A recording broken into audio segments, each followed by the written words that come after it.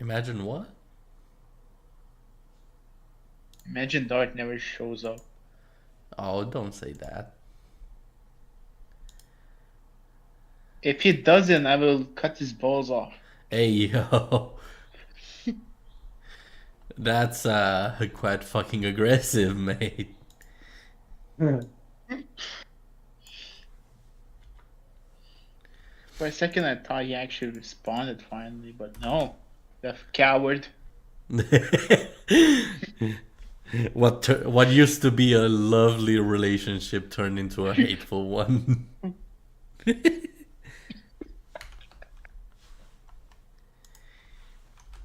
She didn't pay for the child support, bro. Hey, what do you mean, whoa, whoa, whoa!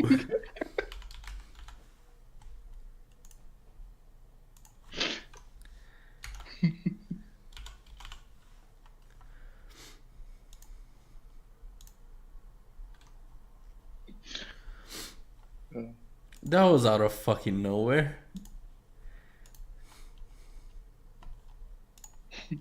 Well, he doesn't. Who's gonna feed Arson, bro? Arson's your Arson's child.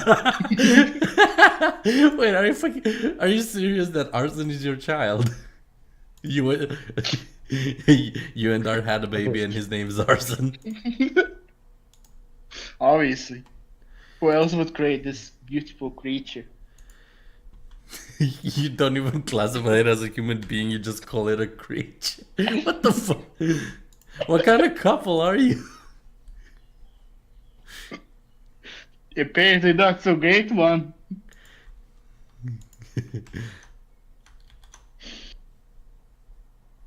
How dare you to leave me with one child? Who's gonna buy him breadsticks now?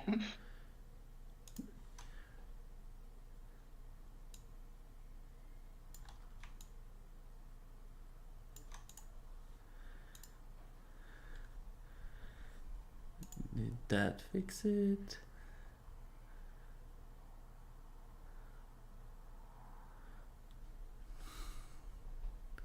By the way, we're live. Good. Alright. Maybe now he will Shut the notice. mouth, brother. Maybe now he'll notice. Oh god. I sound like an angry mom, not gonna lie. You turned into a woman, Harry. Shit.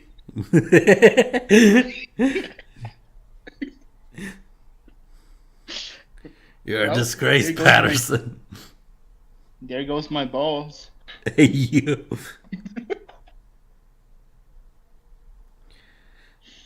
Oh, what am I looking? Oh, right.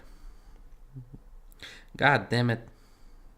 Phone work Yeah, damn it, properly. Daniel.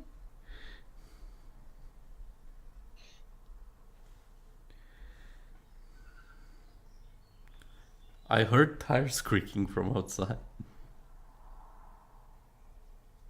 It's the cartel. Who the fuck is Need for Speeding down the road? Probably Dart, like always he does. Nah, Dart flies. Nah, I took his license. I grounded him. What, did you chop up the wings of his airplane or something? Maybe.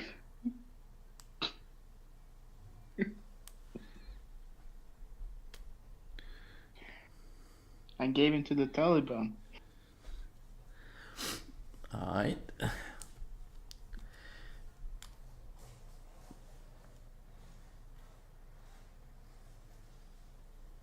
There's a lot of noise outside today. All I hear is drunk neighbors and birds.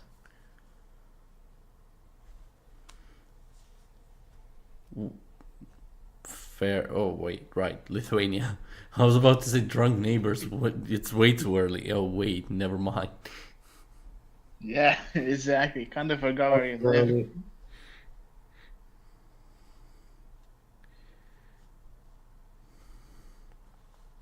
Bro, I'm gonna rank up to master until this shit starts. Oh yeah, you're playing Call of Duty on phone. Yeah, with Ghost. How dare you call yourself a gamer? Mobile peasant. How dare you to call me peasant? Look You're at playing on a yourself. phone. How dare you call yourself a gamer?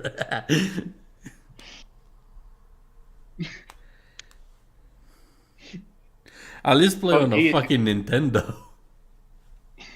how dare you to call yourself a YouTuber? What do you mean? The channel is buried alive. The channel is alive. Oh yeah, look at the views. Kinda dropping in it. Well, Oh wow. I can see far and wide here. I mean, the views are still going up. Slowly, but they're going up. After 2 years. Oh no. And all you have to do is talk about communism. Well, no, that's the thing. You're looking only at the videos. You're forgetting the podcasts and the live stream. Hold on. Arson just commented mobile gamers' lives matter. Oh, God. Yes. Do they Mobile. really? Oh, you read my mind, Cisco. Where the fuck is Dart? I swear to God, I'm gonna fucking, I don't know, rape him. Hey, yo. We're live, you dumbass. You can just say that. I'm just joking. Imagine Dart Maybe. rewatches this part of the live stream. You're gonna have a really rough divorce, mate. He left me. Arson. He came late from work and No, he's probably out drinking again. yes, Dart the chronic alcohol.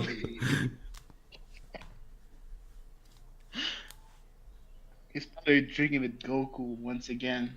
Goku. Oh no. Oh, Shadow, you should start playing. Arson commented, "Oh, I'll make sure Dart sees this clip and send." Would be nice. What do you mean would be nice? Then he would stop drinking, bro. No, he won't. I'll beat his ass and he will. What is it? What is it with you two and violence? Like you're threatening people to subscribe to me, and you're threatening each other on a daily basis. We'll kick You're your really ass. doing that. Come join. That's the best slogan ever. and Lithuanians and Come Polish are join. a little bit similar, you know. You're like Beth and Jerry. You're codependent. Possibly. Oh, hold on. We're getting a comment from Arson. Oh, arson. Oh no. He got you. Oh. Not the first time. Oh god. Please send it to Dart. I demand you to do it.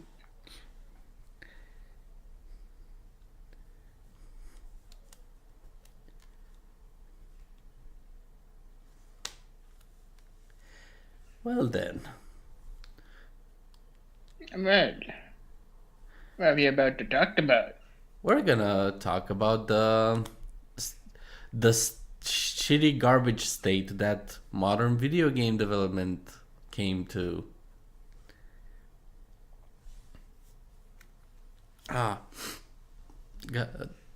I hate when a I'm like sneeze. shit developing. I hate when a sneeze can't decide whether it's coming out or not.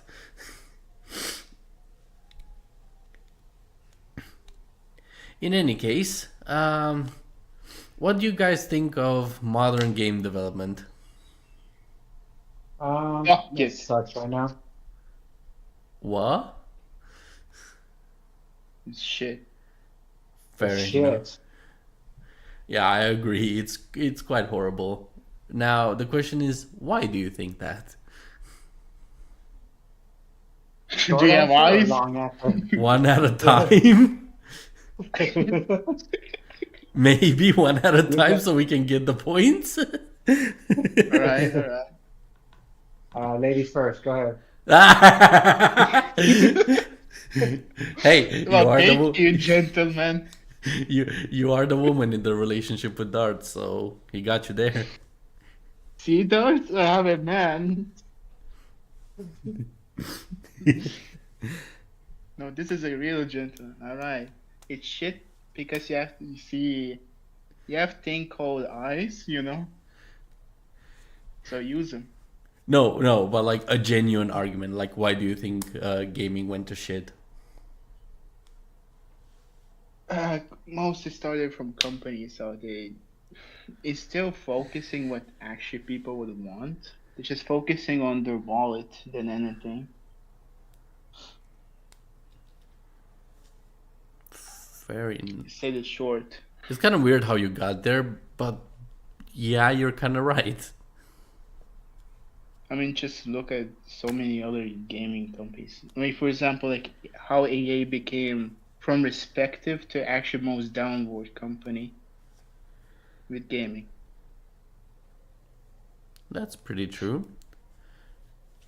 Cisco, what do you think ruined game development nowadays? Um, Inclusion. What? People that people that don't belong in jobs that they didn't work for. Put it that way. Unless politics got into games too.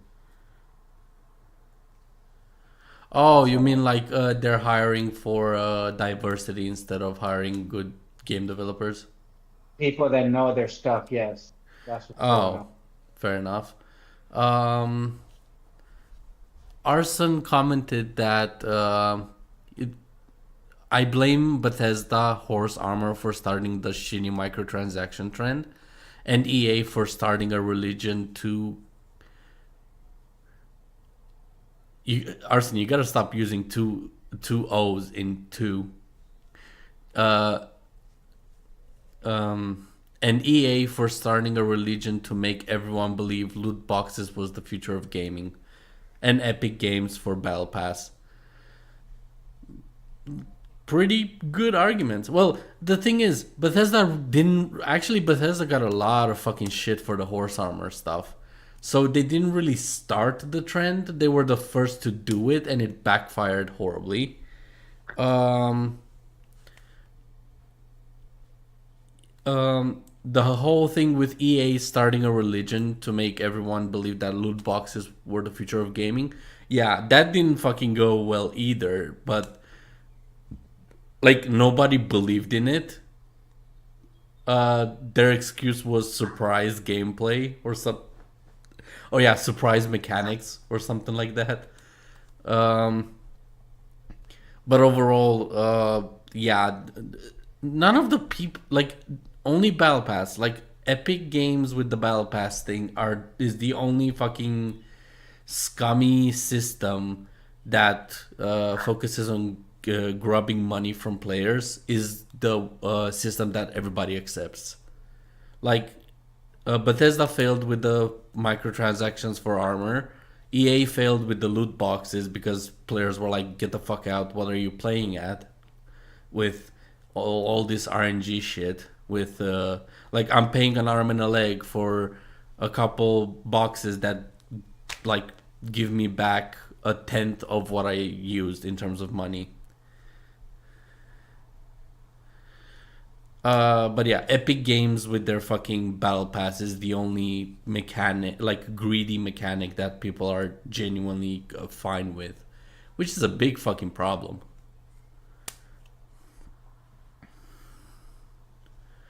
Um, Surprise loot mechanics, my ass. Thank God they got sued and Netherlands/Belgium banned that shit. True. Thank fucking God they did. Because it would have gotten far fucking worse.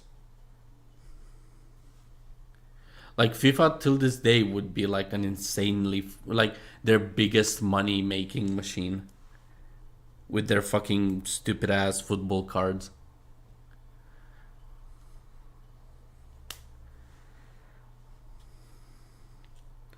Well, speaking of the battle pass, do you guys think the battle pass is a good idea? Yay or nay? No. Nay. Fair enough.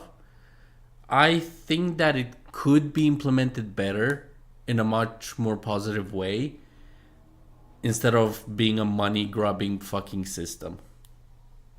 Yeah, and a lot of them are time gated too, which if you pay for it, you shouldn't lose it. Oh yeah, that's the thing. Like Helldivers 2 is on the right path with the battle pass thing system, but at the same time they're still using the generic, oh, you have to use real money to get the good stuff. Um the battle, like imagine a battle pass that had nothing to do with real money. Like you just like randomly have daily challenges to complete, and um you just gain points to unlock stuff from the battle pass. And there's no premium battle pass or bullshit like that you pay with real money. It's just you have to grind the game to get stuff. And because that keeps the game alive, it makes more people play it. It gives you more money for other battle passes. Yeah, it's basically like GTA 5 online. At first, not it wasn't making a lot of money, but after like a couple fucking uh, months and a few updates, it turned into Rockstar's biggest moneymaker. It was because of microtransactions, but at the end of the day, the microtransactions weren't necessary, and the things they implemented did help a lot. Like there were certain missions that you could just do and make a fuck ton of money without having like the businesses system. They added the nightclubs. So you could control most of the businesses from one fucking room, and all you had to do was like own a nightclub after you owned all the businesses and control everything from there. And after that, you just sell everything in one huge bunch instead of doing individual missions that pay like a quarter of the thing.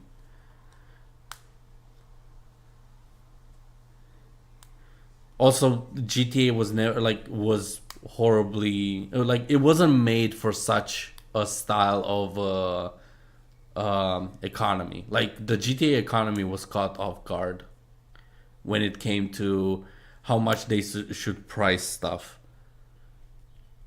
Like a fucking Lamborghini, like a fake Lamborghini SUV would cost like 3 million to buy, which is fucking insane. It wasn't even like an armored one or had weapons and shit. It was just a normal fucking car.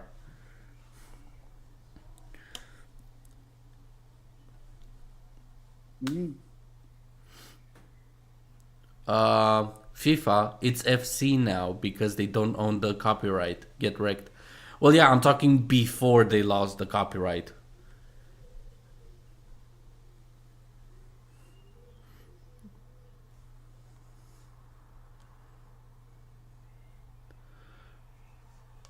Um, any other reasons for why game development went down the shitter?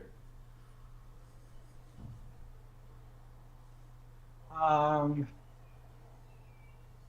they don't have stories anymore, really, story wise. Thank you. That was one, like, that was gonna be my next argument. Like, they don't focus on stories anymore at all. Nope. And when they do, they make shitty stories. Yeah. Like God of War, thank fucking God for the God of War franchise, because it proves to this day that you can make a single player game or like a story driven game and it works. And it can make you a fuck ton of money.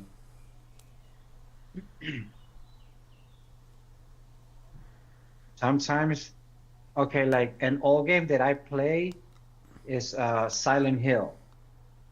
The mechanics for that game is shit, but that's not why you play that game. That game is played for the story of it. When you play it, you don't care how shitty the mechanics are. You're trying to figure out the next clue to figure out what's going to happen on the story. If I say that the game is great, yeah, it's great for me because I'm looking at what they provided story wise, and some other people are not gonna like that because they want to see uh, jumping, they want to see shooting, better shooting, and this game is not that. It's got all that, it's good, but if I want to recommend it for new players, I wouldn't unless you're into like a deep story mode. Then that's a game for you. Um, Actually, that's a pretty good fucking thing to discuss. Like, is a good story mode enough to make a game good compared to gameplay as well? Like, let's like as you mentioned, the story was good, but the gameplay was shit. Like, do you think that's enough to classify a game as good? No, hell no. Yeah, Well, there's more to no.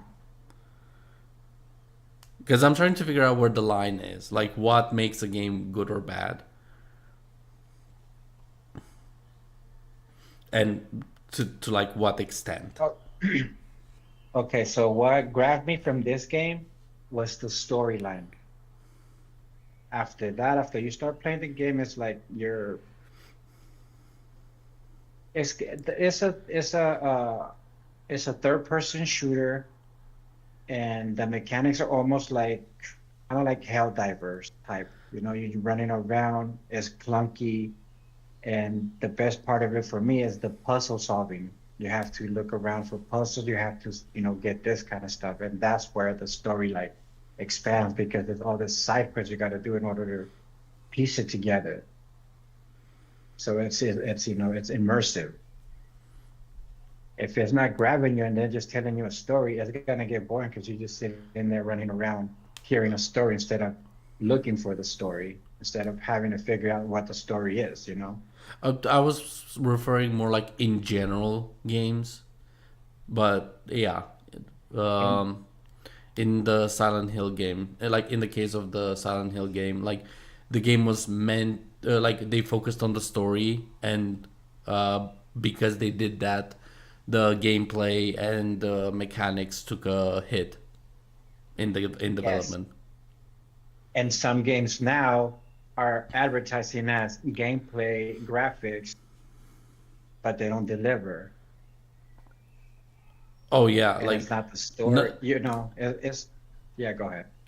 not only do they focus on like graphics and like ooh gameplay, they don't deliver. They actually under deliver a lot. Yeah. I guess the first ever case of I guess we can call it false advertisement because it kind of falls under that category. Hey, we're gonna release this game. It's gonna be about this, that, the other. This is how it will look. This is what you can do.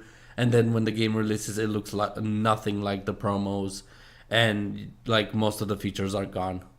The first game that like kind of fit the, or at least the first game I know of that kind of did this was Watch Dogs.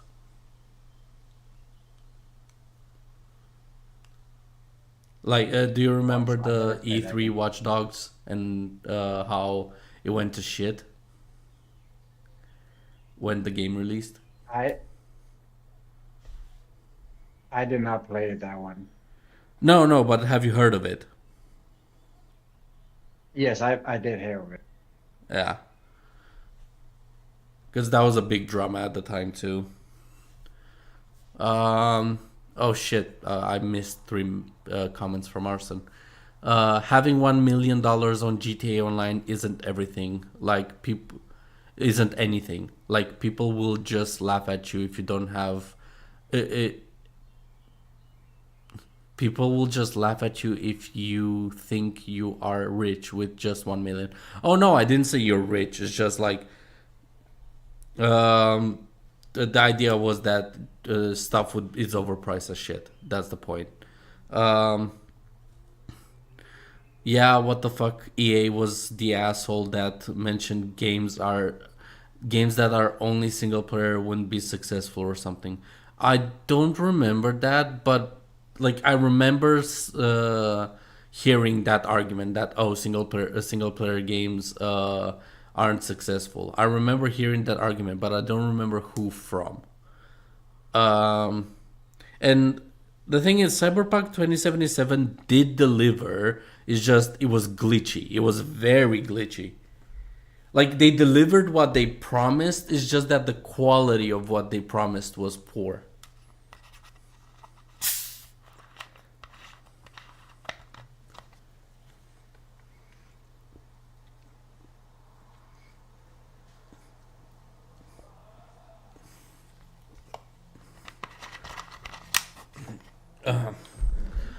It's kind of like ordering a supercar from Lamborghini, and the engine runs as it should, like as advertised.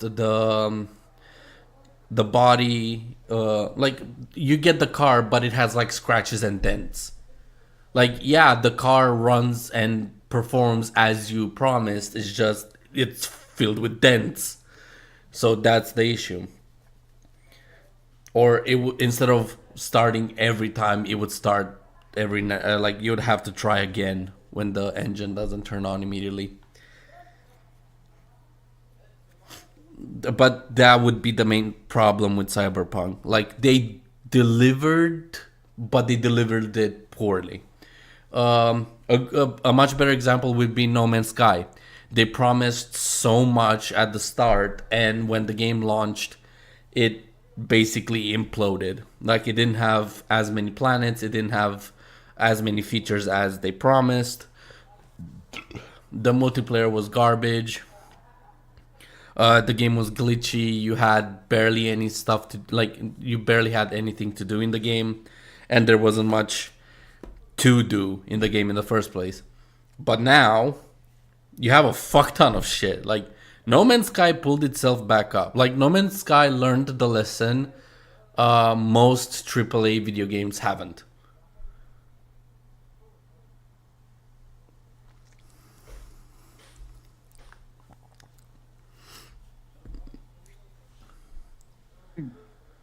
Um, Shadow, what else do you think ruined video games today?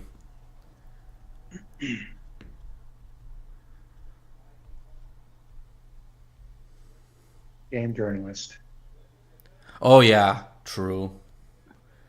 Like horrible reviews or misleading reviews. That's also like a Yeah. killing for video games. Yeah. I see that these game journalists, they're not gamers at all. They don't know what they're talking about. Are you referring to IGN? I'm referring to like I don't know who they work for, but I seen a bunch of them. Yeah, I seen IGN there a lot. Like the reviews or whatever they say, it's not what the game is, and I don't know, they don't talk about the game itself. Have you guys noticed that? Actually, like I've watched IGN videos, and I haven't encountered that. I don't know if it's just I don't know if I've watched videos after the big criticism wave, that they got about it, Hmm. or if it's just they like, let's say they hire like the person that needs to review Need for Speed is not into racing games, and that just how it happened. I think I'm not sure if it's specific reviews that are good and bad, or it's just, oh, they were bad and then they started getting their shit together, because IGN was one of the only people that reviewed Need for Speed Unbound and called them out for, yeah, it's like the last game, but it has anime graphics. Nothing really too impressive. They didn't double down on it and criticize it. They still gave it a positive score, but they at least they mentioned it. And they were like, if you're expecting a brand new Need for Speed game or a new experience, you're not getting it, which is commendable. It's bare minimum. I'm not saying they did a good job with it, but at least they did it. Compared to people that say, "Oh, the new Need for Speed Unbound looks amazing. It's amazing. You gotta get it. The cars are amazing. The map is amazing." Like, all, it's the same fucking game as previously. It just has different graphics and a different map. Like, they didn't even add new cars to it. So it was quite ironic that the IGN review got it right where other reviewers didn't.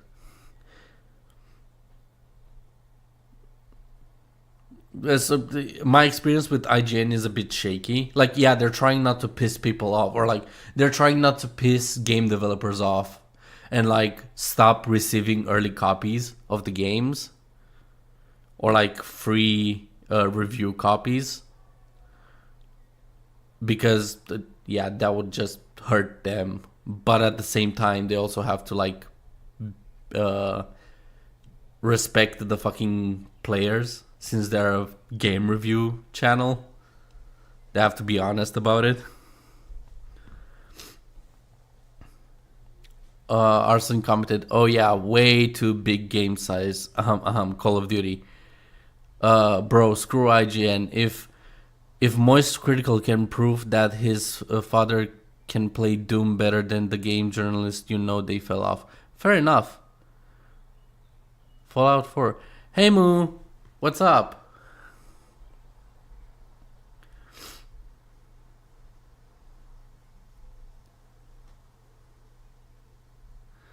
The soundtrack of Need for Speed Unbound makes my skin crawl. Was so bad I had to play the entire playlist of Need for Speed Underground 2, and Most Wanted.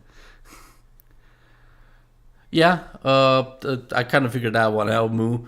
Are you gonna be able to join us tonight, or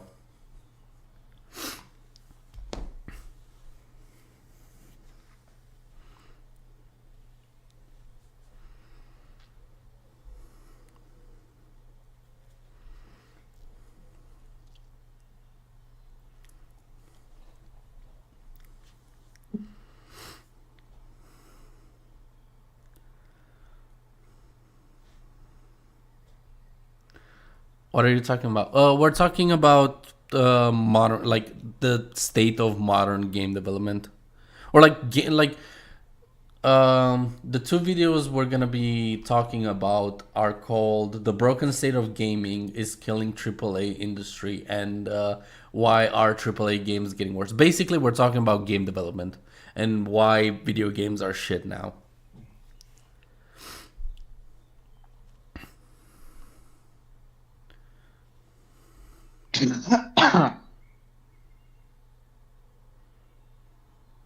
Kill issue. What do you mean skill issue? On the companies. Oh yeah, I think I will join. It's the same podcast call as last time, so you can always join. You can always join whenever you can. We're also waiting on Dart. Technically, we're kind of buying time for Dart, but at the same The time, we're piece of getting. shit. Yeah, Shadow is gonna file for a divorce pretty soon. I'm thinking about it. Wait, I wonder how much child support Dart will have to pay. A lot. Arsenal needs to be fed.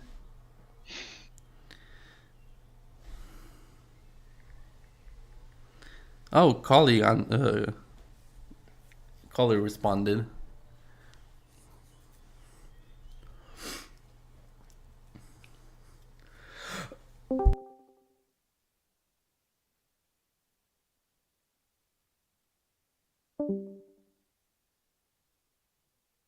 The fuck?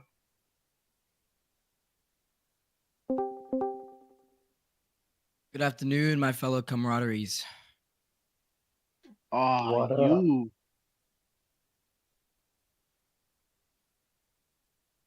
What is the topic? What is the topic of discussion now?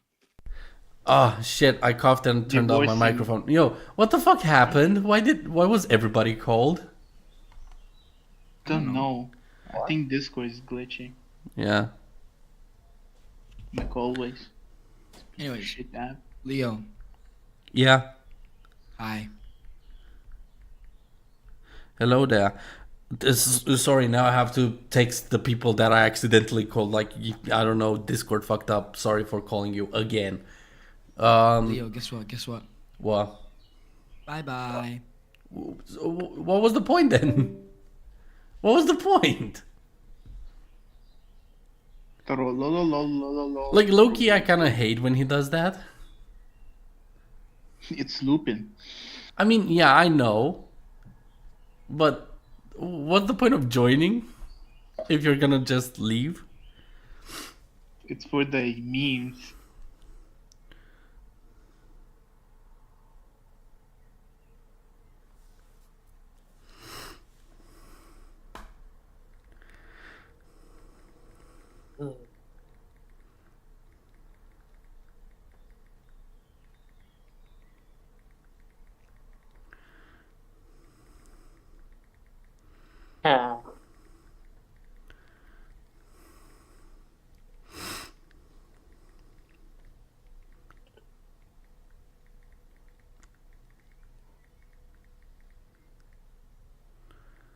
Jesus Christ. So many people are DMing me now.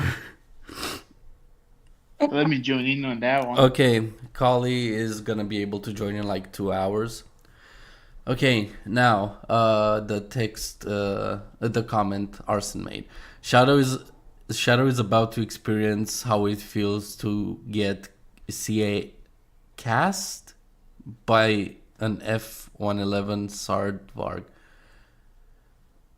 My brain. What? Do you have a brain?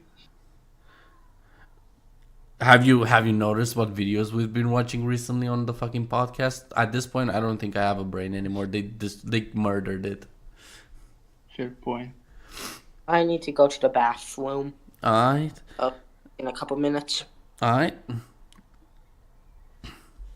Okay. One sec. I got a cough. Shit.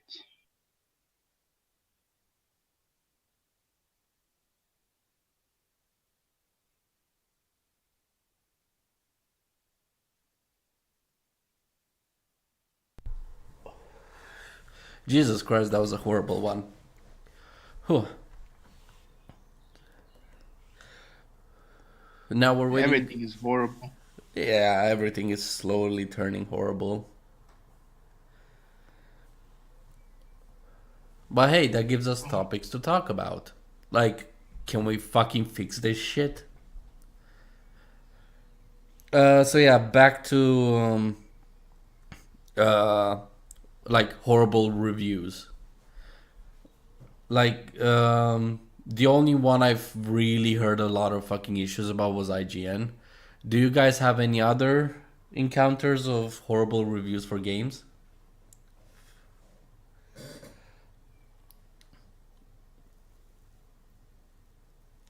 Not really much. Like, No.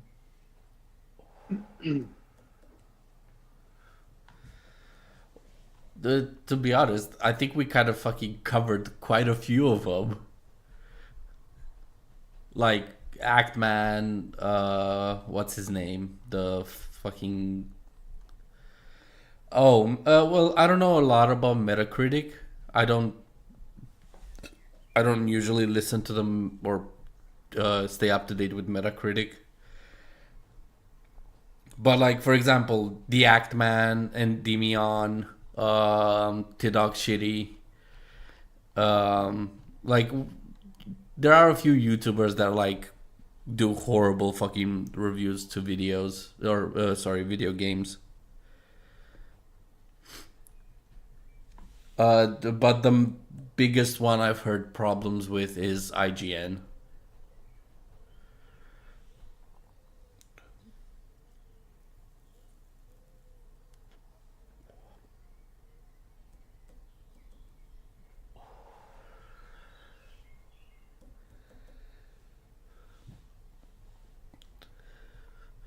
Uh, what other problems do you think there are with modern game development?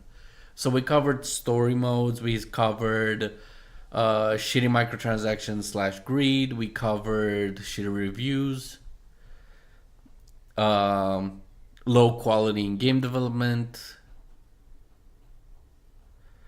Is there anything else,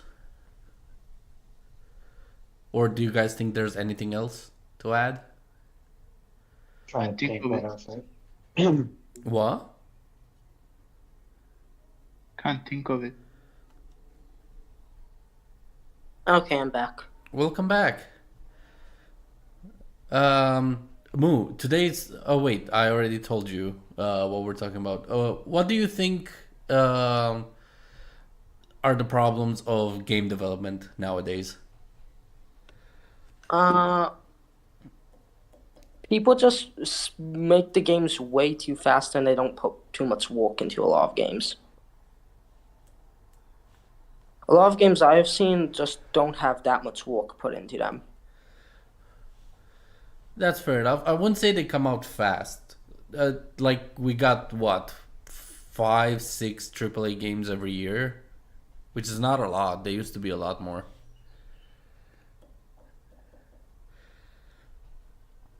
Like around 29, like just before the pandemic, you would have seven, eight AAA games, like in the first half of the year. Like Call of Duty, Battlefield, God of War, Need for Speed, Forza. Like you would have such like so many games come out in one year. Yeah, but the thing is, games either come out way too fast, I think, or come out way too slow. Sometimes the games come out too fast, sometimes they come out too slow. Like GTA 6, it sort of came out by now. The Elder Scrolls 6, that sort of came out by now. But then those games that come out like you make a new one every single year and the game's garbage. Oh yeah, I do agree with the yearly release bullshit. Like Assassin's Creed was like the main fucking culprit of the yearly release crap. I've only played one Assassin's Creed game, Which one? Black Flag. Hey, you played the best one. Yeah, I Well, liked the the best best one, one. like the last good Assassin's Creed game.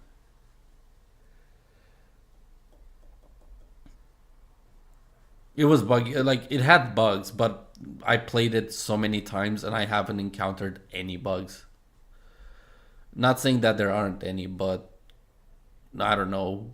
Maybe it was only in the pre-release state. Like the early access had a lot of bugs, possibly. I don't know.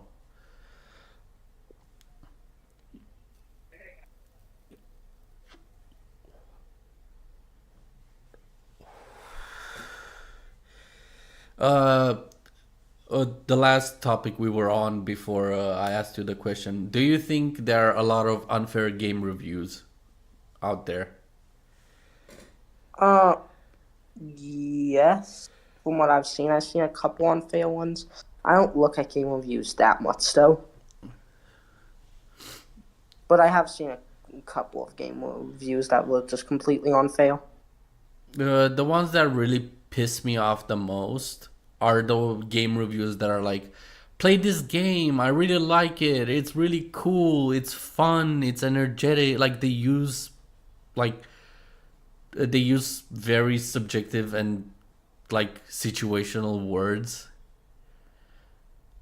Like there was a a couple episodes ago in the podcast we covered a War Thunder review that was basically, oh, War Thunder is so fun and realistic and all of this shit, but the game in reality is the complete opposite of what he was claiming.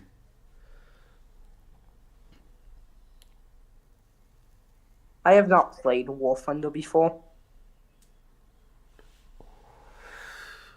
It was just an example of the type of game reviews we found. Like on the last episode when we covered that improv uh, YouTuber, the one with the racing helmet, like all of his arguments were like, "Oh, it's fun, it's cool, it's doing it right," and all the other games that he mentioned that did the exact same thing, he claimed they were greedy, they were unfair, they were uh, like bad. Yeah. So I think it's just people stopped being objective when it comes to like game reviews.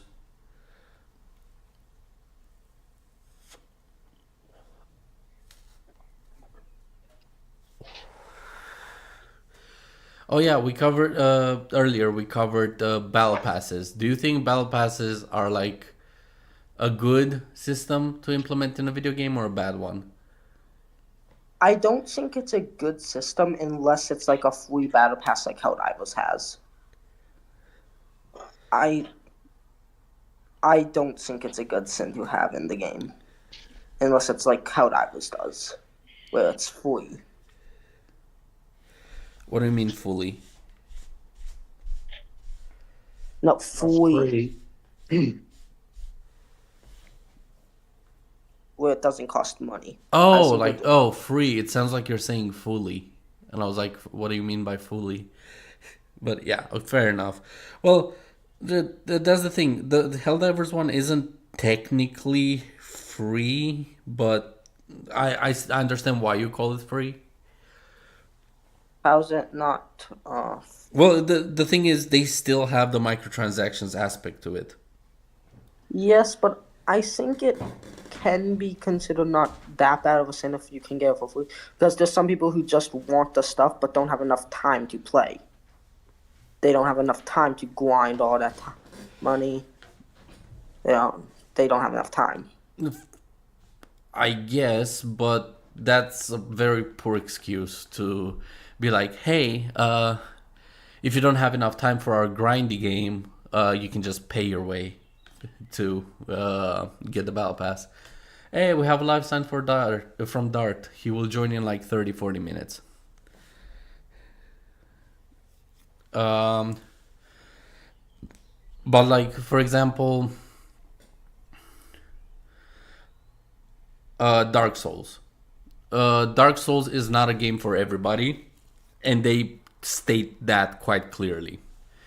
As in, you have to put a lot of hours into the game to learn its mechanics, learn how to fully profit from it, like fully immerse yourself into the world and learn how the system works, how the items work, and how the gameplay mechanics work. Is Elden Ring a Dark Souls game? Well, it's from software. It's basically a Dark Souls game, but it's the same game developer. I wanted to play Dark Souls and I got Elden Ring, and I have not beaten Elden Ring yet, but it took me a year to beat one of the bosses, the Fire Giant. It took me in a real life year to beat the Fire Giant. What would wo- how would you describe the experience? Like, was it fair difficulty or was it just difficult for the sake of it? Some of the stuff seemed kind of fair. Other of that was just way too hard for me. But it was really fun for me. I don't know. It was fun for me to play though. I'm not focusing on the fun part. I was focusing more on the are the hitboxes matching correctly, or is the are the game mechanics fair? As in the healing system, for example, like can you get a heal in between attacks without? I heal, but I didn't have enough heals on me because you only get like a certain amount of times you can heal. Yeah, I know that.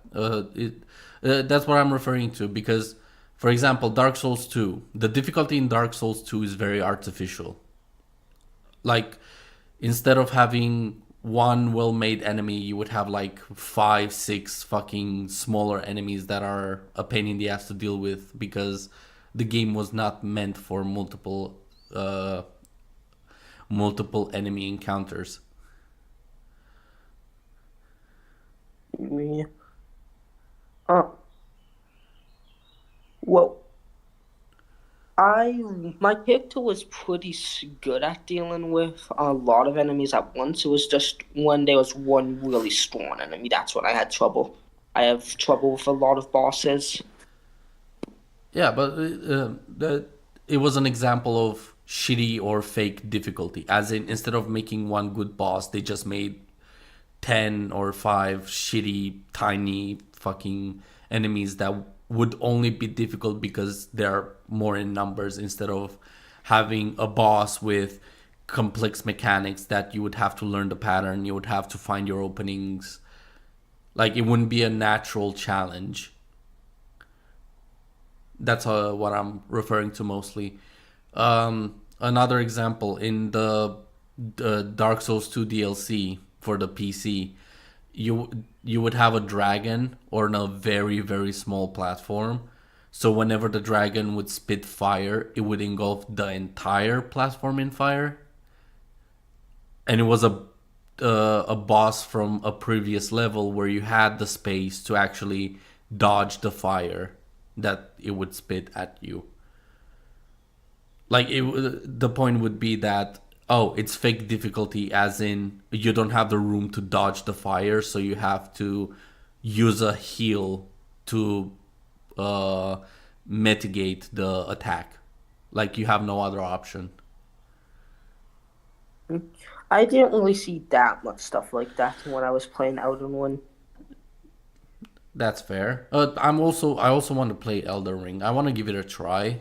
It's just because the thing is, I would love to pour a lot of time into a Dark Souls style game to see how I will handle it. At the same time, I don't want to play a fucking game that's difficult for the sake of it. For example, Helldivers 2. It got to the point where it was difficult just for the sake of it. Yeah. I don't know if this is the reason, but I think the reason I had so much trouble with the Fire Giant boss is because whenever I play a game, I don't go into it for the first time with like a build style of my character in mind. I don't like. I just choose whatever weapons are good. I don't like make a build for my character instantly. Oh no, that's not what I'm referring to. Like, the idea wouldn't be that I prepare for the game. The idea would be that I start the game, I fully dive and immerse myself into the world. Like, I learn, like, the game shows you, okay, swords are good in this kind of encounters. They deal this much damage. This sword is better than that sword in certain stats than the other.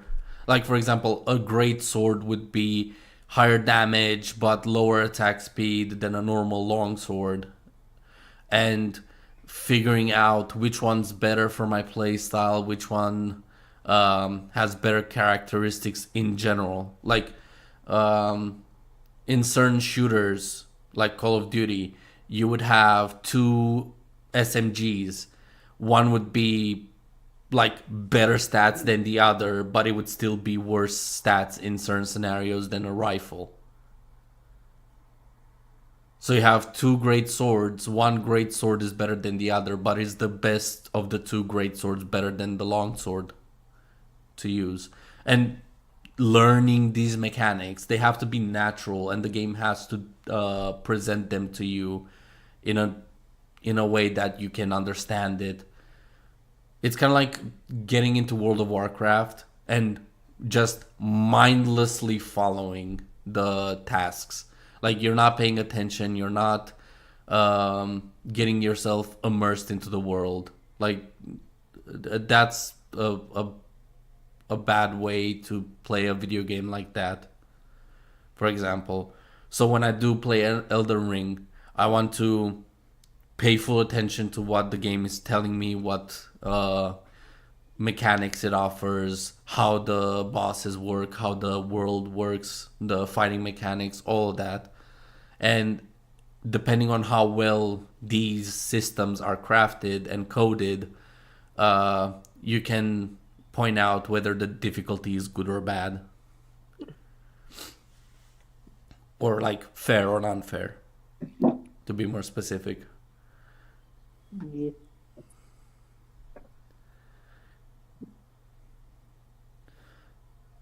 But yeah, the idea that if you don't have enough time, playing Dark Souls will not be a good experience. And you know that from the get go, because it's a pretty demanding game to learn. Same for War Thunder. Like if you have only 2 to 3 hours a day to play a video game, you don't choose War Thunder because it's a grind fest of a game. You're basically playing over and over and over with the same plane, the same tank, the same vehicle for God knows how many matches. And the further down, like the further you progress, the slower everything goes. Like you play at one point, you will end up playing with the same vehicle for a month. And if the game balancing is horrible on top of that, it can really fucking drain you. But hey, you can buy a premium with real money and you can just skip to the point where you want to, which is scummy. But yeah, that's what I mean by, is the game fair? And it's like the excuse of, oh, I don't have enough time. It's, or the player doesn't have enough time, so let's give him a way to skip through the battle pass, but at the same time we profit from it because otherwise everybody will just use it. Oh, just make it pay.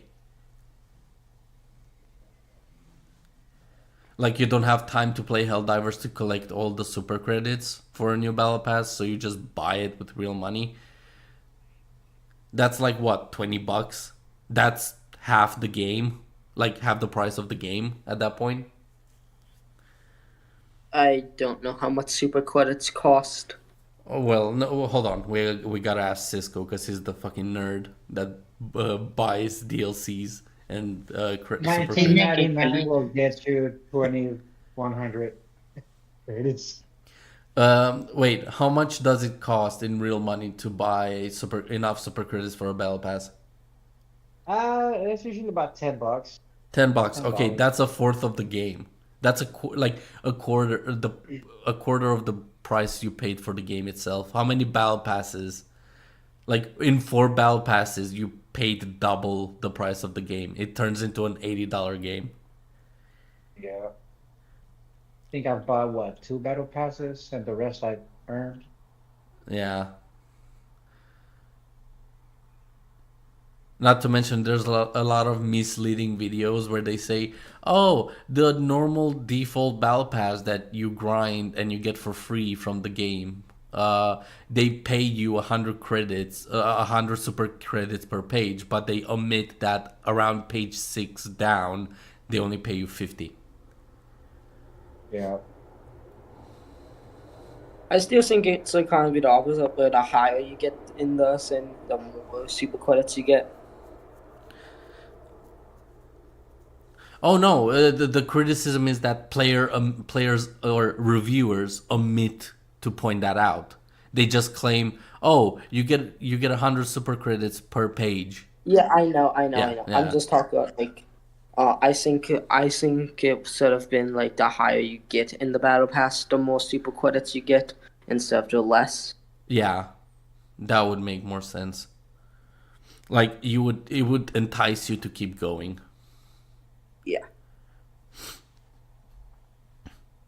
But it's things like these that can really harm a game in quality. Which is why we're Yeah. having these discussions.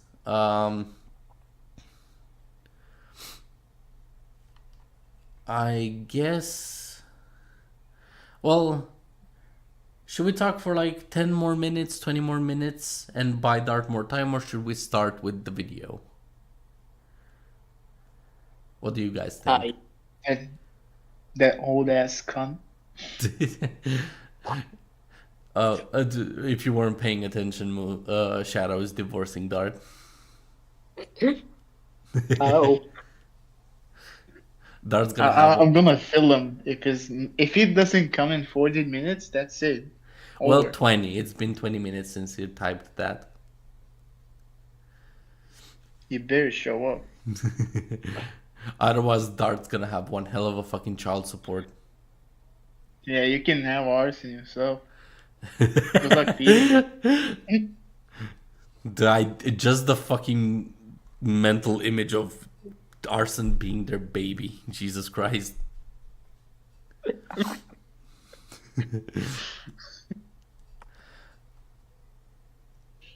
Someone has to feed the child, bro. I guess, do you have any other criticism to modern game development? I don't. Moo. I can't think of it. Oh, it's Moo. Yeah, because we kind of I'm covered idiotic our today. opinions on it, basically. I can't really think of anything that much right now. I think we got a pretty good, like, set of criticisms. Like, less focus on single player, less quality overall, rushed or rushed projects or delayed projects for no reason. Shitty reviews that either ruin or mislead the quality of a video game. Wait, did you say less focus on single player games? Yes. Why though? Well, Single if you've player. noticed, the only franchises recently that even had a single player focused game are God of War, Last of Us with The Last of Us 2, which was garbage and basically killed the franchise.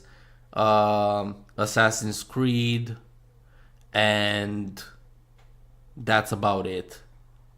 There was also What? Bethesda who made Skyrim, Starfield, Uh, Fallout. it's not a single player focused game though. Yeah, those Is it? games are all single player. What about Fallout 76?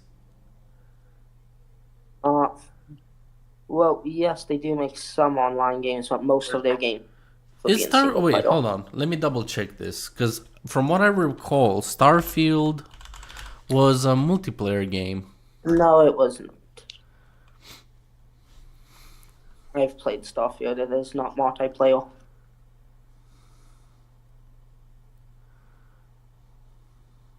I don't play that much multiplayer games. I play a couple, but I like single player games a lot more.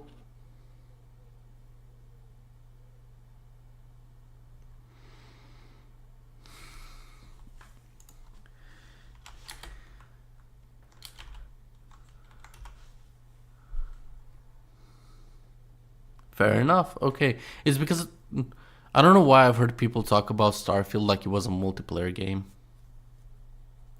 I don't know, Like I've heard a lot of shit about Starfield. I like Starfield a lot. Do you Dude, like it's No not- Man's Sky? I did get No Man's Sky. I just didn't know what to do. I got it Well, on it on Game Pass. I got good news for you. Me and Cisco are gonna start doing live streams about No Man's Sky. Like play it, Could I play with you? of course. Why do you think Is I'm it- telling you this? Is it cross platform? Yes. Okay. Yeah, I got it on Game Pass. Fuck yeah. we might also have Cisco's family join us, like his brother and cousins. Well, Drunk party. Oh God, take a shot every time you you do something stupid in the game. I won't be able to finish Uh, it. I'm That's known the for doing thing. stupid shit in games. The game has no ending. Well, the thing is, it does have an ending, but at that point, like the thing is, I know what the ending of the game is, and it's not really worth ending the game. but I don't think they should stop doing single player games. Well, that's the thing. I'm talking the whole argument of there's less focus on single player games comes from the companies, because multiplayer based games can bring in more money than a single player game, because they can make battle passes, they can sell skins, they can basically milk the fuck out of the online community for a couple months.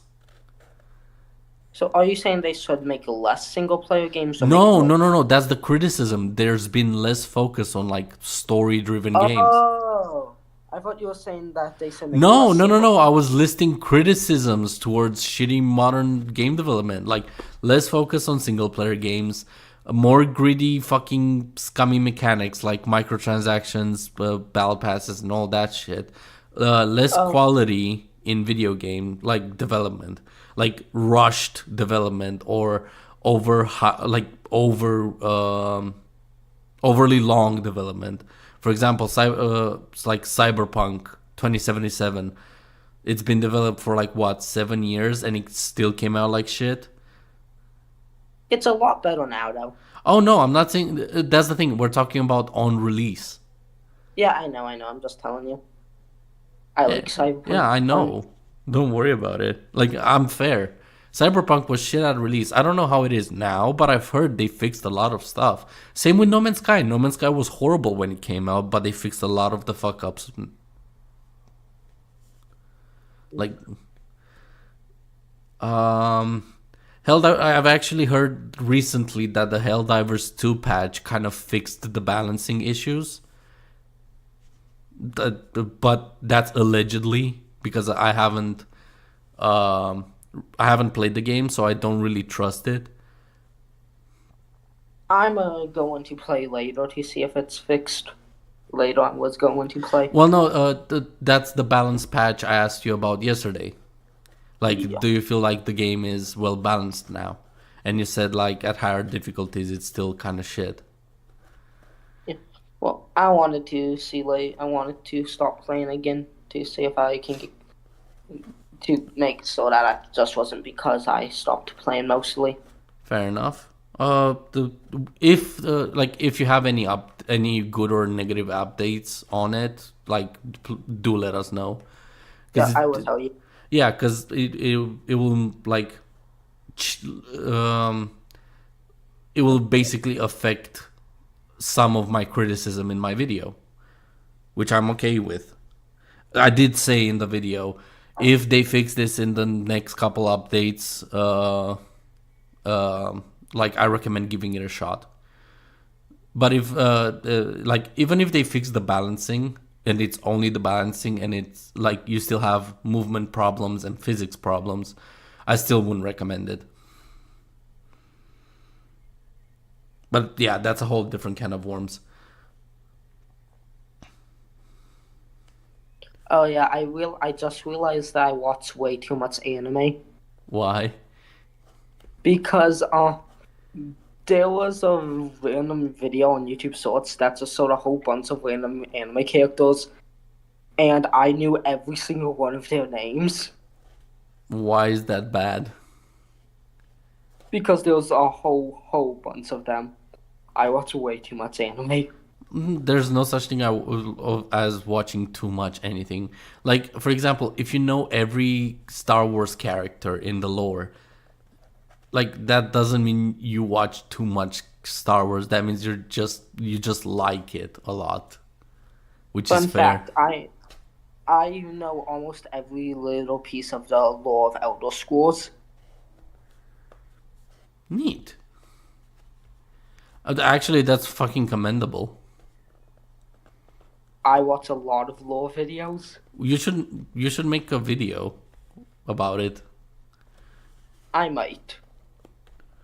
Actually, you could make like hell Dark Souls 2, Elder Scrolls, Elden Ring style videos.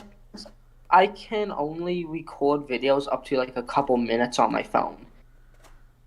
And my computer's not working. You gotta fix that. Yeah. I really want to fix my computer even more now, because remember when you were talking about GTA, and I said I was at my friend's house, Yeah. so I couldn't. I was using their computer to play Minecraft on it, and they had mods, and the mods for Minecraft were so fun. Oh yeah. Wait, we should play some Pixelmon. I do know that mod. I wanted to. That's one of the mods I wanted to get a while ago on my computer, but I didn't know how to get mods. Oh, I tried it a couple times, and yeah, like I didn't really have who to play with, so it got boring quite quickly. Yeah. But my friend said when I get my computer fixed, they would help me get mods. Fuck yeah. Did you figure out the problem with your computer? I still don't know it. Fuck. Like, does it turn on at all? It does not. Then it's the power supply. Okay. Simple as that. Oh, easy. Well, yeah. It's the thing is, if you know computer parts, it's quite easy to troubleshoot the problem with a computer. Yeah. My dad said he would look at it when he has time, but he just hasn't had time. Fair enough. Well, that's the thing. You can order. All you have to do is look at your power supply and get a more powerful one. Just like, let's say you have a 450 watt power supply, get a 500 or a 700 one. I am happy though. I'm gonna be getting a new Xbox controller. Nice. Is it an elite one or a normal one? I don't know if it's an elite one, but my old controller broke a couple weeks ago, and I could not use headphones with it anymore. R.I.P. Yeah, I couldn't use headphones, and the buttons were also weird. So yeah, some of the buttons wouldn't work, so I'm finally getting a new one. What did you do to it? I don't know. Did you eat chips and like played? I honestly don't know. That's a problem, mate, if you ask me. I don't know why my controller isn't working anymore, even though I'm the one using it. I think it's just because it was getting old. I've had it for years. How many years? Like 5. Oh, fair enough.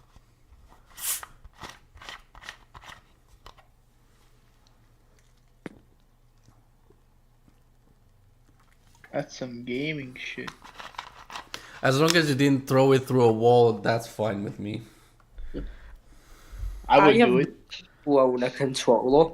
Actually, oh, what? I don't throw controllers when I get mad. The first thing I do whenever I get mad at a game is just put the controller down so I don't throw it.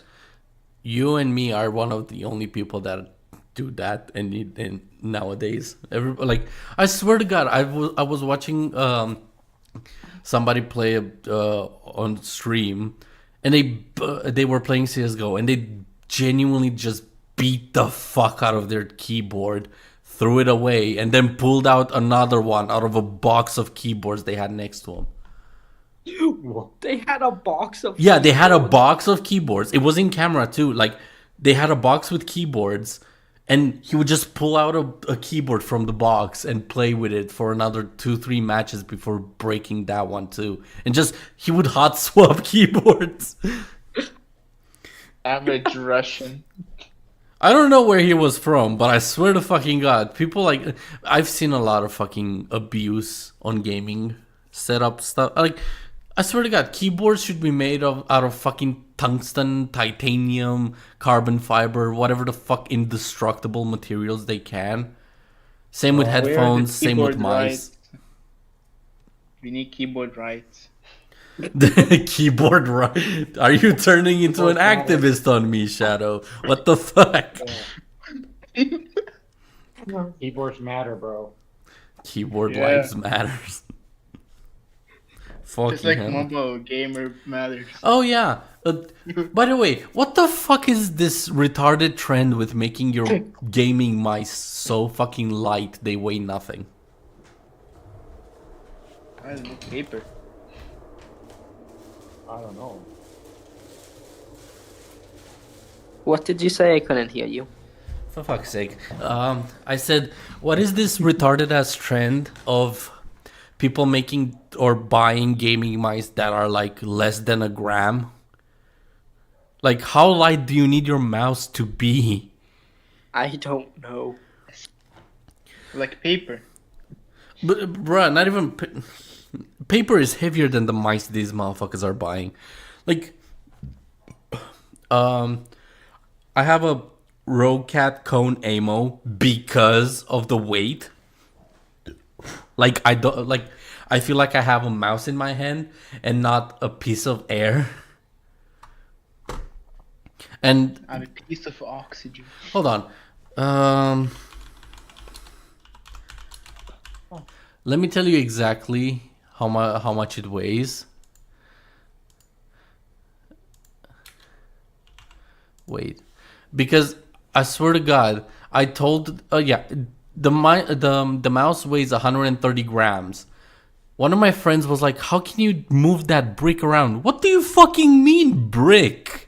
It's 130 grams. How weak are you that you think 130 grams is a brick for a fucking mouse?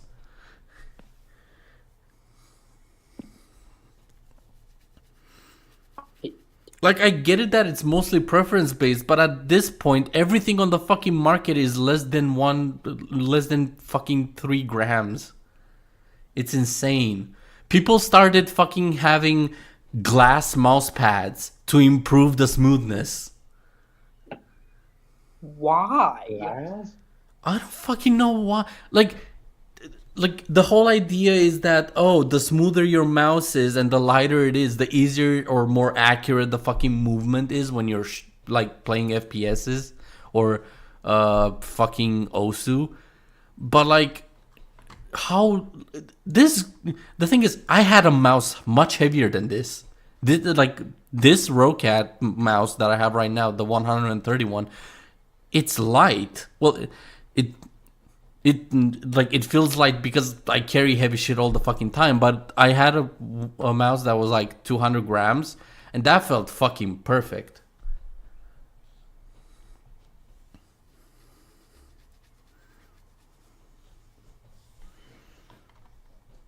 But my issue is that every mouse on the market now is it's being basically turned into Swiss cheese. Nice Swiss cheese is more tasty. No, but like, have you not noticed that most mice nowadays have the fucking holes in them, and they're like super extreme light edition? True. Like- I did notice that. You actually have to look for heavy mice instead of just, oh, I'm gonna go buy a mouse and it's a decent heft.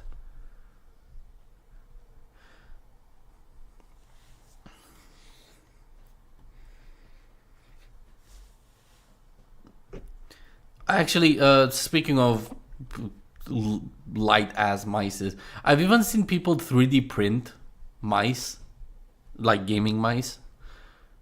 No. What the fuck? What do you mean, what the fuck?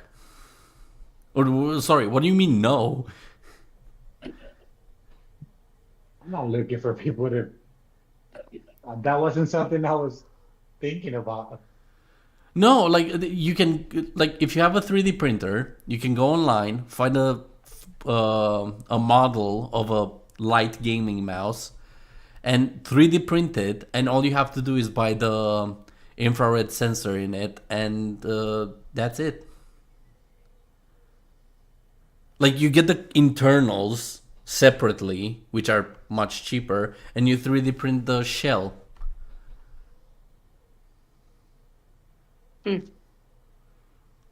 I mean, it'll cost you what, 10, like $5 at most for a gaming mouse, compared to getting a company made branded fucking RGB mouse. Yeah. Hey, worst case scenario, if you bash that shit into pieces, you just 3D print another case. It's plastic. Well, yeah, you can recycle it or reuse it. If you want to. In any case, I'm gonna send you the invite to the I always Watch knew together. Dart became gay.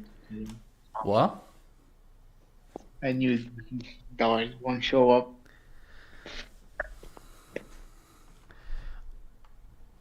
Oh wait, I have to edit the Motherfucker title already now. Cisco. I forgot I have to edit the title because I deleted Moo. I'll just put Moo instead of Dart. There we go. Problem solved.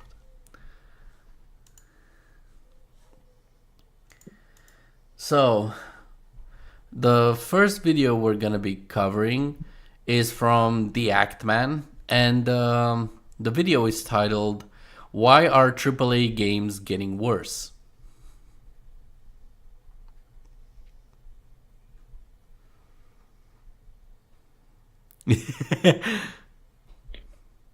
I already know who Shadow is. You're welcome. We're missing a person. I think it's just me who changes their name. That's it. Yeah, the point is that there's 3 in the room and we're 4 in the chat. Is it Mo or Cisco that's not here? I'm in I'm here. here. What? I'm here. I'm Then What are here. you talking about? can you see at the bottom that there's only 3 people? Yeah, I see that there's 3. But I'm pretty sure I'm here. Okay, that's odd. Who's the cat? Cat? What cat? The icon, the game, You mean me? yeah, you. Oh, no, I mean on Watch Together. Cisco. Oh, watch it again. Wait. Yeah. Yeah. Oh, Go to you were podcast talking about the Leo, fucking... I was talking about Watch Together, mate. We're starting a Go to the video. group. Go to the group and click the link. Yeah, everybody's here. Alright. Oops. Time There to you go. lose brain cells. Oh, yeah. Wow, this new Star Wars Outlaws game looks pretty great. That's pretty good. You know what? Let's check out the official website and see if we can learn more about the... Good lord, what is sorry. happening in there? What? I'm trying to get it bigger. Go ahead. Did you manage? Yeah, good. I'm good. Go ahead. Alright. Pre-order. Get 3 days early access. Pre-order. You want us to pre-order the season's pass? And get 3 days early access. Pre-order. That's four pre-orders on one stream. Extend K's journey with 2 upcoming DLCs. You want to play the exclusive Jabba's Fuckhouse? Pre-order. Unlock exclusive cosmetic pet. Pre-order. Does this seem a little biased? A little bit. Okay, so how often do you guys get swarmed with pre-order pop-ups whenever you buy a game? I only get them Yeah. on the PlayStation app when I go in there, but I don't get like emails or anything like that. Moo, when you buy games, do you get like 15 different variants of pre-order? Really? You're very low. I don't buy games that much. I usually get them off Game Pass. Fair enough. Shadow is shit. Shadow cannot really comment on this. Okay, when I buy video games on Steam or whatever the fuck, there's only one there's only one time that I had pre-ordered kind of quote unquote shoved in my face, and it was only like, oh, actually no, the only time I actually had pre-order shoved in my face was when I bought Need for Speed Payback, and that's because I was looking for the pre-ordered version because I bought it on a fucking PlayStation. Why do people pre-order games? Because they want the 3 days early access and the bullshit that the pre-order brings you. Like right here, for example, pre-order bonus: explore the galaxy in style, on the ground and in space, with the Kessel Runner bonus pack. Pre-order, yada yada do. Like you get like even the Helldivers 2 pre-order. Like you get what? An armor, a helmet, a gun, a title, and a fucking machine that you practice stratagems with. The last game I What even Terminator? considered pre-ordering was Starfield, but that wasn't for the 3 days early access. That was for the real life stuff it came with, because it came with some cool. Greetings. But I didn't get it. But I You- didn't have enough money to pre-order it. I wanted that. I wanted the cool watch it came with, though. Welcome, Dart. By the way, Shadow is You divorcing you. motherfucker. Huh? We don't need to talk about it. What? Hey yo. Shadow is divorcing you, and you'll have to pay child support for arson. I said maybe. Sorry to be You're late, not but I running was from with me, an awesome night motherfucker. drive with my dad, and I just came back. Oh, good, mate. Fuck Alright, your so dad. what's the topic of today's awesome podcast? We're talking about the state of modern game development. A That's topic you can finally hop in on. a very good topic, I You think. better talk. You better talk. I will. No We were worries, very mate. nice. We were very nice. So, I will beat him. so, There you go. before we carry on with this video, Yeah. Dart, what do you Yeah. think ruins game development nowadays? What ruins? Hold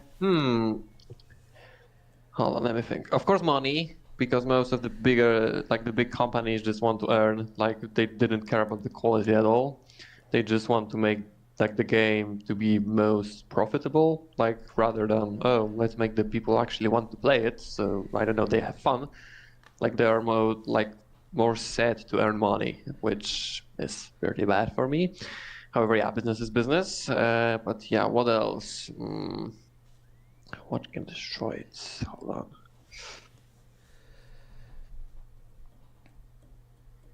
Do you need a hand? Yeah, a little. Let's focus on having a story in video games. Like, there's less and less video games that have single player story modes. Oh yeah, like there is a lot of games now that doesn't have any story, which is also true.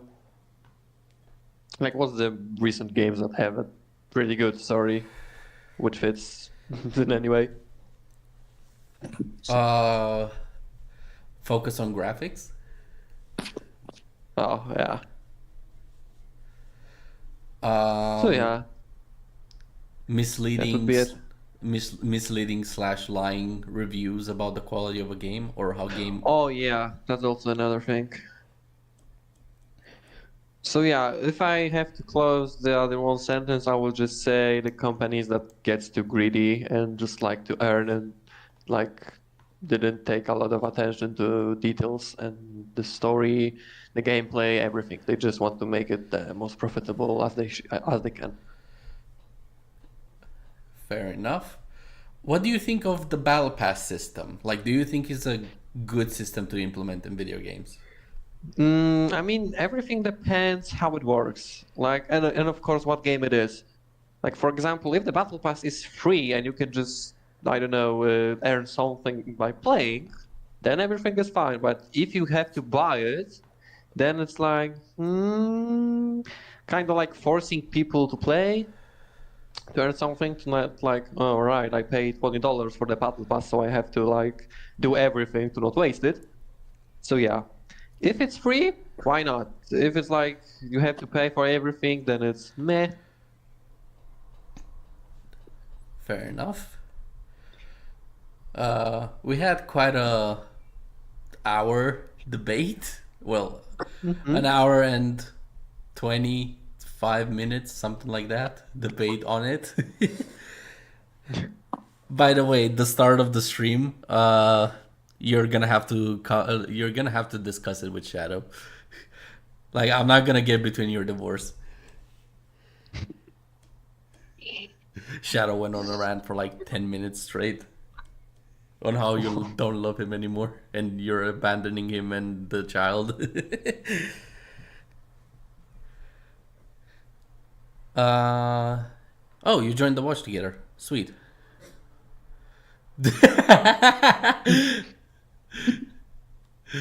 Shadow is not too pleased.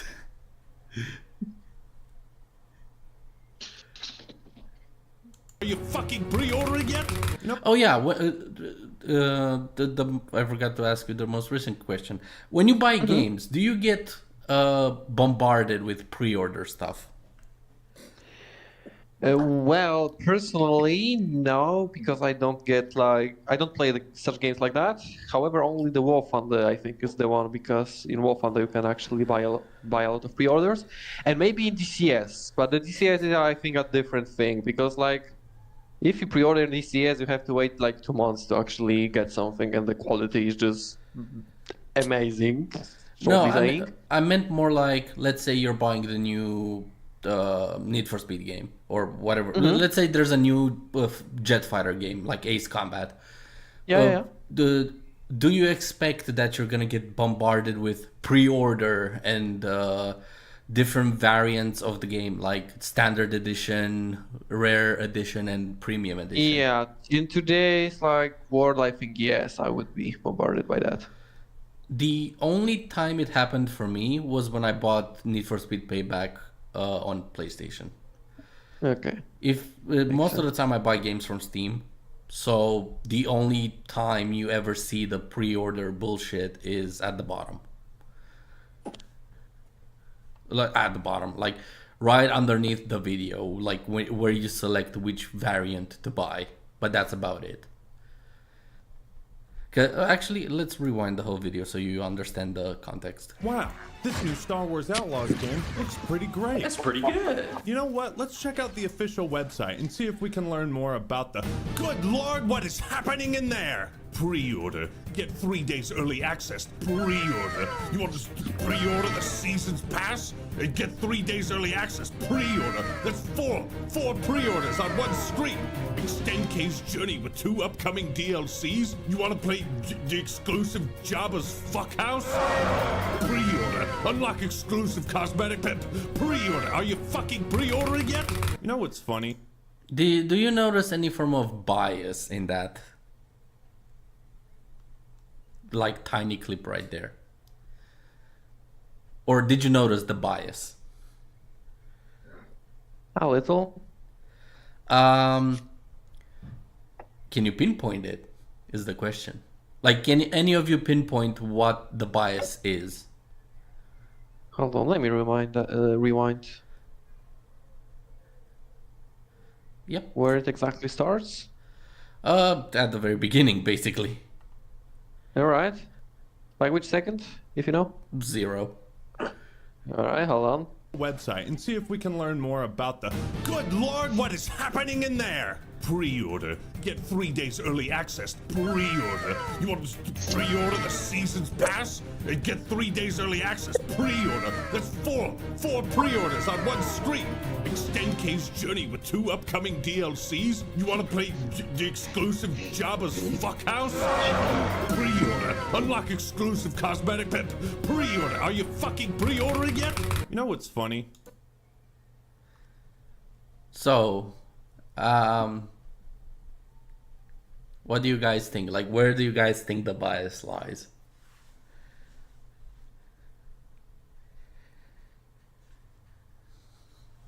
Hard one. For me, wow. for me at least. Oh, where did you say for you, Dark? No, I just say that's a hard for me. I mean, that one is hard for me. My dog literally started to die because of that. My main cause of bias would be, let's go to the official website. By that I mean, it's kind of like going to a commercial to buy something instead of buying it from Steam or any other place. Like, let's say the game was made by Ubisoft. Like, if you go on the Ubisoft launcher, you wouldn't have 15 variants of pre-order on your screen because you already have a Ubisoft product. Like, you're already using a Ubisoft product that clearly you've been using for a while now. So the pre-order will just be right underneath the buy button. This is the official website that's promoting the game. So of course they're gonna have like pop-ups and, ooh, you look at this variant of the game or this variant of the game, or what you can get with the pre-orders, what they offer. It's kind of like clicking on a fucking ad. Like, how many people do usually go to the official website to buy a game? Nobody really. I don't. I Yeah. don't. The only time I go to an official website is to find out what is in the pre-order, if there is any.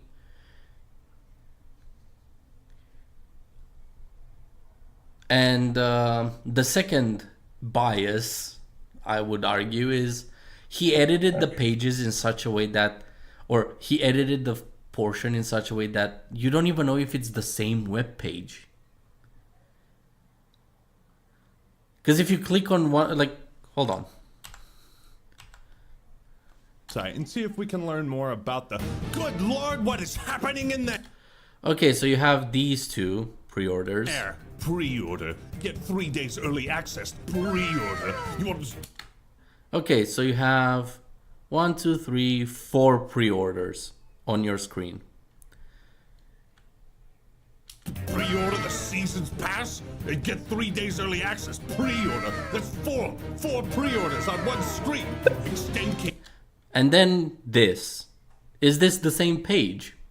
Question mark. Journey with 2 upcoming DLCs. You want to play Is this the same page? the exclusive Jabba's Fuckhouse? Pre-order. Unlock exclusive cosmetic pet. Like- Pre-order. Are you fucking pre? It's quite biased, if you ask me. Also, it's bad faith because he went straight to the website that is promoting this shit.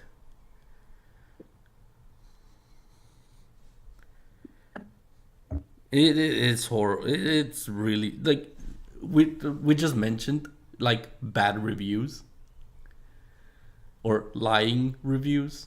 This is like kind of in the ballpark, misrepresenting. Ordering yet? You know what's funny? If you go to the Arrowhead Games website and just look at it, there's something special about an Arrowhead game. Games should challenge the. So it's based by company. Arrowhead is not a AAA fucking developer, is it? Cisco, Moo, you guys can answer this one pretty easily. What would you say? So earlier, this motherfucker showed that you have 14 different pre-order buttons on when you look up a Star Wars video game. And then he compared it to Arrowhead's website, where you can get Helldivers 2. Like, is Arrowhead a AAA game developer? No, it's not. It's almost like it's based by the developer. So if you have a greedy company, of course they're gonna fucking shove everything in your face to buy the more expensive version.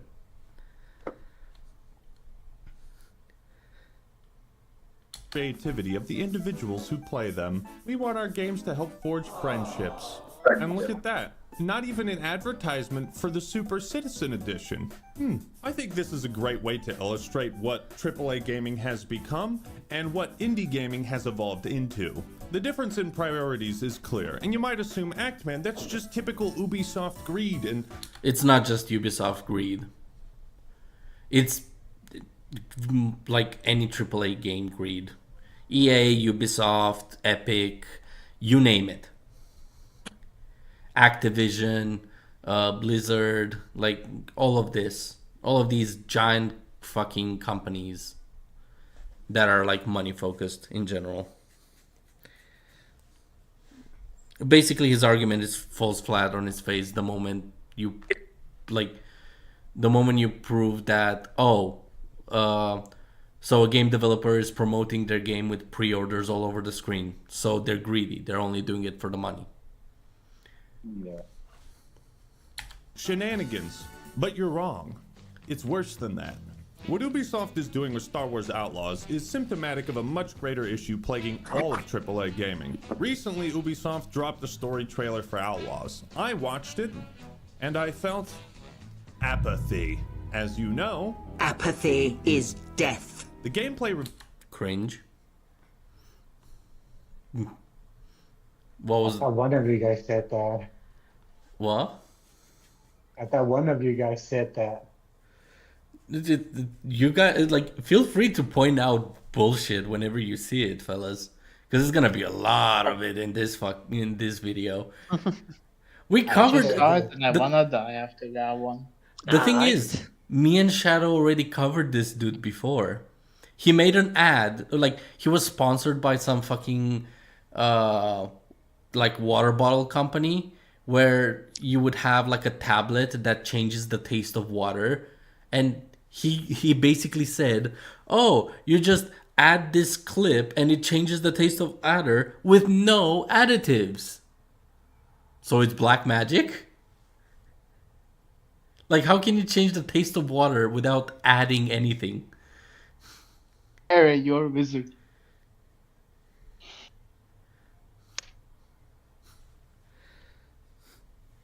feel for Outlaws looked solid, but now I'm skeptical.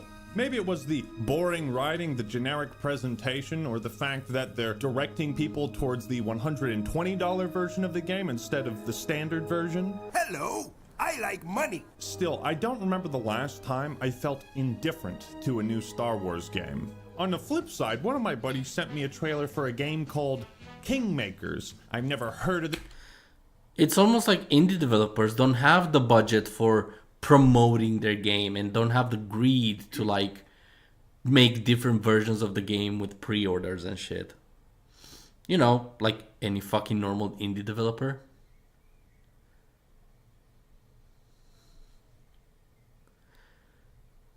And This that's why a lot franchise- of games go bad. Wow. They're good games, but then and that's why a lot of games fail too. They don't have the money to promote it, and they get with companies that screw them over. I would say it's just that they don't get a lot of ground with it. Like, yeah, they make a great. For example, Oh Dear. I don't know if how many people bought Oh Dear. It's a good game. I fucking promoted it as much as I could, and it deserves a lot of like. It's a like I would argue it's a must buy. It's a pretty fucking good game, and there's like 2 guys working on it. So I've meant like they made a lot of fucking like abilities, and they put a lot of work into the game without without being like, oh, you have DLCs or microtransactions or pre-orders or stuff like that. Like there was no pre-order for Oh Dear. You just had to wait for it to release, and it cost like $10. 7 on the release because it was like a small discount for the first couple days. Nor the studio behind it, but let's check it out. What the fuck is this? Oh my god! This is a fucking Chevy truck in the... Oh, we're giving shotguns? Oh, I How know can this the game. engine handle... Yeah, I know this game too. It looks Yeah, I very know. fun. Yes, I want it so much. Is it I have one multiplayer? question about this game. Is there is an A10? You have helicopters. What? What helicopters? Hold on. The moment I saw If this there clip, isn't a goddamn Apache, well, maybe I should like wait, put the hold turn on, into the- hold on to your ejecto seat, cuz. this many guys on screen? This Calm is like Mountain down. Blade plus Dynasty Warriors with time travel? Grenades?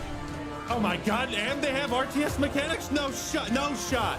It can't get any crazy. And Apache! The moment I saw that helicopter, I was like, oh, Dart's gonna love this. Hold on, let me just regen. Oh! Hellfires! Fuck yeah! Fuck yeah! Oh, meal. Mighty this- Mouse. Fuck yeah! Yo, it must be funny for the gunner to just. I wonder if it's multiplayer. Game out yet? I don't know. Wait, what was the game called exactly? It's awesome! How many it costs? Standard Oh, version? right. Wait, how many it costs? standard version? Hello, I like money. Still, I don't remember the last time I felt indifferent to a new Star Wars game. On the flip side, one of my buddies sent me a trailer for a game called Kingmaker. Kingmakers. There we go. Hold on, let me just save it. Hold on. Let me quick I Steam, because I'm pretty sure it's on Steam. hope it's free. I mean, I think it doesn't. Kingmakers. Yes, it's on Steam. Fuck yeah. Let's see. Planned release date 2024. Yo! Yeah, add to your wish list. There we go. Is it gonna be co-op? Yeah, is the that's question. okay. Fucking Online Apache co-op. It has online co-op. Fellas, we found a game to play. Fuck yeah. Just can't wait to sit on the Apache. Leo as a gunner. Bro, fuck the Apache. I hope they add the A10. Oh yeah. I remember seeing this game.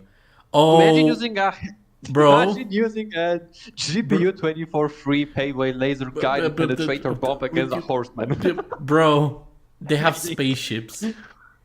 What? Like you can travel through time into the future. Yo! Oh, this game is gonna be so fun. Oh, fuck yeah, I'm down to play it.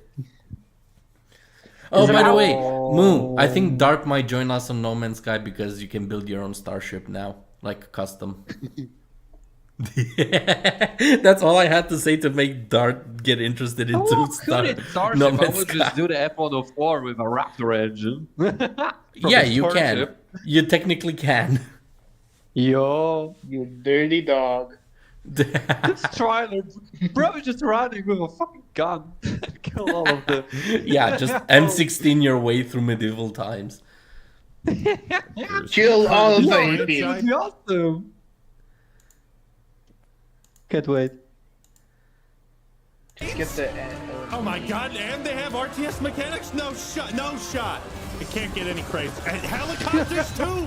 Here's the question of the day. Why, as a huge Star Wars fan, am I more excited for this and not this? Well, the answer is obvious. It's Ubisoft. What a horrible answer. Okay, can we all agree Yeah. that ever since Disney got their grubby ass hands on Star Wars, they genuinely buried it? Yeah. Okay, I never watched Star Wars stuff, so I don't know. well, I can happily tell you that ever since Disney got their hands on Star Wars, they basically butchered the shit out of it.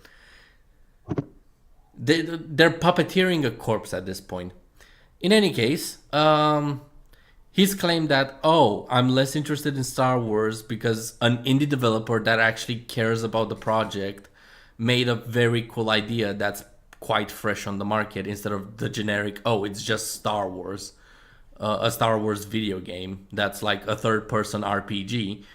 Yeah, of course you're gonna be more interested in the fucking latter.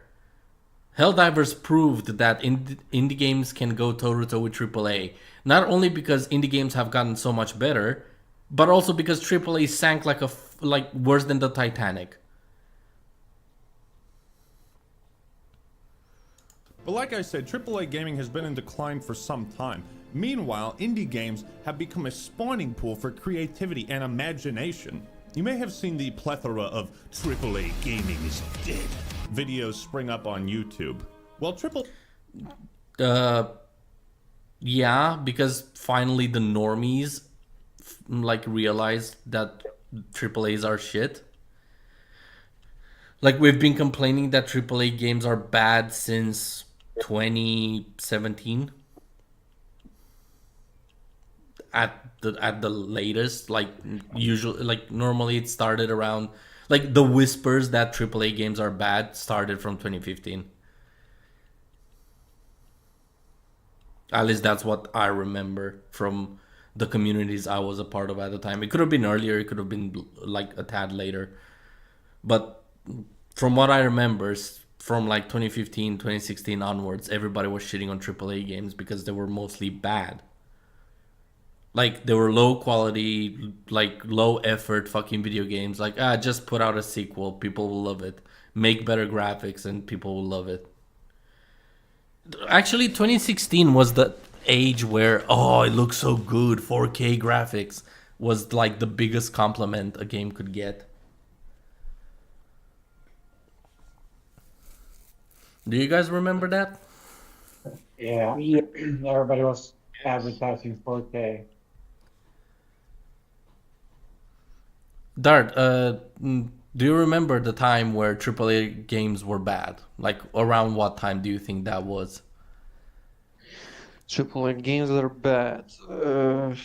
Like the AAA games, you mean Ubisoft, like the mainstream? Call of Duty, Valorant, Valorant, fucking Overwatch, Doom, like all sorts of games, the big franchise games, Tomb Raider. And where they are bad, right? Wow. Yeah, were they bad back? Like, how far back do you go? I would say they start to be bad like 2 or 3 years ago. But take it with a grain of salt. But something like that, I think. Fair enough. Moo, when, like, how far do you remember AAA games being bad? I never really played AAA games that much. Not played, but like acknowledged. Like, for example, you watched walkthroughs of AAA games going shit. Like a year or two ago. Really? I never really paid attention to that stuff. I would argue the first game that really fucked up royally was Tomb Raider 2013, the reboot of Tomb Raider. Then it was Assassin's Creed Unity. Then we got No Man's Sky. Then we got I think it was the Doom reboot, which did poorly, if I remember correctly. That one I'm a bit foggy on.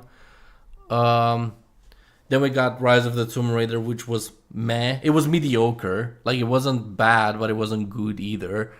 But it's a AAA game, so, like, technically that was a bad. What else did we have? Then we had Cyberpunk 2077. We had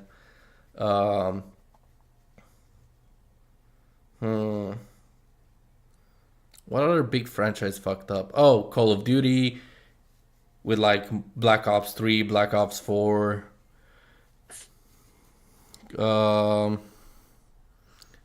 Basically, yeah, around that time period was when AAA games really went to shit.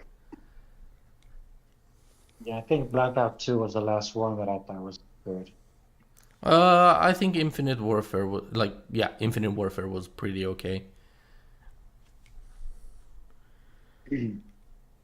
People hated it because ooh jetpacks, ooh spaceships, ooh like boots on the ground, please, which was a fucking subjective. Like, oh, we prefer World War II stuff. Okay, we went back to World War II. Then people hated that one because, oh, the online of Call of Duty World War II was shit. Okay, can we focus on the story then? Nah, the game is shit because the online is shit. Okay, wow, standards. Yeah, but around 2016, you can full-heartedly say that AAA games were on a fucking downfall. They were on the slippery slope to downfall that we see today. AAA gaming didn't just die, it was murdered. If you got that reference, welcome back to 2017 YouTube. Cringe. Yeah. Like, it wasn't even funny. Come on. What's that?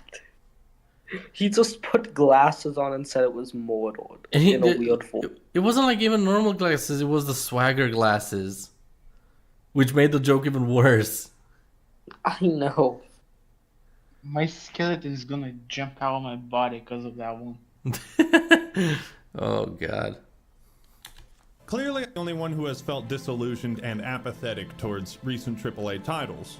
But a lot of people focus on how AAA games have gotten worse. They highlight the obvious: excessive monetization, unfinished products being released. I can't masturbate to this character. Oh, fuck off. You said two genuine arguments that prove that games went to shit, and then you go with this bullshit.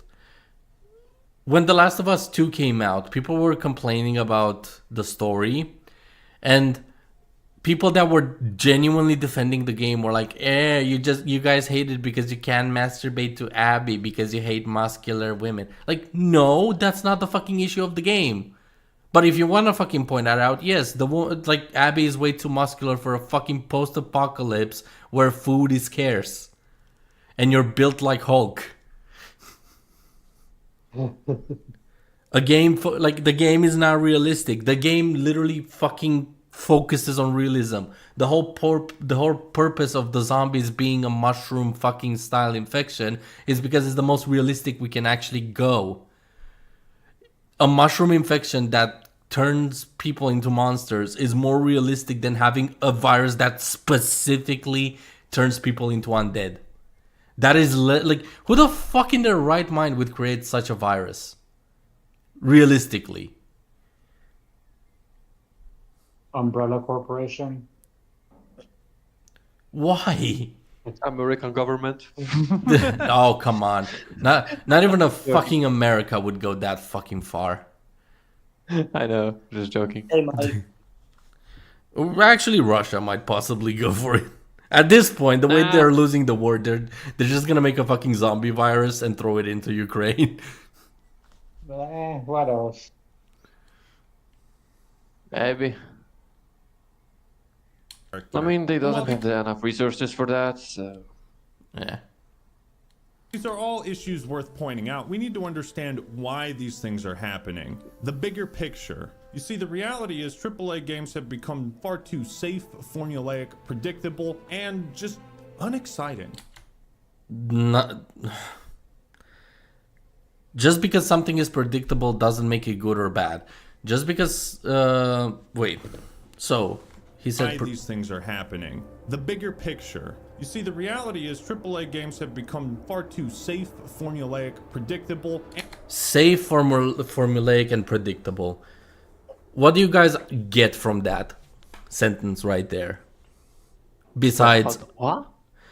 Okay, so the criticism is that AAA games have become more safe, formulaic, and predictable. It's what my...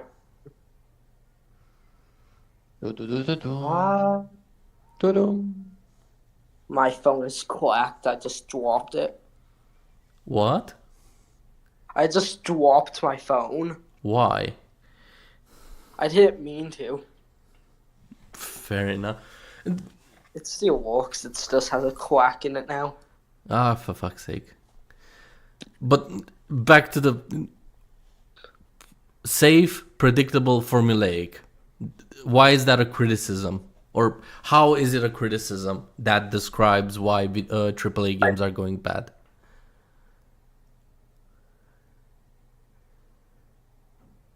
Don't know.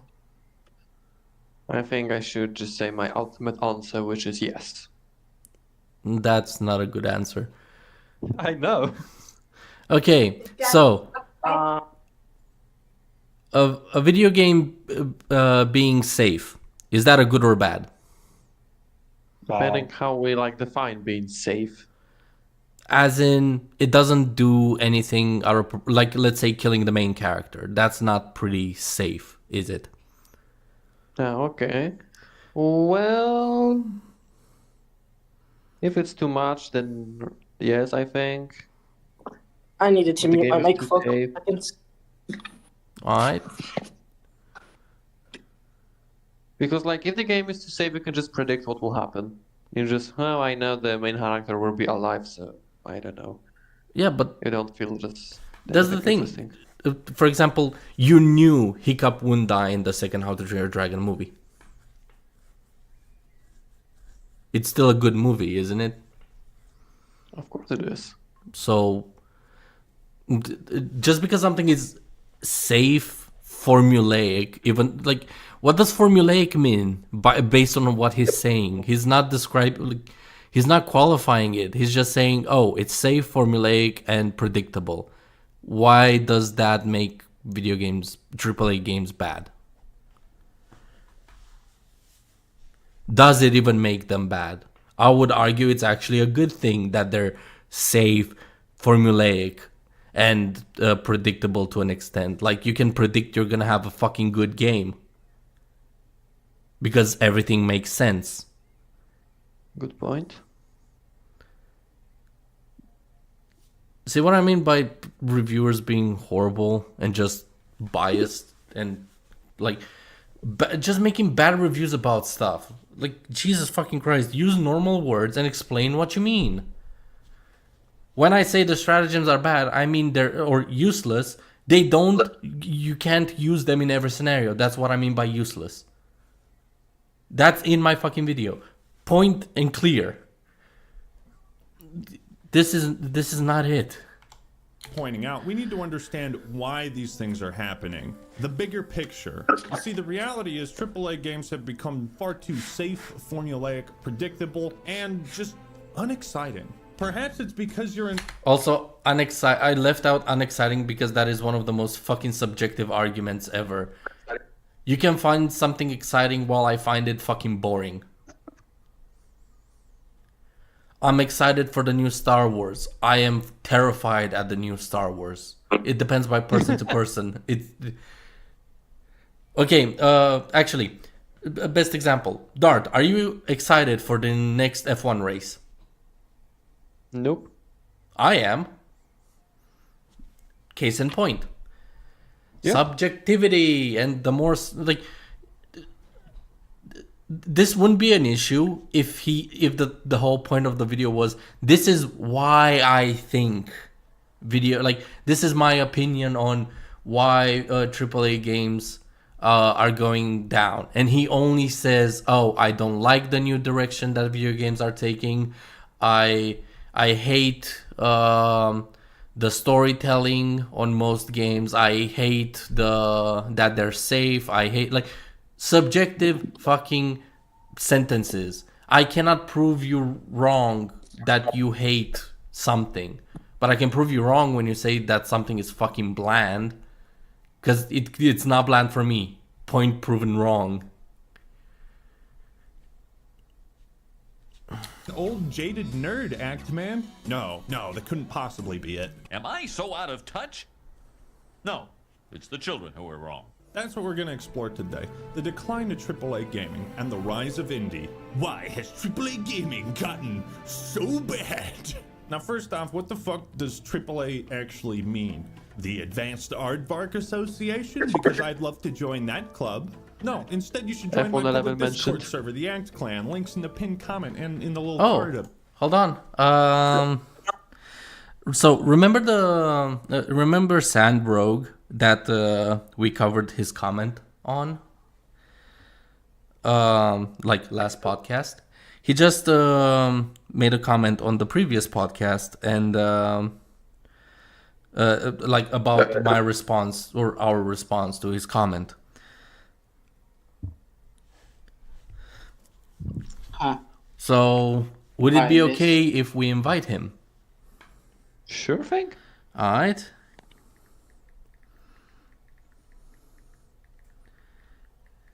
What did I miss?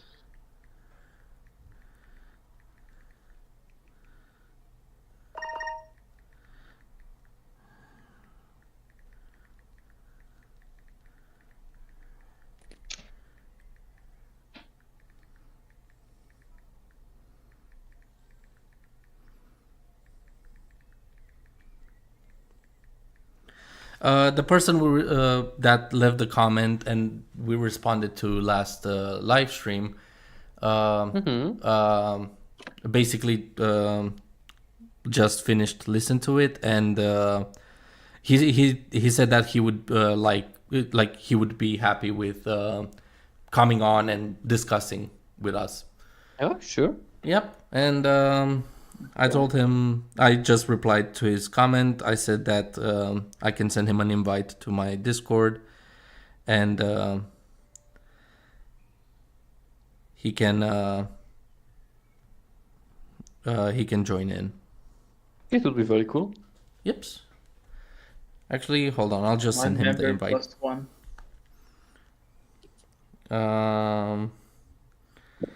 There we go. So the invite link. Add a reply. Here you go. All you have to do is join the Discord server, and then I can add you into the call, which is pretty simple.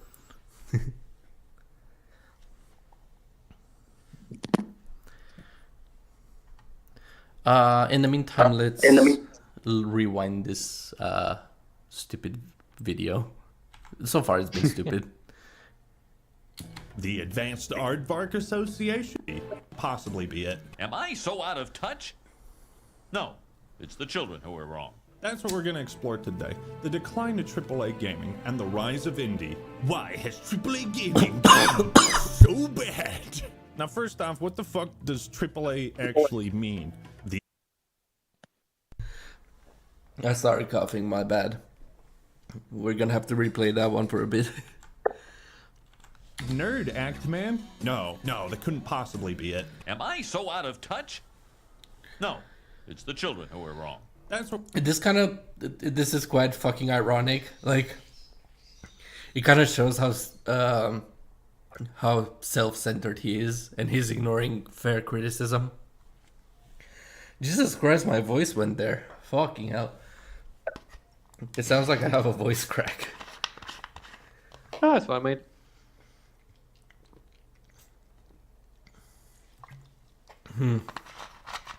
Didn't hit puberty yet. Yeah. I hate being sick, especially in the weekends. It just... Oh, yeah, it's horrible. Like, I already have a shitty fucking week. I don't need a shitty weekend.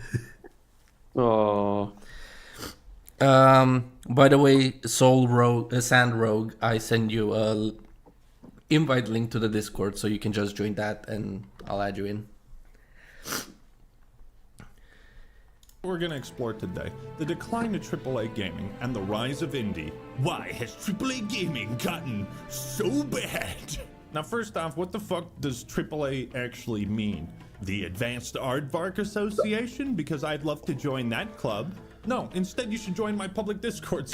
Oh, fucking shameless Bruh, what? plug. Oh, come on, dude. Where did the aardvark came from? I know, no, that was the point. He made a stupid... he basically played dumb with what AAA means just to like... Oh, the fucking Aardvark Association I'm not I mean, it's interested in funny joining because that, the so you can join my F111 was Discord. mentioned, but No, like, listen to this. This is basically a setup so he can promote his fucking Discord. Now, first off, what the fuck does AAA actually mean? The Advanced Aardvark Association? Yeah, he basically, oh, what are 3 words that I can link to this? Because What I'd love does to join AAA that. mean? I don't know, actually. Well, actually, this is a good thing. Because he's gonna explain to us what AAA means. However, yeah, he's is all gonna. the I've watched F111 this part of the video. So, AAA game meaning. There we go. So, the term AAA games is a classification used within the video game industry to signify high-budget, high-profile games that are typically produced and distributed by large, well-known publishers. These games often rank as blockbusters due to their extreme popularity. Who is willing to bet that's not what he's gonna say?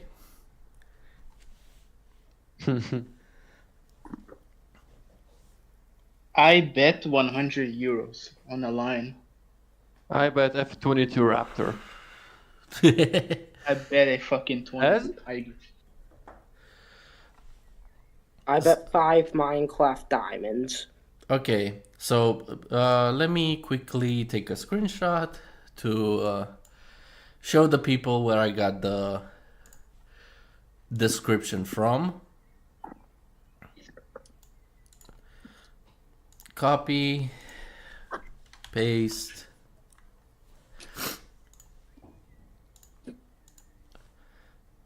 So, before he says his description, let's see what Google has to say about the meaning of AAA. Oh, wrong thing. Why does it always do this? There we go.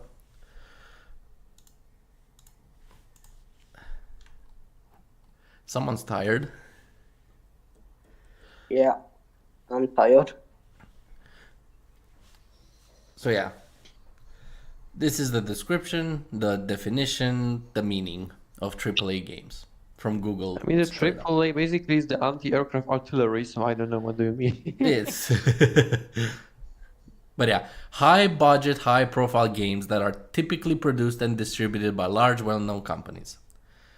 That is the definition used. And Now here's the let's second see one. what this guy says. Club?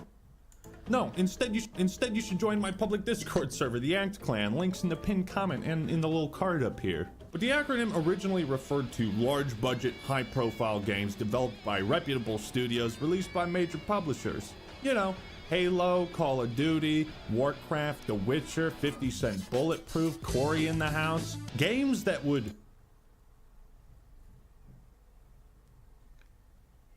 So, he knows what the definition is. You owe us $100.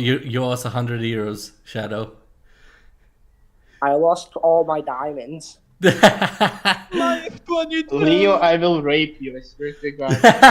Hey, yo, You can fucking try, mate. You can fucking try. what about Sure my thing. F22 I can try.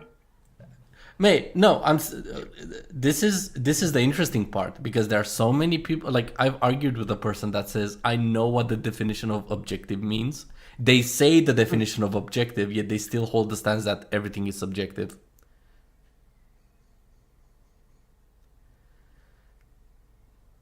This video right here is the perfect example of why that is stupid. I will shove that fucking toy gun up your ass. Shake the very foundation I'm of the gonna go world. borrow all my Hold- diamonds. games- Hold By the on. way, hold on. Who states the everything is subjective? No.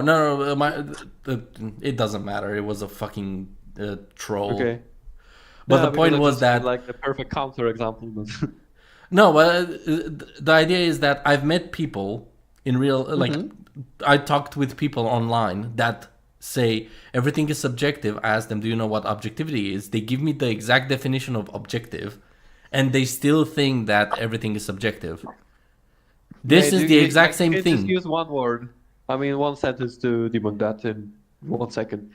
2v2 is equal to 4. Is it subjective? So yeah. Oh no, the funny thing is, I proved them wrong with their own words, because they also made the statement that, hold on, let me get the exact words so I'm not misrepresenting them, even though they're a troll. So yeah, just like saying 2v2 2 plus 2 is equal to 4 isn't subjective. It's just a fact. So I don't know.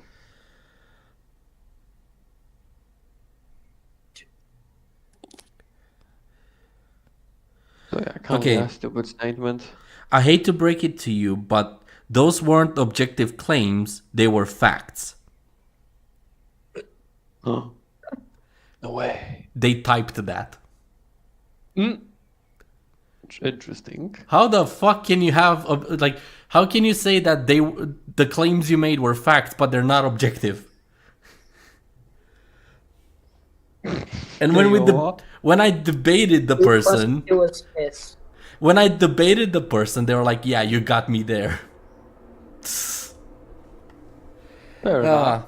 But yeah, this video is basically the extension of that. I know what triple games are. Now let's see how he describes AAA games. Duty, Warcraft, The Witcher, 50 Cent Bulletproof, Cory in the House. Games that would shake the very foundation of the world. I'm sorry, but that does not qualify for AAA games.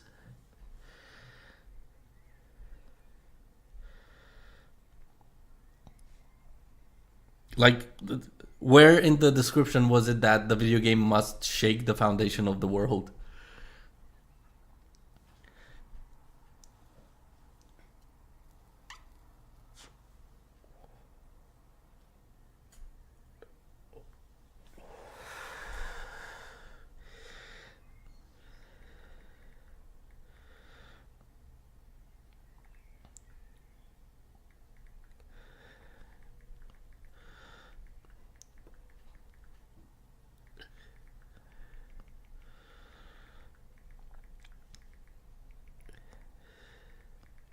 Why everybody is so silent? That's what I'm wondering. I'm eating. I'm still trying to get into contact with Sand Rogue. I'm eating soup. I'm cleaning That's my the only room. thing I can afford now. Soup I'm is cleaning sick. my. What soup do you eat? It's just this cheap soup they can buy with fucking couple euros for my pack. Fair. Mall walk. Why not? What do you mean? Why not? There's a comment that said why not, which I'm a bit confused by.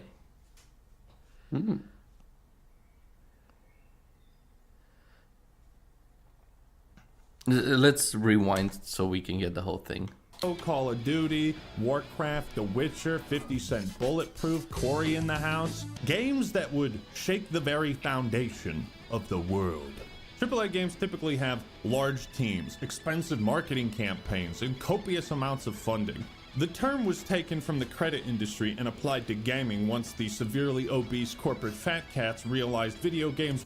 Why aren't AAA games expected to be groundbreaking? Oh, I was referring to it's not part of the definition, but that's how he describes them. So he said that the definition of what a AAA game means. Basically, basically a high budget, high profile game that games that are typically produced and distributed by large, well-known publishers. That doesn't mean it makes them groundbreaking. There are AAA games that aren't groundbreaking. For example, Tomb Raider 2013. or No Man's Sky when it launched, or Doom, like the remake in 2015, 2016. That wasn't groundbreaking by any standards, besides graphics. Like, yeah, it was groundbreaking for the Doom franchise, but it wasn't groundbreaking for the gaming franchise, for the gaming aspect.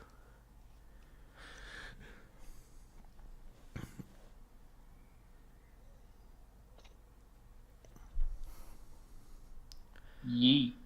Yeah, basically, it has nothing to do with how well a game performs. It's by who it's made, how high the budget was. What do you consider groundbreaking? I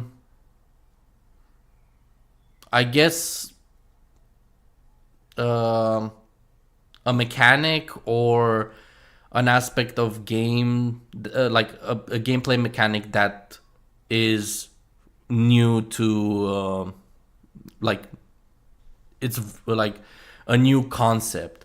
For example, Portal was groundbreaking when it came out because it was the only game that was focusing on puzzles where you could connect two different places together, and coding that was groundbreaking. Being able to be in two places at the same time just by standing in the middle of it without crashing the game.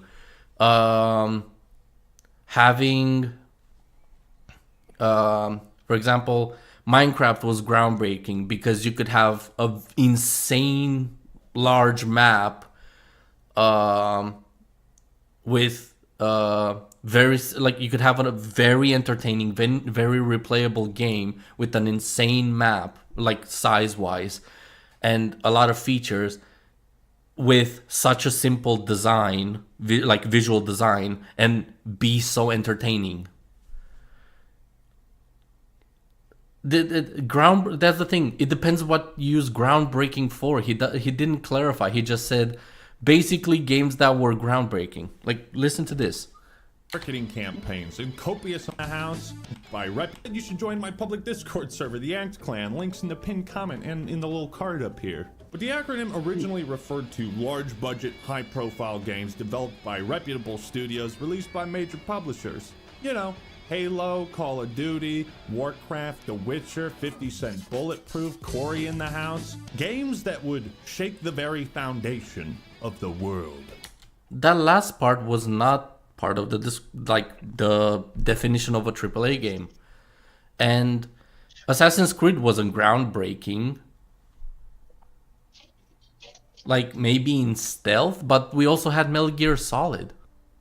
That was more groundbreaking in the stealth mechanic than Assassin's Creed. Actually, perfect example of a groundbreaking game. Tomb Raider. The first Tomb Raider game was a groundbreaking game because it was the first 3D game where you had an insane amount of platforming, like not agility, but the original Tomb Raider game offered so much detail and attention to how to maneuver terrain in a 3D environment, especially for its time. Like, I played the original Tomb Raider, and it's like, for when it came out, the amount of detail in how you can climb stuff, how you can maneuver and interact with enemies, like terrain, platforming, it's groundbreaking for a game, especially when it came out. Nowadays, games only allow you to climb certain like pre-painted areas. Like, you would have white paint on ledges that you can climb, and everything else that doesn't have that is unclimbable, for example.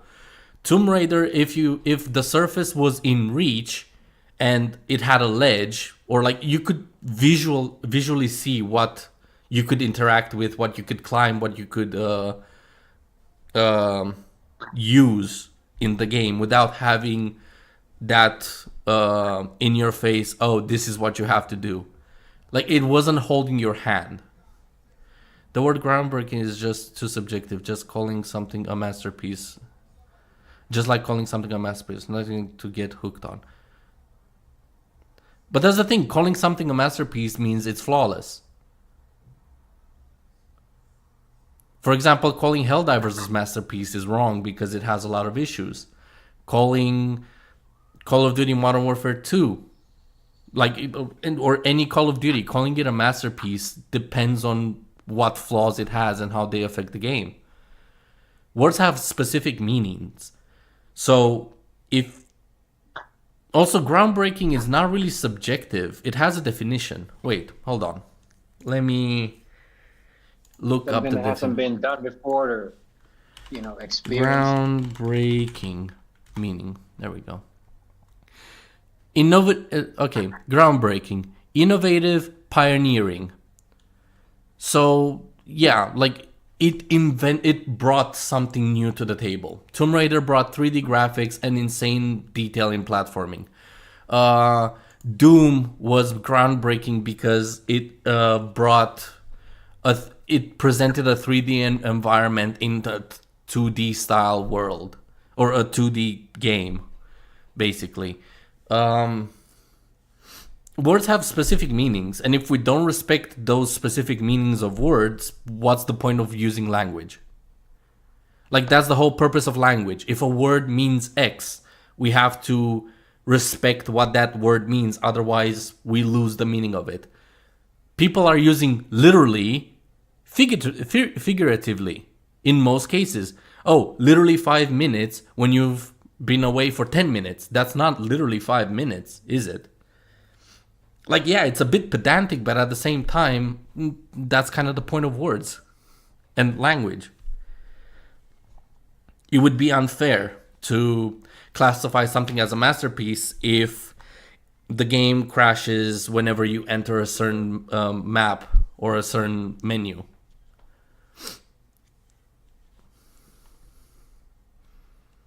AAA games typically have large teams, expensive marketing campaigns, and copious amounts of funding.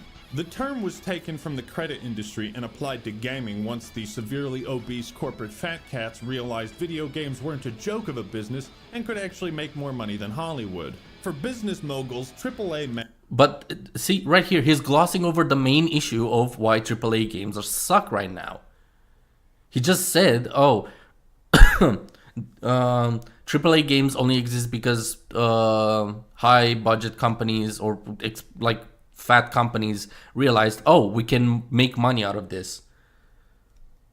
That is the license to kill a video game. You're making a video game for money, not for what a game was made, to have fun. Like when football was invented, it wasn't for money, it was for fun. You can make money, you can monetize anything, but not everything was meant to be monetized, kind of thing. Like, just because I draw a picture or I make a drawing on my computer in my private time, that doesn't mean I make it for money. I make it because I want to draw or I like to draw, and it's just something I wanted to do at the time. I don't have to monetize it. I didn't make it to monetize it. I just did it. I have the option to monetize from it and make money out of it, but it's up to me if I do or not. The moment you start making something for money, you lose focus of why you're making it in the first, or what the purpose of it is in the first place. and this is the safest investment you can make to get a return. That's not the case. That's not, also another thing that's not part of the definition of AAA games. It's not a safe investment. The meaning of AAA games has nothing to do with a safe investment. Hell, it's been proven in the past 2 years that buying a AAA game is not a safe investment. Look at Assassin's Creed. Look at Tomb Raider. Look at The Last of Us. Who would have thought that The Last of Us would have been a horrible game when it came out? Like, if you didn't read the leaks. If you read the leaks, you would have been able to, like, kind of be skeptical about it. But Dart, Would you have ever thought that The Last of Us 2 would have been shit? No. But if you know what happens in The Last of Us, like, it's bad. Like, if there's huge problems with the story, since it's a story-driven game, would that make it bad? Yeah, if there's a story issues, of course. Okay. It's kind of like if I made a flight sim and there's any issues in the realism, something like that. I think that would be a good analogy. Yeah. For example, Mario. It's a platformer game. If you make a Mario game that it's only cutscenes and you have only 2 platforming levels, it won't fit. Yeah. Simple as that. The story in the Last of Us is just absolutely horrible. Like the ending is just where sense, where logic. Wait, you know what happens in The Last of Us 2? I played both games. Oh god. Yeah. My girlfriend. Last of Us 2 has a lot of issues. But yeah, it has a lot. But I mean, the first part isn't that horrible, but the second is just. I would argue the beginning is the major problem. I mean, I would say it's not good, but it's not horrible. Okay. But yeah, the second part is absolutely. We can go into that. We can dive into that after the podcast. I mean, take my opinion with a grain of salt because I played it, I don't know, 2 years ago, something like that, so I don't remember everything. Fair enough.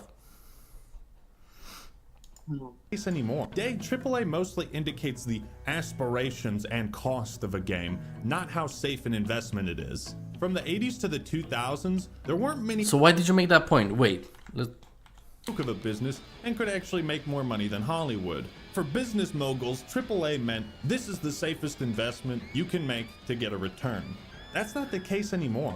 Today, AAA mostly indicates the aspirations and cost of a game, not how safe an investment it is. From the 80s to the 2000s, there weren't many games that were commercial failures. It was mostly like failed consoles. And that's a good video to watch. Oh, there were games back in the day that were commercial failures. You cannot mix. What? I need to go. Alright. Alright. Thanks for joining us, mate. Take care. Goodbye. Bye-bye. There were many games that were a commercial failure One even back soldier then. is dead. What? One soldier down. Yep. Watch. But since the 2010s, as AAA gaming budgets have grown exponentially, we've seen some big-ass flops. Marvel's Avengers, Suicide... Okay. Since 2010, you're literally glossing over so many fucking games. Oh my god. What? Why would you say since 2010 if you're gonna talk about games since 2019 and upwards? Fallout 76. That was pretty fucking recent. The Suicide Squad kills the Jackass League. That was recent. Marvel's Avengers. That was recent. That was literally right after Endgame. Suicide Squad, Anthem, Redfall, Aliens, Colonial Marines. Aliens Colonial Marines is quite fucking old. Like, you could toss this under fucking games that flopped back then. And in the last 7 or so years, it also seems like many popular franchises have released what fans consider to be the worst entry in said franchise. Fallout 76, Battlefield 2042, Mass Effect Andromeda. Wasn't Battlefield 5 also horrible? Or Battlefield 1? I don't remember which one of the two. Call of Duty Black Ops 3. No, to be more specific, Black Ops 4. It was literally a fucking full price Call of Duty game that was mainly a battle royale. That is a much bigger flop than like most games that came out at the time. Maybe this is all just a coincidence. But as one trained in the Force, You know that true coincidences are rare. So what gives? Why have things changed? Well, one of the driving factors behind the decline of AAA games is they've gotten too big. The pants do not fit anymore. For reference, vanilla World of Warcraft was made by a team of about 40 people. Helldivers 2 was made by a team of 100. Over 9,000 people contributed to Diablo. Yes, that is a genuine issue. They have way more people than they actually need for the project. That is a common issue. Wow, 5 minutes into the fucking 6 minutes into the video, he finally said something right.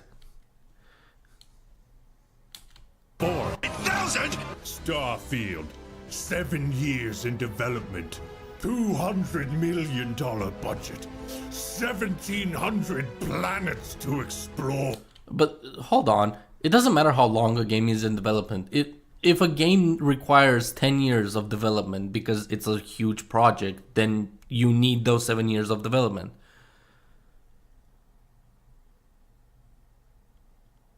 The GTA 6, you cannot just make GTA 6 in like a month or a year. Are you insane? And you do need a lot, like, it depends by the game. If you need 9,000 people to make a Diablo game, yeah, you're over fucking crowded for no reason. Hell, even a Call of Duty game, 9,000 fucking people, it's too much for a fucking Call of Duty game. But for a game like GTA, Starfield, or No Man's Sky, like galaxy-sized games, or games that have insane amount of details, yeah, you need a large crew. For example, Cyberpunk 2077, it's also a pretty fucking large game that requires you to, like, have a big team. Hey, Sandrogue joined the Discord. 1 second, I'll add you real quick.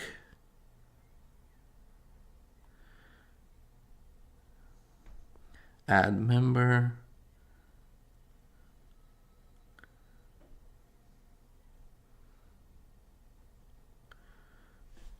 Oh, I have to add you as friends. Oh, this is gonna be a bit messy. 1 second. So Discord. I sent you a friend request.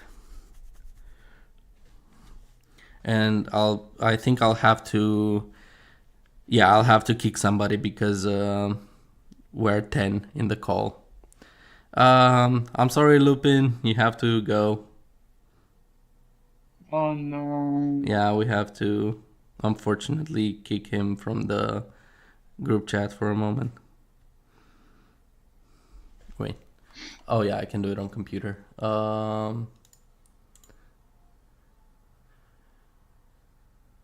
Remove from group. And I can add, there we go. Add. There we go.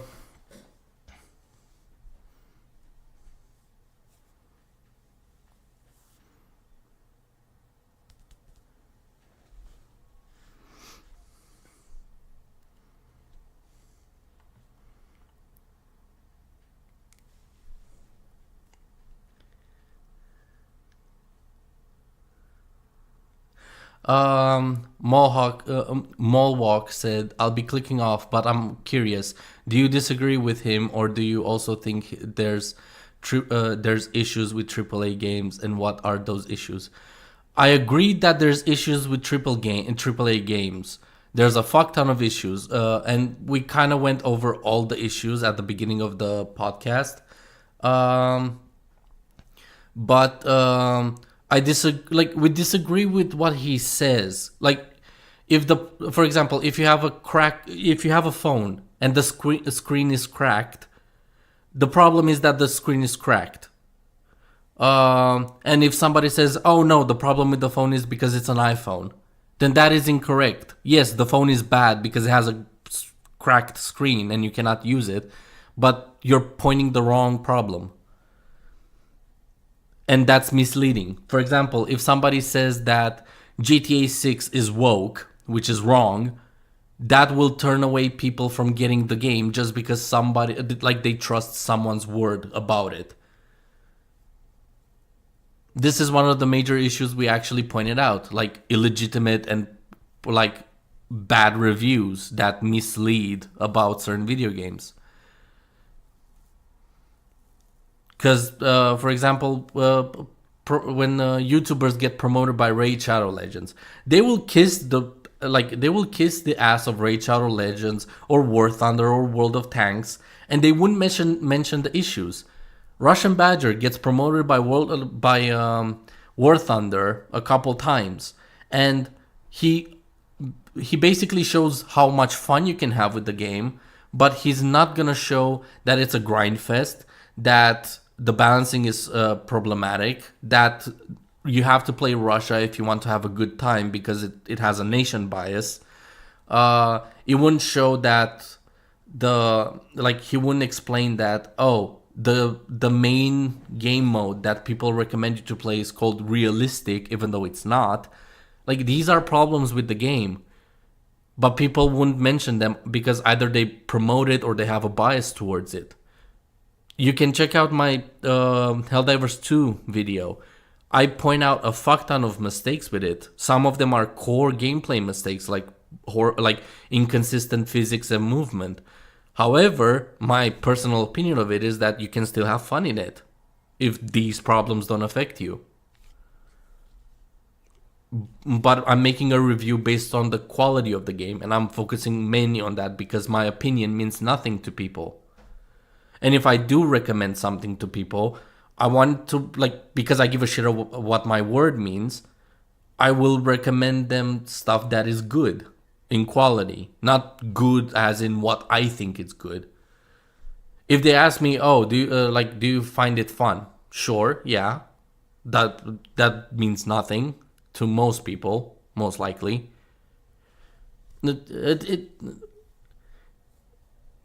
But that's kind of why we're doing this, because words have meanings, and the moment a reviewer starts saying, Elden Ring is amazing because it's fun, it's engaging, it's difficult, and I love that doesn't explain why it's good. It just, the only claim he made there is that, he enjoys it and the game is difficult.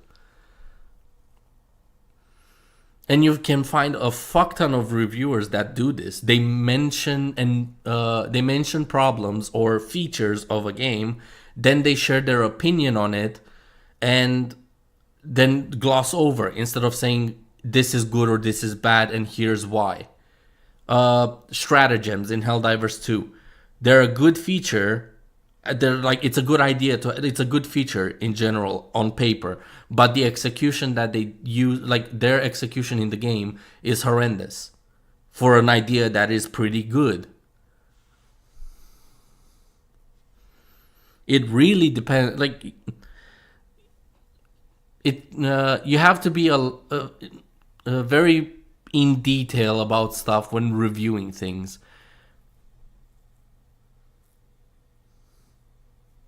And you can disagree with me if you want, but that's kind of the thing. You can disagree with me all you want. It's on you disagreeing with me. I'm just stating what words mean, what standards of game development are. If Ubisoft released a game that every time you double click on the main icon, it crashes your computer, but when you click play in the Ubisoft launcher, it works just fine, that is a major fucking problem. And in a review, I have to point it out if I give a shit about my fucking word and my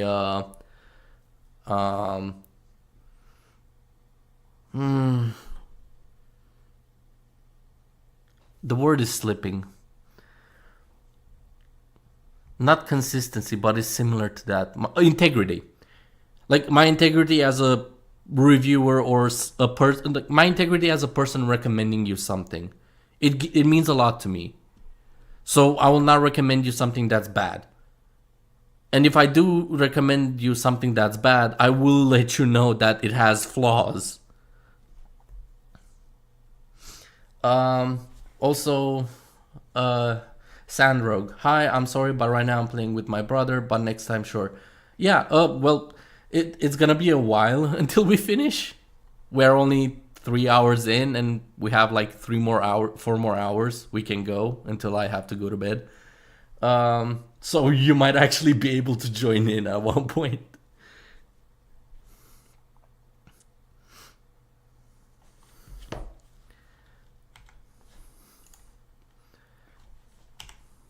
Starfield, 7 years in development, $200 million budget, 1,700 planets to explore.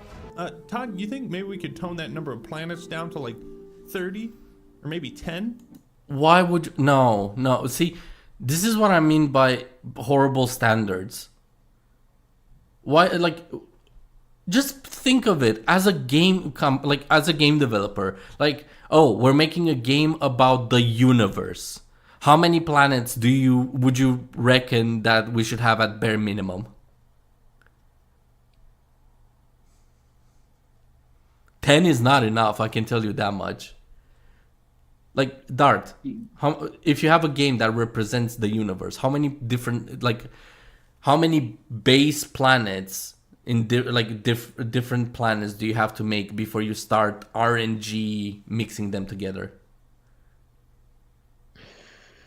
Like if we want to make like in scale, like in the real world. No. Like Let's that, say, or just... for example, No Man's Sky. It has an entire fucking galaxy, like the entire universe.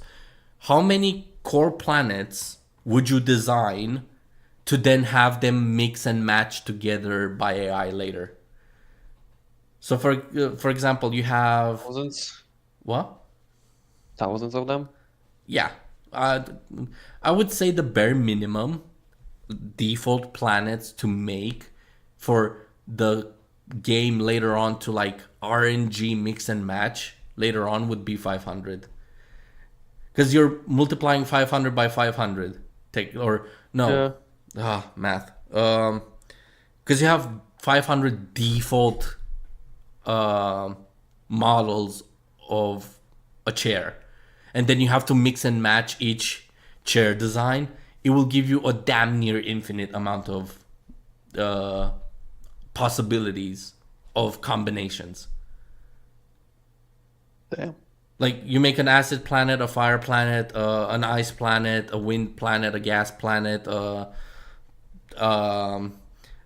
forest planet, a volcanic planet. Like, not even fire, just like volcanoes. Like, it's a magma planet at the core and you have a crust and it's only volcanoes. It's not even the fire planet, as in like everything is flammable and you have flame geysers everywhere. You have a fucking salt planet. Fuck it.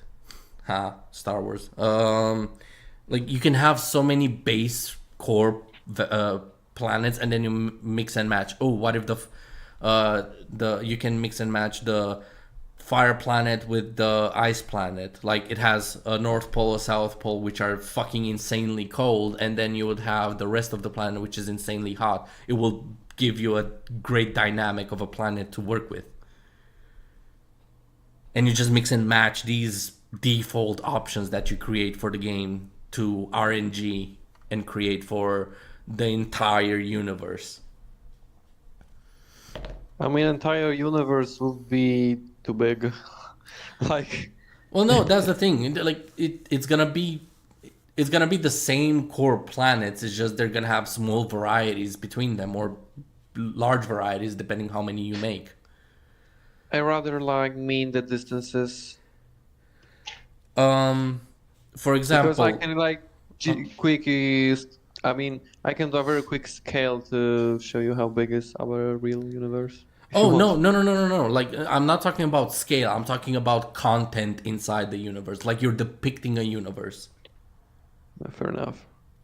Like, do you expect a game about the universe have only 10 different types of planets? No, Exactly. This is what he's at least arguing. I Well, mean not, at least 600 with a lot of stars, dark, like black holes, pulsars, well, yeah, everything. stuff like that. Like people would have to code them and that. But if a giant fucking titan like Ubisoft or EA or any other giant company gets lazy and creates very very fucking generic and few options, like imagine buying GTA 5 and you only had three characters you can choose from. Not even like customize their faces and all of that. Just three characters like Franklin, Michael, and Trevor, and every other NPC is just a different color of Michael, Trevor, and Franklin. Like that would be lazy on depicting a world or a city. Or having faceless NPCs. That would be lazy.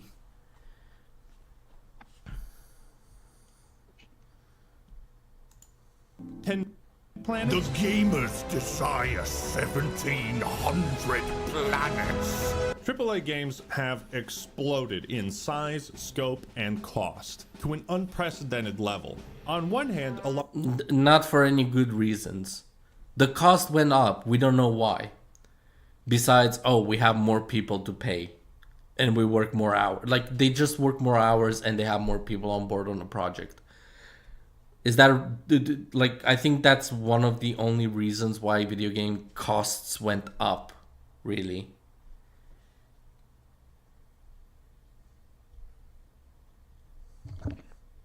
Why do you guys think the video games costs went up? Like, making a video game costs more and more every year.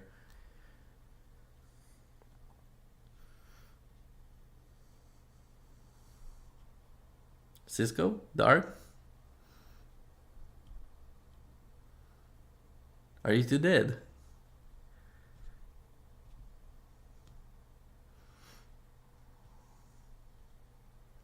Shadow, are you there?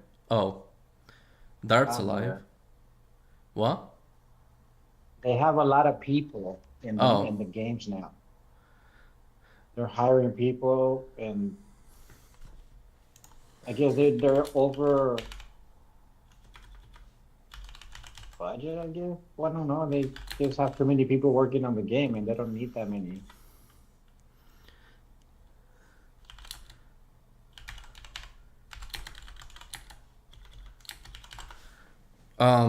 Sorry, I was typing. Can you repeat that possibly?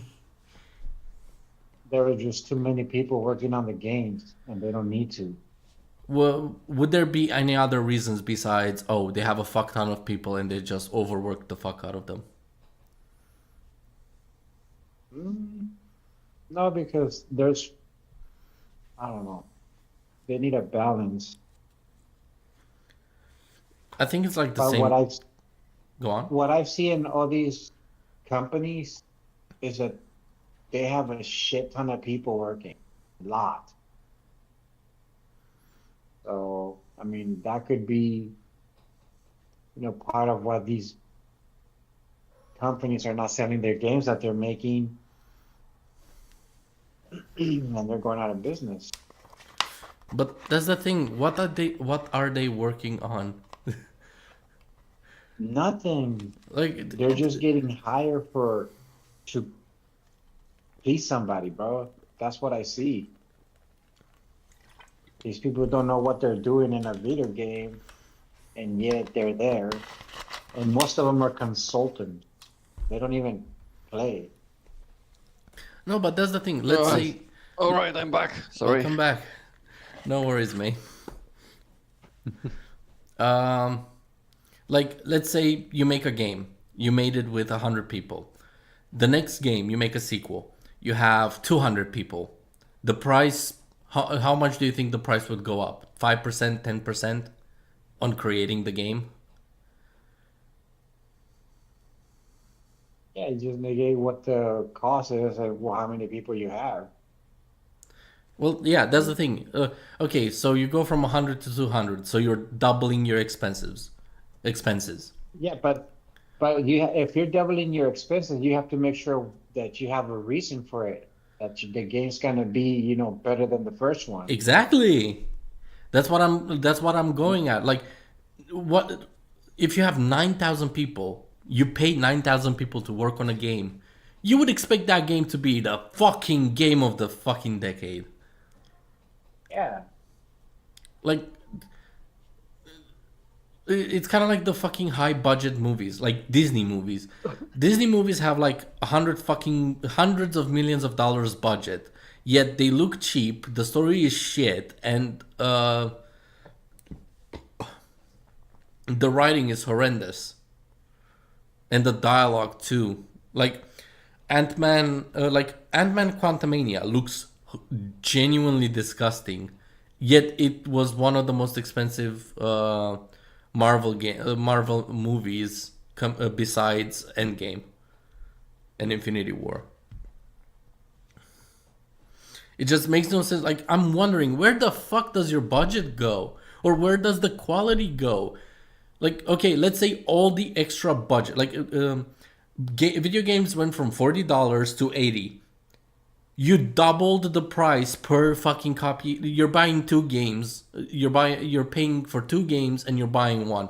Where the fuck is all of that money going? Oh, extra people. Okay, what the fuck are those extra people doing that make the video games more shit? Or where's the quality leaking at? Because it makes no sense. You would think if you have more people on board, it would be much easier to create something. Yeah.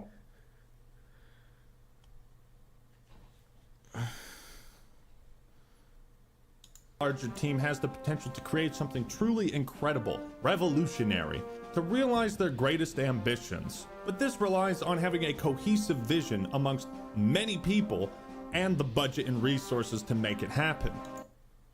Wait, is he arguing for the 9,000 people? Exploded in size, scope, and cost to an unprecedented level. On one hand, a larger team has the potential to create something truly incredible, revolutionary, to realize their greatest ambitions. But this relies on having a cohesive vision amongst many people and the budget and resources to make it happen. Not necessarily. No, like, for example, if I have a developer team that's 1,000 people, it doesn't matter what they agree with or not. I'm paying them to make this specific game as the leader of the project. Like, yeah, they can bring feedback in, like, hey, this doesn't work there, this doesn't work there. But for example, if I'm a dickhead and I say no, just do it my way or the highway, that could ruin the game, but it could also make it work. It really depends on what the fuck is going on in game development, which is what we're really focusing on. Like, where is the fucking leaking quality? Is it in the amount of, like, you have too many people on board, so the ideas literally fucking bash each other in the head?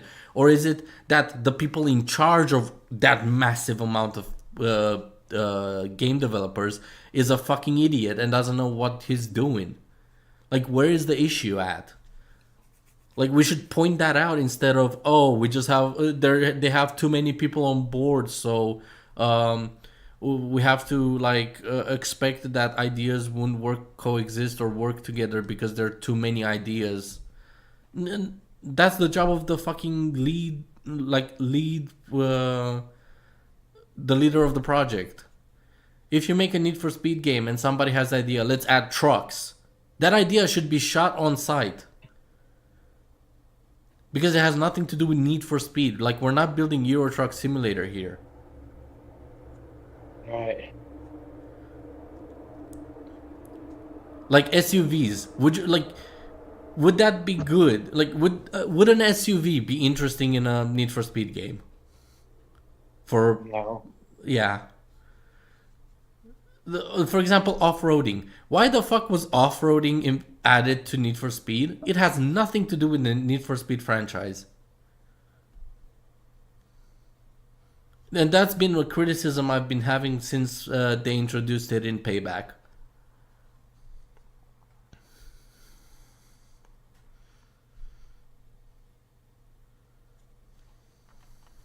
However, the more ambitious a project, the more money invested into it, the riskier it becomes. Immortals of Avium, a game you probably never heard of, was the debut title for Ascendant Studios, and for some inexplicable reason, the game was given a budget of 125 million smackaroos, making it one of the most expensive video games ever made.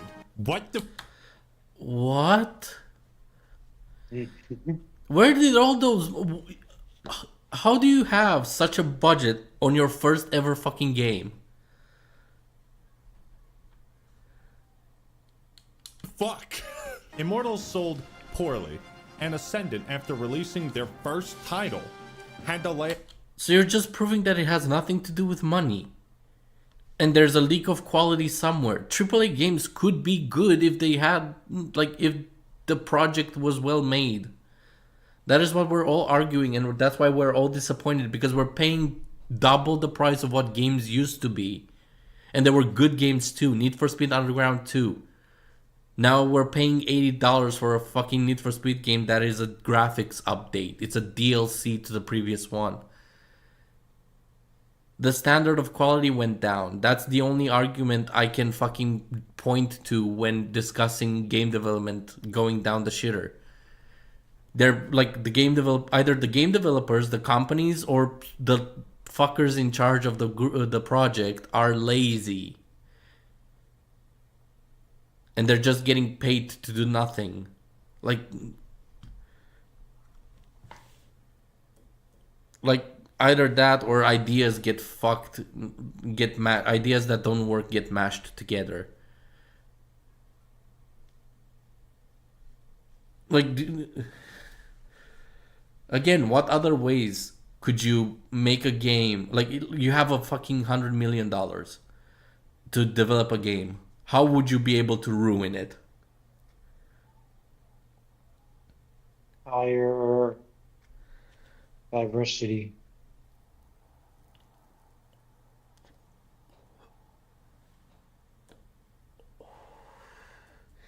How would that ruin the game? Or the Because project? they're not doing anything for the project. The games that I've seen, they go to shit. That's what they did. They hire a diversity person to bring people in to say, oh, we hire Mexican. Oh, we hire black people. Oh, we hire Asian. That's where they went wrong. They didn't put the people that know, what they're doing there. They're just trying to include and pander to people that don't even buy the game. Like, Actually, yeah, I'm that's Mexican a pretty and I good... don't and I don't care to be included in the game. Like, I want to play a game. I don't care if, I'm in it, like a Mexican is in it or not. Like, that's not why I play the game. Actually, a good example of if you want to even call it that. I wouldn't even call it that because the character is good. Alejandro in Modern Warfare 2, the new one. He's a fucking great character, and I wouldn't happily say that he's been hired for diversity just because he's Mexican. No, I'm not saying they all are, but I mean, a lot of the games now are being marketed like that. They're being marketed to people that don't play video games. I wouldn't say it's a major cause, but it can be. To bolster your argument, Zach mentioned that the people working on Star Wars Acolyte were hired because they don't know anything about Star Wars, which is fucking retarded. That makes sense, like why it would fail. But like, are they hiring people that never played video games to make video games? Like, do you think they would be that retarded? Yes, I There do are think so. actually. Fair Yeah. enough. There are companies. To do Actually, that. yeah, No hold on. one. We're talking about gaming studios like PlayStation. Yeah, why do you think that it's gay station now? Like you said, they're hiring people just to pander, bro. These people don't know what they're doing. They're just there because they're gay, because something I else. They're fat I and they have purple hair. I don't I don't recall. I don't recall saying that they're idiots for hiring diversity, but like I do recall calling them idiots for not preparing for servers No. based on the numbers of fucking pre-orders they had.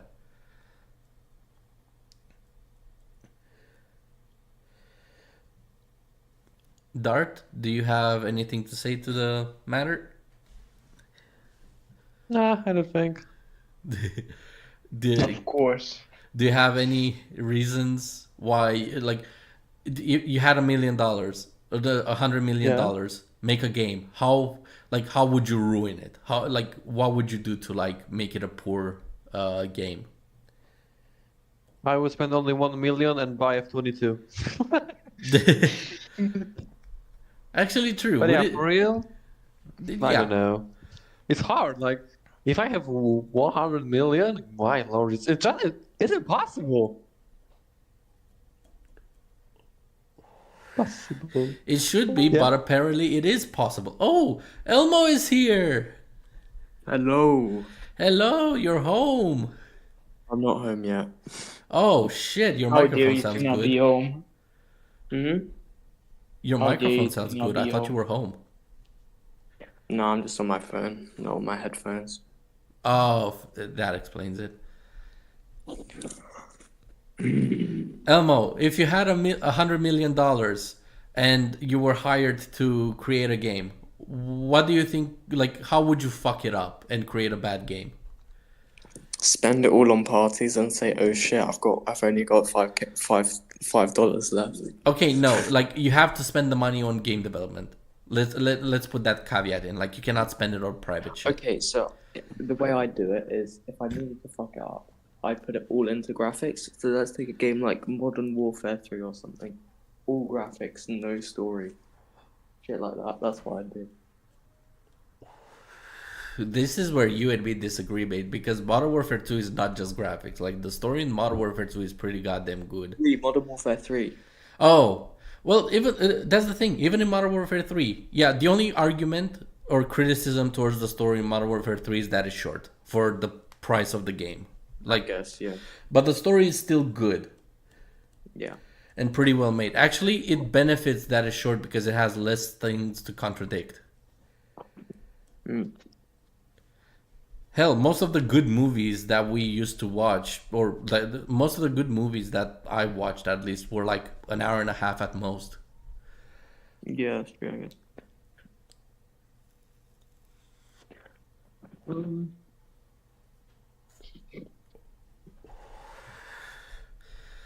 But yeah, actually, that's a pretty good point. Having insane graphics and no story, no like. Yeah, like no story.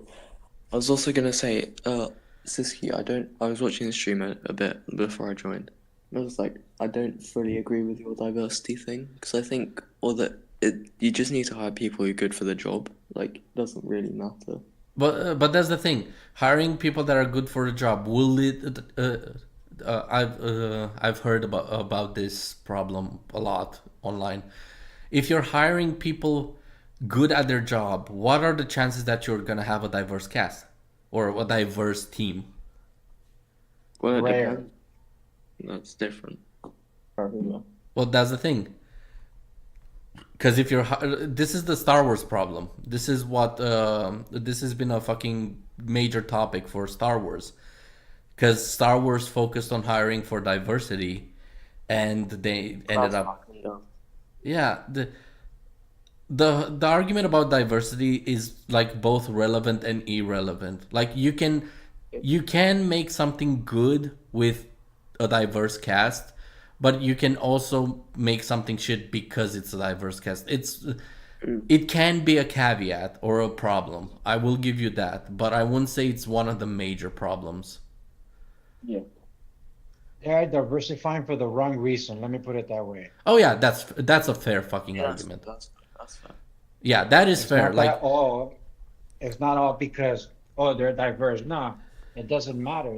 It's always been diverse. It's just now they want to put it in the forefront. So now they're putting people that don't know how to work just to have the quota. That's what I'm saying. The workplace has always been diverse. Everywhere I've gone, there's always been all kinds of people.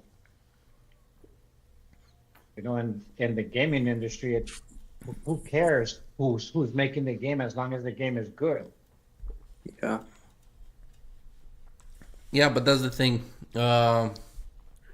You will always have people complain that, oh, you're not hiring enough diverse people to make video games. Yeah, and look what happened. Fair They hire enough. diversity and they're all shit. I wouldn't say all. Again, there are games that are well made. Actually, a good example of focusing on diversity for like bringing attention to a game would be Assassin's Creed, like the Shadow one. Like they're focusing on the Black Samurai story mainly because of diversity. Because they could have made they could have made an Assassin's Creed game in feudal Japan that had nothing to do with the Black Assassin, with the Black Samurai. But to be fair, it was a real guy. It's not like I know. That's why I'm not arguing. It They're doesn't matter focusing. if it was a real guy. They have Yeah, no. That's the so. accounts are not the accounts of they. So this is the timeline. Assassin's Creed Shadows launched their trailer, or they teased. They basically explained what the story is gonna be about. Everybody saw that it's a black samurai, like a black dude as a samurai. Everybody went ape shit. That, oh, it's not accurate. Why is a black person in an Asian focused game? And then the people, there were people that mentioned, no, this is an actually true story, and everybody shut up about it. The whole fucking controversy about a black person in an Asian focused game died immediately the moment a historical article was brought up. The controversy that was supposed to launch the game and promote the game all worldwide died in a couple fucking hours. Yeah. I am 100% sure that Ubisoft chose that story because people think it would be racist and anti-racist. It would cause controversy. That was their fucking bet. They're like, oh, a black person was in Asia as a samurai. Ooh, that's gonna make people fucking argue and debate over this. It fucking backfired in their faces, because the argument didn't even reach that high of a fucking controversy. Because people know about the fucking thing, people know about the story. One of my German friends, I mentioned that, oh, Assassin's Creed is doing this controversy bullshit with Shadow about the Black Samurai, and he was like, oh yeah, many fucking games covered that story. Oh really? Fair enough. I didn't know about it. All I heard was, oh, they're doing a black man in a fucking Asian Assassin's Creed game. Okay, why? Oh, it's a true story. Never mind. That's basically how it went. There were people. There's this guy that fucking sucks the dick of Elden Ring like it's God, and he made a fucking short, a stupid short, kind of like T-Dog Shitty does, and it basically went like, yo, Ubisoft, like the creator of the Assassin's Creed game was like, yo, Ubisoft, I have a great idea to make an Assassin's Creed game that will get very popular by word of mouth. Ubisoft, oh really? What do you have in mind? Assassin's Creed dev leader, oh, we're gonna make it about this black samurai, like black dude that was a samurai back in the Middle Ages, but because of the controversy, people will like promote it for us for free because there's gonna be a large debate online. Yeah. And it, like, that short aged like fucking shit. Well, bro, the fact that there was a black samurai on the game, it wasn't the issue. Well, people made it an issue because that was what they were banking on. Some people, well, yeah, they no. They were saying that, well, I didn't read much of the story because I didn't care for it, but what I saw is that they said that the story of the samurai was not correct. Something like that, but it wasn't because he was black, but the fact that they had hip hop and back in the days with the Japanese music, like that's the stuff that they didn't like, from what I heard. I haven't heard of that. All I heard was, "Oh, you're racist if you think a black person cannot be a samurai. Oh, you're racist because you're putting a black That person in Asia." That's all I heard. And then, oh, it's a actual story. It's yeah, historically no, accurate. Yeah. that was nothing compared to the backstory of that. Those two things were irrelevant. Everybody knows, like you said, the story of the Black Samurai. Yeah, it's there, but once you look deeper into it, you'll see like, oh, this is not what happened. I Like know. they were mad at the Oh, I'm not fact saying that it's every accurate. time. No, no, no. What I'm saying is that they show gameplay where everywhere the samurai is walking, all the Asians are bowing to him, like straight up bowing wherever he goes. And that's one of the parts that they were saying, like, hey, well, what the hell is this? I mean, I guess it's Right? based on respect. Because he's a samurai? Yeah, but only to him and nobody else, not the other samurais that are higher ranked. Like that's what they were saying. Well, It was that's the thing. because I don't know he's a black enough. samurai. I don't know Well, enough yeah, about and it. and that's what a lot of people are, were saying. Oh, they just say, oh, it's because he was black. No, it wasn't just because he was black. There's more to it. Well, I know there's more to the story. I'm not saying that's all there is to it. I'm saying that that's what Ubisoft was banking on.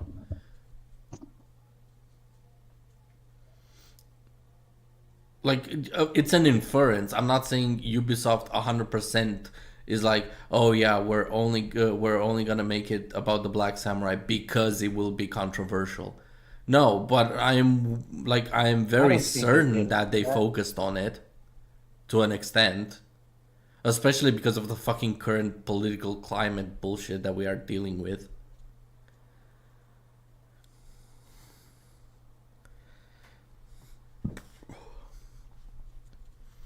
Yeah. Off almost half of their staff. 6 months later, the remaining employees were furloughed, a fancy word for maybe you have a job, IDK, and the company's future is uncertain. Sometimes memes can spit truth. I want shorter games with worse graphics made by people who are paid more to work less, and I'm not kidding. That's a horrible, like, no. That's not gonna guarantee you a good game. Do you think two people in a basement can make a game as good as GTA 5? Not in a fucking year. They're gonna need a fuck ton of fucking time to do that shit. Like, that's the thing. I'm not saying that graphics aren't important. Like, graphics are important, but they shouldn't be the main focus. Hold on, let's cover this whole It's fucking... uncertain. Sometimes Shorter games with worse graphics made by people who are paid more to work less. And I'm okay. So the game will come out in 5 years and it's not gonna be any better than a game that came out in 2005. Based on what he's saying.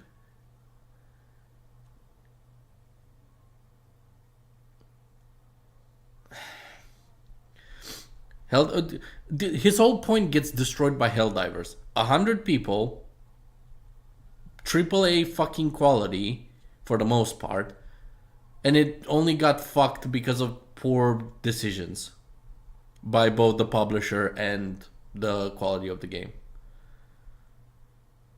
That's it. Why are you making money the enemy? You need money to create video games. I'm not saying you need $1 billion to create a fucking good game, but the more, like, it's a no-brainer that the more money you have, the higher chance of hiring the right people and making a successful game is. Again, with $100 million, you can hire the best game developers, the best writers, well, to some extent. Like, you can hire the right people for the project. You have I'm not sure if carte blanche is the right phrase for it. but you have a lot more leeway. You can hire expensive music producers. You can hire expensive graphics. Or you can buy expensive graphics. You can hire like very good 3D modelers that can make the characters look amazing. But you also have to make sure that it's efficient work. The main problem is standard of quality. Like, it's gonna be alright. Just add a battle pass and we can fix the problems later. Kind of shit. Like, that was the problem with Modern Warfare 3. Like, they just slap a battle pass, we'll fix the problems later on.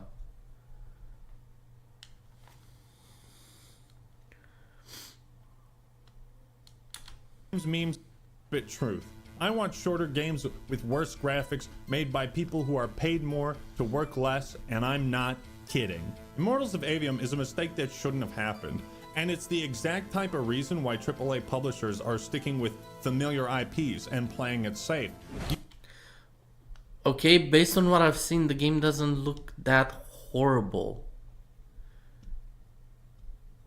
I don't know anything about the game, so I'm kind of like take everything I say with a grain of salt, but it doesn't look that bad. What's so bad about the game? At least explain to us why it's bad. You only pointed out that it had a fucking huge budget. 45% of the people got laid off, and it was a failure, but nothing more.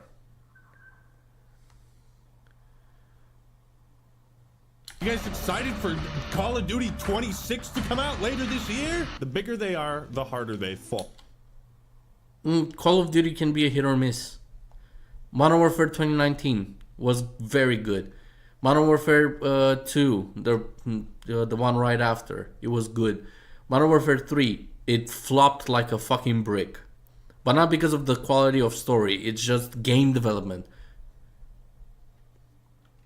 Like gameplay, that is the problem here. Like, the games stopped focusing on gameplay. I guess that would be the main fucking problem.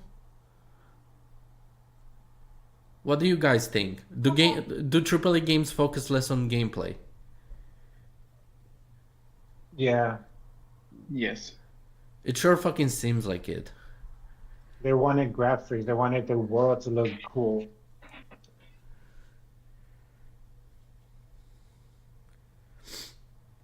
Like, that's the only explanation, really. Like, they stop focusing on gameplay and they're like, oh, make it beautiful, make a fucking interesting story, or make a story, and make it look like a movie. Like, don't give a shit how in-depth the mechanics go. Actually, that's one of the fucking... That is another one of the problems. Like, most AAA games kind of, like, blend together. There's less, uniqueness to the games. They're all third person for the most part, or first person, and they kind of feel similar to either Call of Duty or The Last of Us, or they don't have many different game mechanics that make it feel unique. For example, Portal, CS:GO, Call of Duty Black Ops 2, Far Cry, Crysis, like all of these games, yeah, they kind of they have similarities, but they're so unique in their own way. Like Tomb Raider Legend didn't feel like Uncharted. Nowadays they do, which is fucking sad. Actually, the Tomb Raider franchise is the best fucking example for this shit. They went from the leaders in platforming and what you can do as a, like, controlling a character, how to grab ledges, how to control the movement of the character, use momentum to your advantage, to, oh, now it's very similar to Uncharted. Very simplistic, very quick and buggy and glitchy and glidey. Like the character would glide to the surface that you have to grab on, or to the ledge, or when you dodge, it has a jumpy ass animation and it kind of looks glitchy. Because you would go from standing up to immediately crawling on the ground in like a split second because you pressed an animation. Like because the dodge animation is poorly implemented. And we're talking about the game that fucking introduced high detail platforming to the gaming community. But why was Immortals, this random game, bloated with such a ridiculous budget and high expectations? Well, COVID-19 changed a lot of things. Oh, come on, no. Don't fucking come up with this excuse. Fuck off, no. COVID... I understand the excuse for movies because of COVID-19, but excuse for video games is not. There is no, non-existent. You can work from home. You can code from home.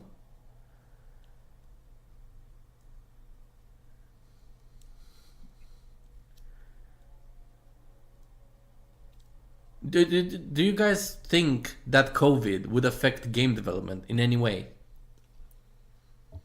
No. No, not really. I don't know. The most charitable I can be is that you cannot have, like, you have less less time or less work that can be done with mocap and actors for the games. But at that point, just fucking like cinematic, just move the player models like in SFM. If you cannot have the mocap people on, like why is oh yeah, another actually mocap. How standard is mocap nowadays in video game creation? I know Call of Duty does it. I know God of War does it. I know Tomb Raider did it. What other games are using mocap? Oh yeah, the Star Wars games, the Jedi Survivor and Jedi Fallen Order used a lot of mocap. But those games were made during the pandemic and they were quite successful, as in like they sold a lot.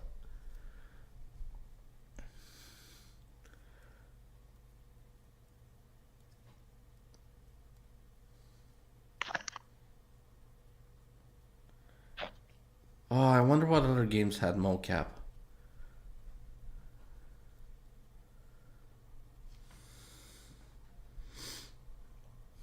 But yeah, the COVID argument is useless and pointless. People bought a shitload of video games during that time, and some upper management folk adjusted their business. They saw this as an opportunity to invest.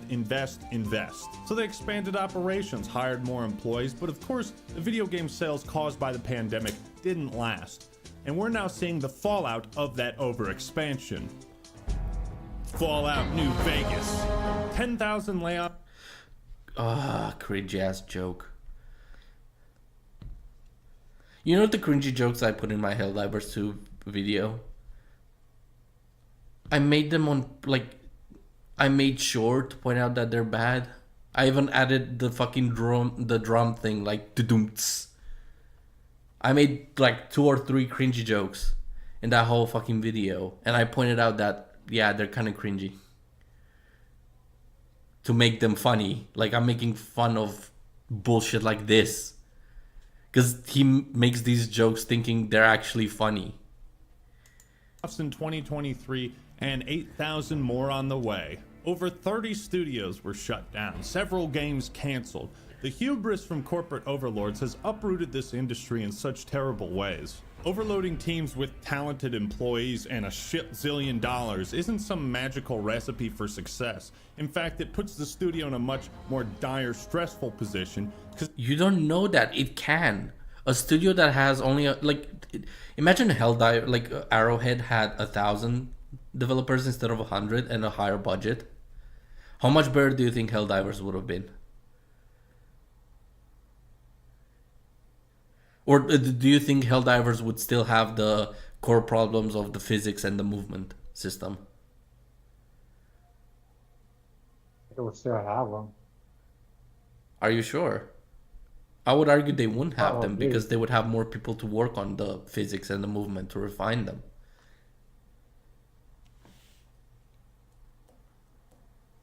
Or at least they would have more stratagems. They would have more. Actually, I think they would even have more types of battleships or star destroyers that we're using, or more weapons, because they would have a larger crew, a larger budget. They could have, and as long as the leaders are the same, I think it would have been a much better game. It would have the potential to be a much better game than it is now. Oh, that for sure it does. Well, what are the chances that it would get worse by having more money and more people that can work on the game?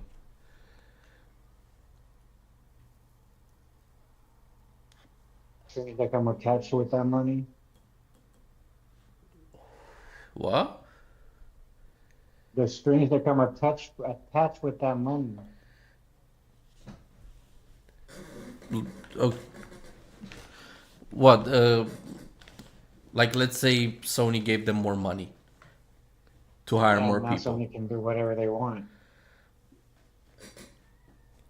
What?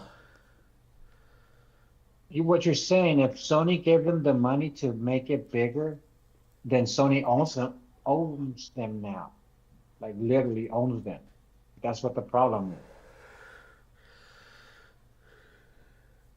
But that's the thing. Sony has no issue with PC. It would have been the same thing. Last of Us is on PC. God of War is on PC.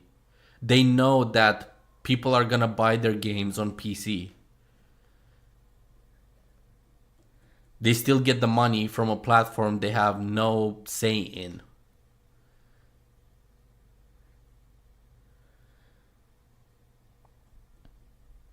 They would get far more revenue out of it, actually.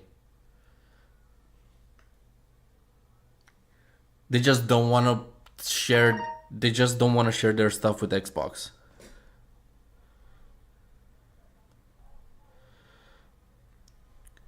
Oh, I just got a comment on my review. 1 second. I'm gonna quickly screenshot it.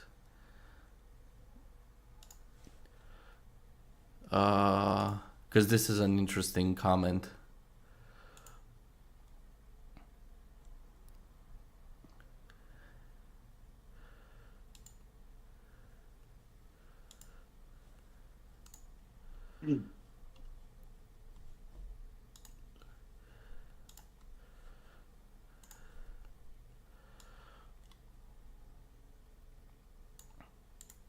Copy, paste.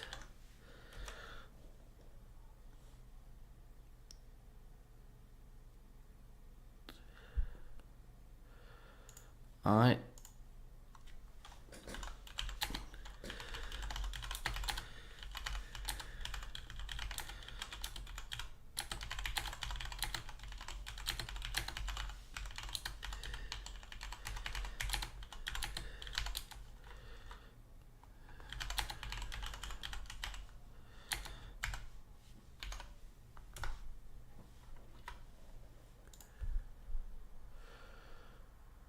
Okay, 1 sec. Let me get this open link.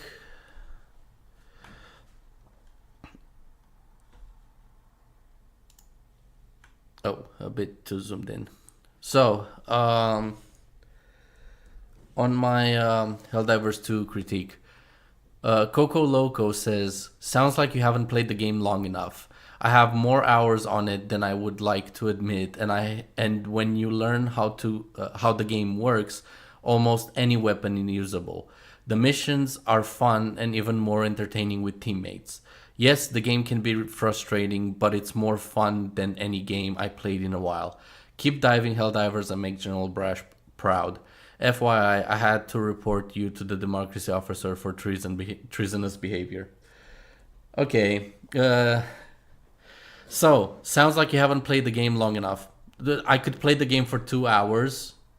If my arguments are accurate, they're accurate. If I could play the game for 5,000 hours, if the arguments are accurate, they're accurate. It doesn't matter how long I play the game for. Some people can spot problems in a movie while they're watching it, and some people need to rewatch a movie 5 times before they spot the problems. It's a mute argument. I have more hours on it than I would like to admit. When you learn how the game works, almost any weapon is usable. I never claimed that um, all the weapons are useless. I made the claim that in most scenarios, most weapons are useless.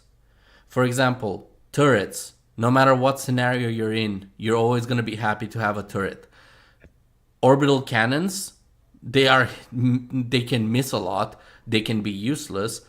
The Eagle Strike smoke or the orbital smoke, they can be useless, especially if the bugs or wherever you throw the smoke doesn't actually help you. The minefield. The minefield can actually be detrimental against you and blow you the fuck up instead of the enemy. Because the mines are hard to see, especially in the battle. Point is, just because you can use a weapon doesn't make it the most optimal weapon for the game.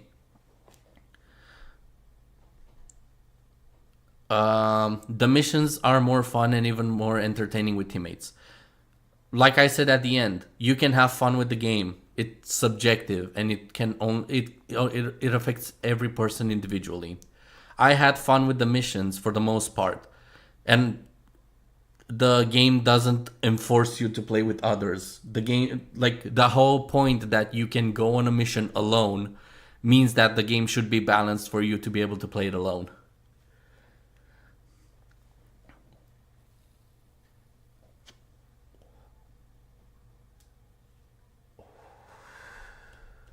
Like, if you're gonna play solo, a Helldiver mission difficulty, you need to be like, the game should allow you to be able to fucking complete the mission. I'm not saying it should be easy. I'm saying you should be able to do it in the first place. I played Helldivers missions with teammates and we couldn't complete them. Look at my live streams. I mentioned it in my chat. Like, we have what? 2 days worth of live streams?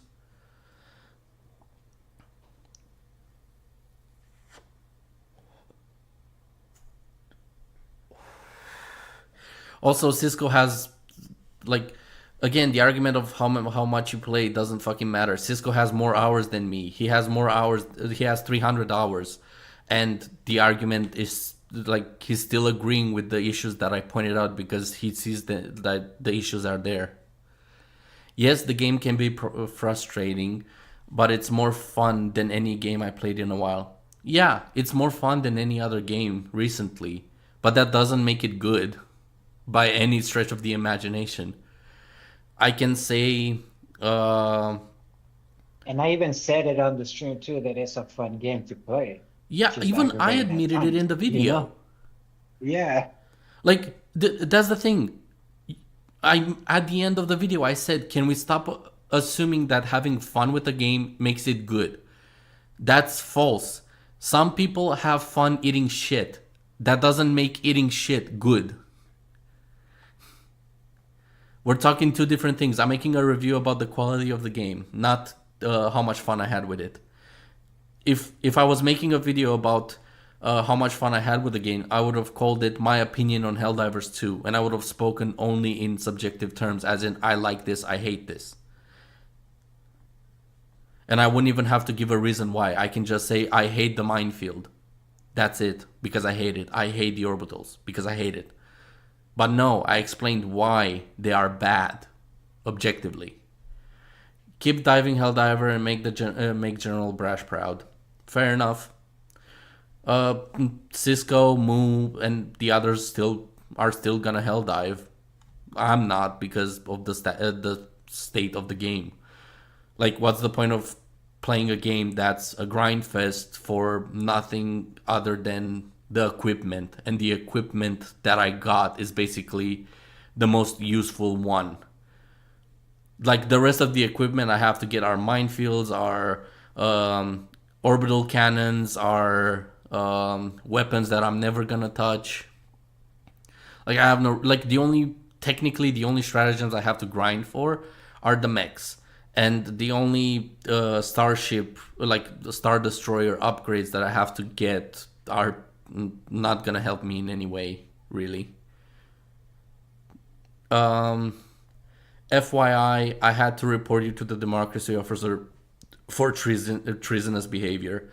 Go to the community section of my video. You're gonna understand why why you're proving my point with the community being both great and toxic at the same time. Because there's been a lot of fucking streamers and YouTubers, well, not a lot, but there's been YouTubers and streamers that pointed out Helldivers has fucking issues, yet the community will like blame it on anything else and think you're treasonous. This is not treason. This is me pointing out problems with the game. The game developers wouldn't consider this as treason. They would consider this as fucking criticism. I'm not criticizing the politics of the game or Super Earth. I'm criticizing the game. I'm not saying the bugs are fucking good or the automatons are fucking good. Like, it has nothing to do with treason.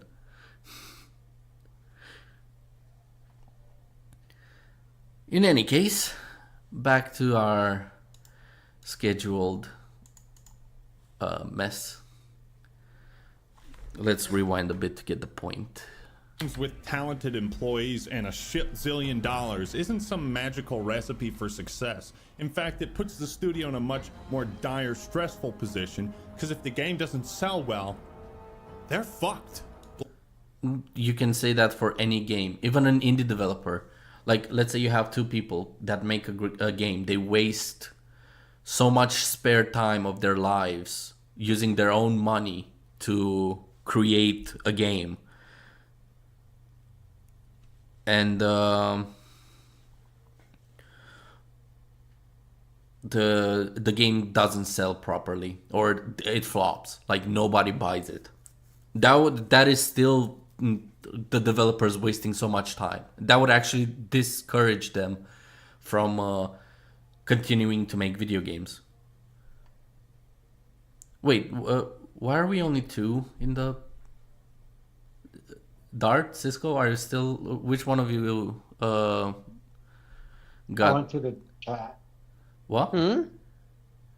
Is Yeah, one I'm of you not out in. of Watch Together? I mean, I am. Oh, Shadow is not in am. Watch Together, and I think Cisco. Yeah, I don't have it. Where's that? Watch Together? Oh. Oh, wait, I forgot to take off the cover. Well, this is good because I can send you the invite, and there we go. There it is. Okay. Alright, I'm in. Blockbuster game development costs are out of control. According to a study by the CMA, a single AAA game could have development costs between $90 to $180 million, plus $50 to $150 million for marketing. These prices are so out of fucking proportion, it makes no sense why games... Why does it cost so much to make a fucking game? Indie developers can make a game with goes toe to toe with AAA games on a fucking budget much smaller than this. If they had budgets like these, they could make insanely good video games. Again, if Arrowhead had more money and resources, they could have made a much better Helldivers. I'm not saying it's a guarantee. I never said money will guarantee you a better game. But it can fucking help. And I think we can all agree that if Arrowhead had 1,000 developers and $10 million to create Helldivers, like without Sony at all. Like Sony has nothing to do with them. Somebody like they made a GoFundMe and they managed to pull up $10 million from gamers that want the game out. They would have been able to make a much better Helldivers. That Suicide Squad game that 200 people are playing? But that's because the game is bad. If Suicide Squad was made well or a good game, people would still play it today. Why are you making the argument about money? I don't understand this. Like, what's the point of arguing, oh, well, too much money can hinder? No. It's how you spend it, how you use it, and what you waste it on. And the standards of quality you have for your fucking project. If you don't give a shit about the video game you're developing, you're gonna put out a fucking horrible game.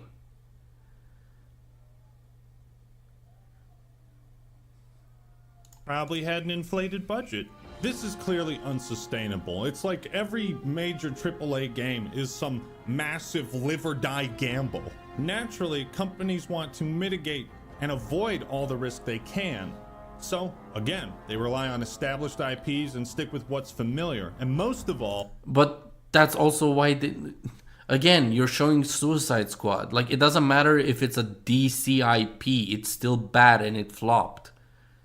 It doesn't matter what IP you do if you're doing a shit job. Star Wars went from one of the biggest franchises in the fucking pop culture to fucking shit in a matter of 3-4 years. Why is that?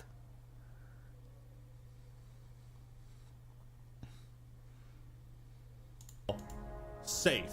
So wait a minute, Ackman. No, it wasn't safe at all. They made a... Do you think killing the Justice League, one of the most iconic fucking superhero groups in the world, is a safe bet? What do you guys think? Like, is killing the Justice League a safe bet to make a game around? Oh, yeah.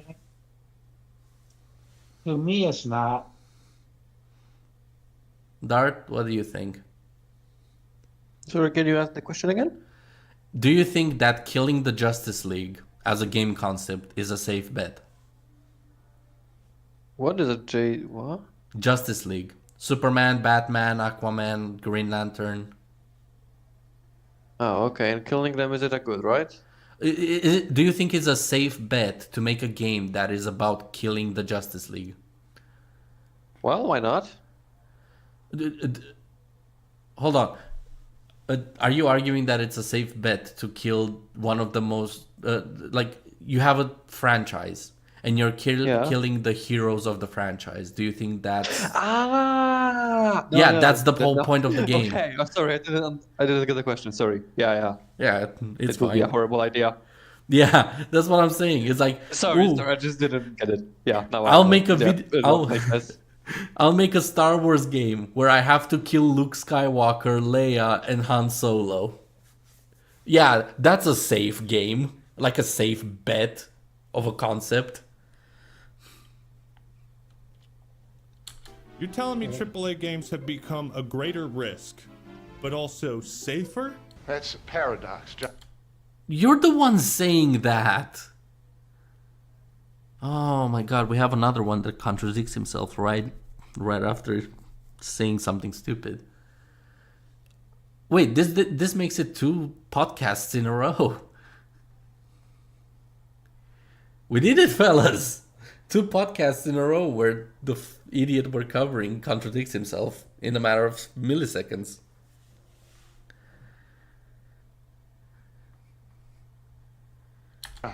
If I ever make videos where I contradict myself, especially right after I made a claim, punch me in the face, please. Sorry, yes, sir. What? Hello. Oh, Shadow's heading out. Alright, mate. Take care. Hope you're doing alright. You've been muted for a while.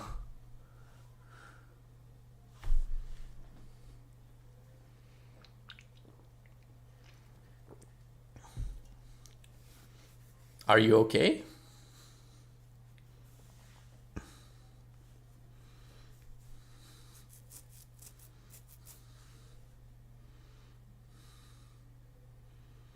What's wrong?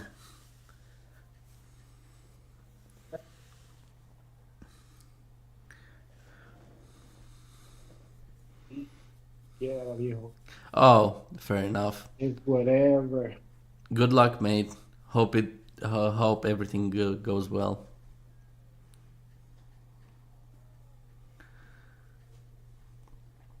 See you around.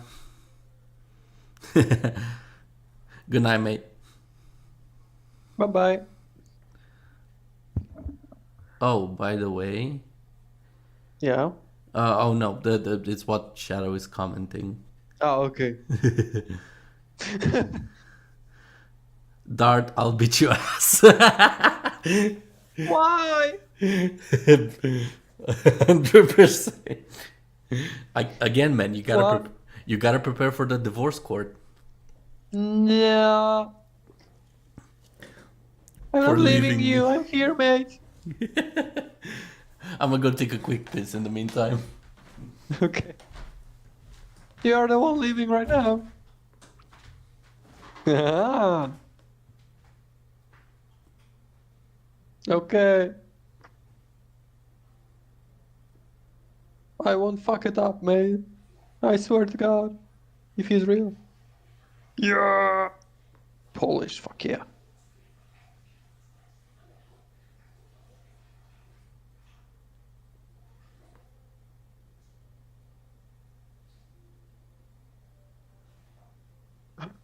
Oh yeah, you have to sub to the Leo channel, obviously. So if somebody is like listening to my horrible voice right now, yeah, subscribe to the Leo. He deserves that. Even the Like Shadow that. is saying. So yeah, you should.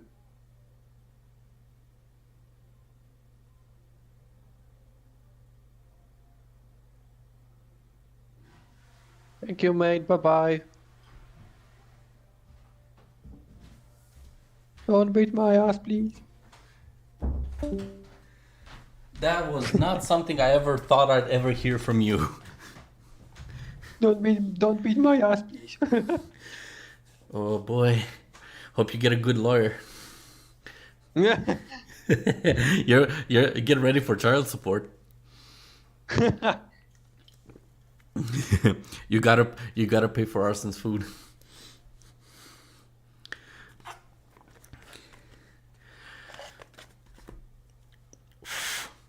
Also, I think I have ghosts in my house because I found something knocked off in my bathroom that technically shouldn't be knocked off at all. Hmm. Say hi to him from me. I think they heard you if there is a ghost here. Hello, Mr. Goss. Subscribe to the Leo channel. Yeah, it's gonna fly around on everybody. Like they interact with everybody's phone in the building and subscribe to my channel. The donate ghost.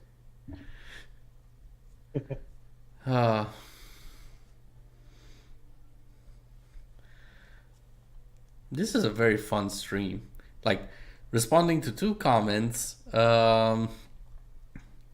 making a new friend technically with Sandrogue, and debating quality of video games, which was very interesting. Well, is very interesting.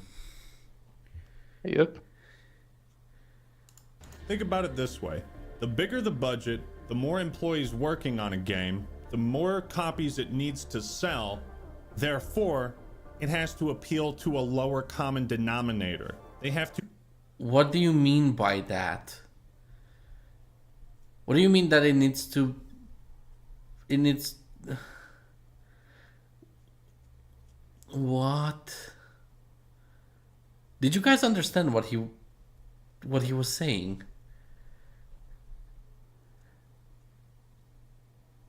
Dart, Cisco? I did not understand what he was saying. I'll figure that out. Darn. Yeah. Help me out. Can you understand this? The more employees working on a game, the more copies it needs to sell. Therefore, it has to appeal to a lower common denominator. What do you mean? I didn't. What? I mean, I didn't No. get the last words. However, Lower. why? Okay. If there's a more employees, the more copies must be sold. The less copies. No. Well, Yeah, that the- less. He's okay. So he said the more people there is, the more copies. Well, I didn't understand.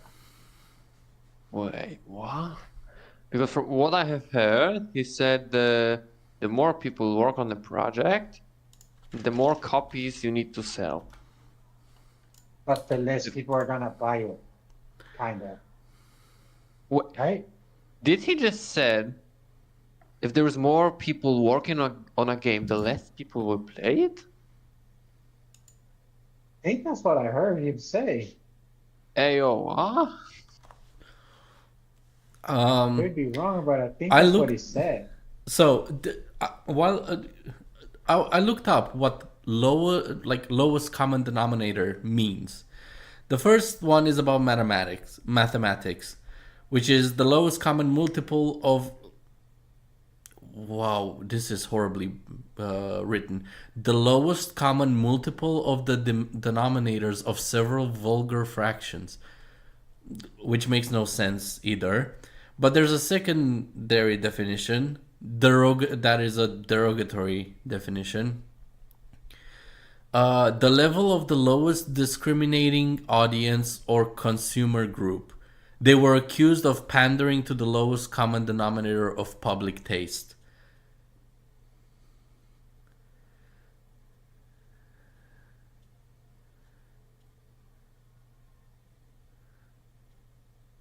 Which is, I think this is basically means that they were pandering to like,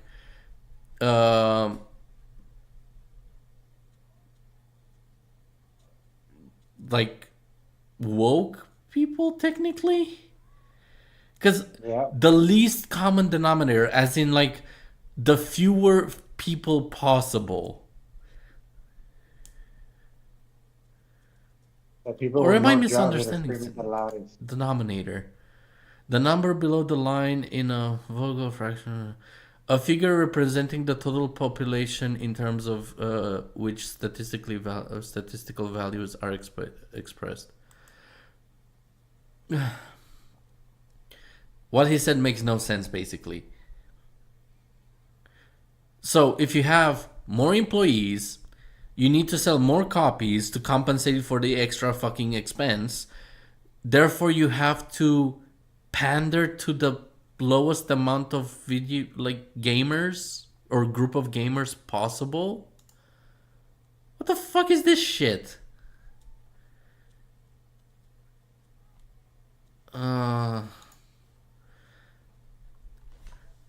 To people that make reviews, use simple words.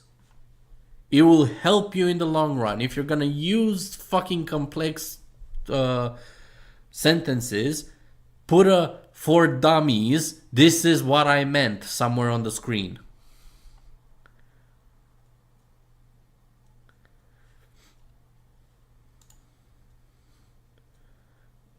They have to simplify and dumb down something. They cannot take risks or experiment. They have to stick You literally said that it not taking risks makes it worse. with what has proven to work. This is a huge reason why indie games such as Helldivers 2, Hades, Lethal Company are so much better at innovating on a popular formula or giving us something brand new. Which would you rather play, Back 4 Blood or Deep Rock Galactic?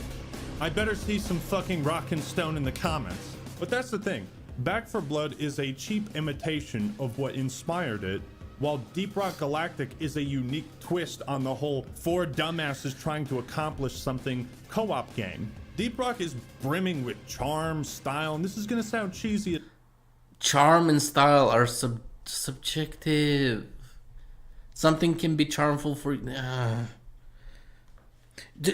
for those who keep for those who think that I'm being a fucking asshole. Whenever you describe something as charm, like if you're gonna use the word charm, this is the simplest way to figure out if it's subjective or not. Can I find this charming? Can somebody else find this not charming? If the answer is yes, ask why. Is there an objective reason why they cannot find it charming, or is it just a personal, like, can it be a, like, is it a personal taste? Yeah. That's the way you figure out if something is subjective. Saying that something has charm and style is also subjective, because you can find a video game that has a cartoony style, like Oh Dear, Fortnite, or any stylized game. You can either like it or hate it. But like, there's no objectivity to it. Like, oh yeah, the game has a style. You may not like it, or you may like it. That's the, again, it doesn't imply anything besides, oh, it's unique. As fuck, you can feel the love that went into it. I can't say. You can feel the love. You can feel the love in Helldivers, but it's still poorly made. You can feel the love in Modern Warfare 2 story. You can feel the love in the Modern Warfare story from the 2019 all the way to Modern Warfare 3, but that doesn't make Modern Warfare 3 good or the other two bad. It means nothing. Do you guys know any games that you can feel that they were made with love and passion, but they're still bad?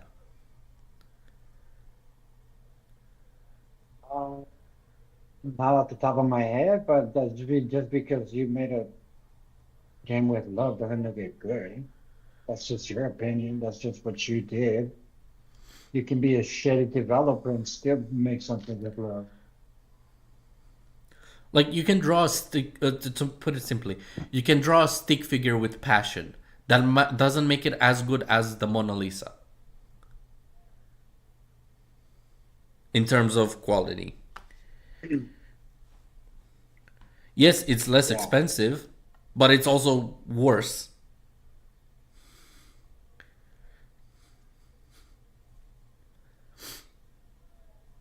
The same with Back 4 Blood. What are some other examples that illustrate how games have gotten safe? Well, let me ask you this. Did you think for 1 millisecond that the Modern Warfare 3 remake was going to do the no Russian scene justice? Did you think it was going to be as... It doesn't matter if I thought that or not, as long as if the story will do it, then they will have to respect it or do it in a different way that is as good. It doesn't matter if they have the no Russian scene in the game or not. The point is that if they do have it, they have to do it in a good way. If they don't do it, they have to do something else in a good way that fits the story. Also, does the no Russian scene in the airport fit the story? In Modern Warfare 3, the no Russian scene doesn't fit the story. Simple as that. Actually, they did a no Russian version of this. Like, in the trailers, they show that somebody creates a fucking 3D printed gun in an airplane, and on the phone it says no Russian. We see that in the game, but we don't see the phone saying no Russian. We just see the guy put the phone in the water, and you're playing as a ex-PMC, now civilian, that you're being framed for committing no flag crime. Or false flag crime, sorry. It's the same fucking principle as the no Russian. They're playing as Americans shooting out an airport, but in this one they're just criminalizing one of your allies as this bombing a plane full of Russians. It's the same idea, different execution, and it's still pretty well fucking made. Shocking, if not more so. No! You terrorist. No! You look like one. Woo! Oh, give the writers a raise. You have a bomb strapped to your fucking chest with a lock on it. Of course you're gonna look like a goddamn terrorist. Okay, if you guys see, like, imagine you're on an airplane and suddenly one of the passengers walks out from in front of the plane with a bomb strapped to their chest.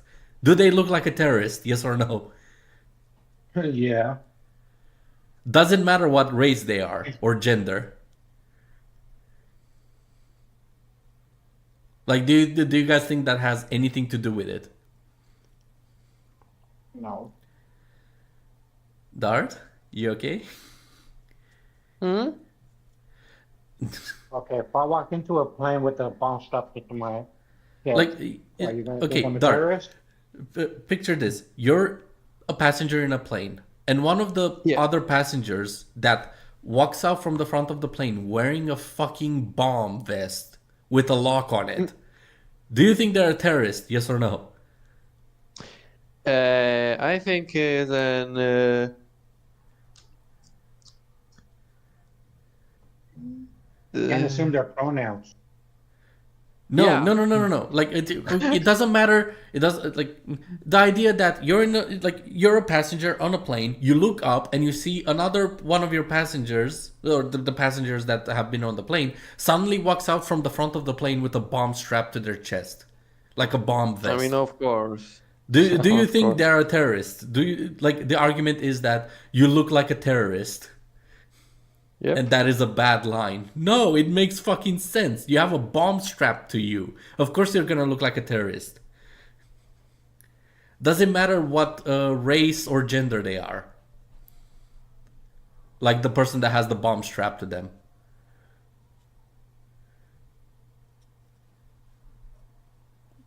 Like, what do you think?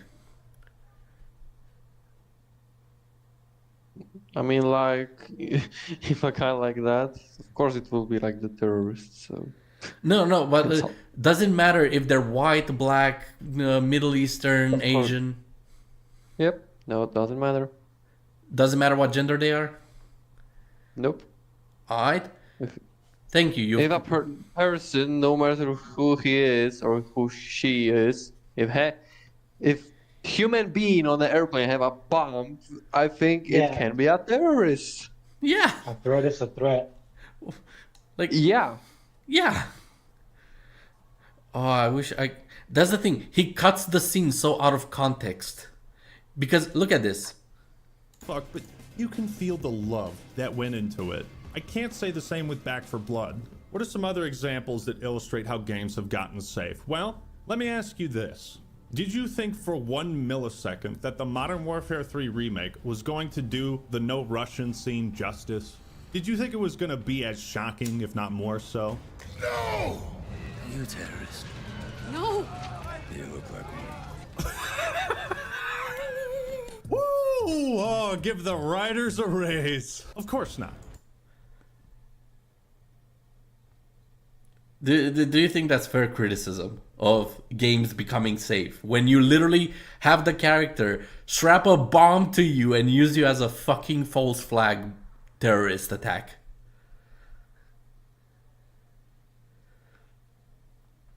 Dart. Do you consider that safe? Basically doing a reverse 9/11. Instead of a plane plowing into a fucking building, you plow into a plane with a bomb. My lord. In that case, do you consider that scene safe? Yeah, a little, I think. Being controlling somebody with a bomb strapped to them and basically becoming a terrorist yourself, forcing you to be a terrorist by being strapped with a bomb to your chest. Yeah, I don't think that's safe either, if you ask me. Yeah. Especially that in the no Russian, or like in the original no Russian mission, you can complete it without actually shooting a bullet.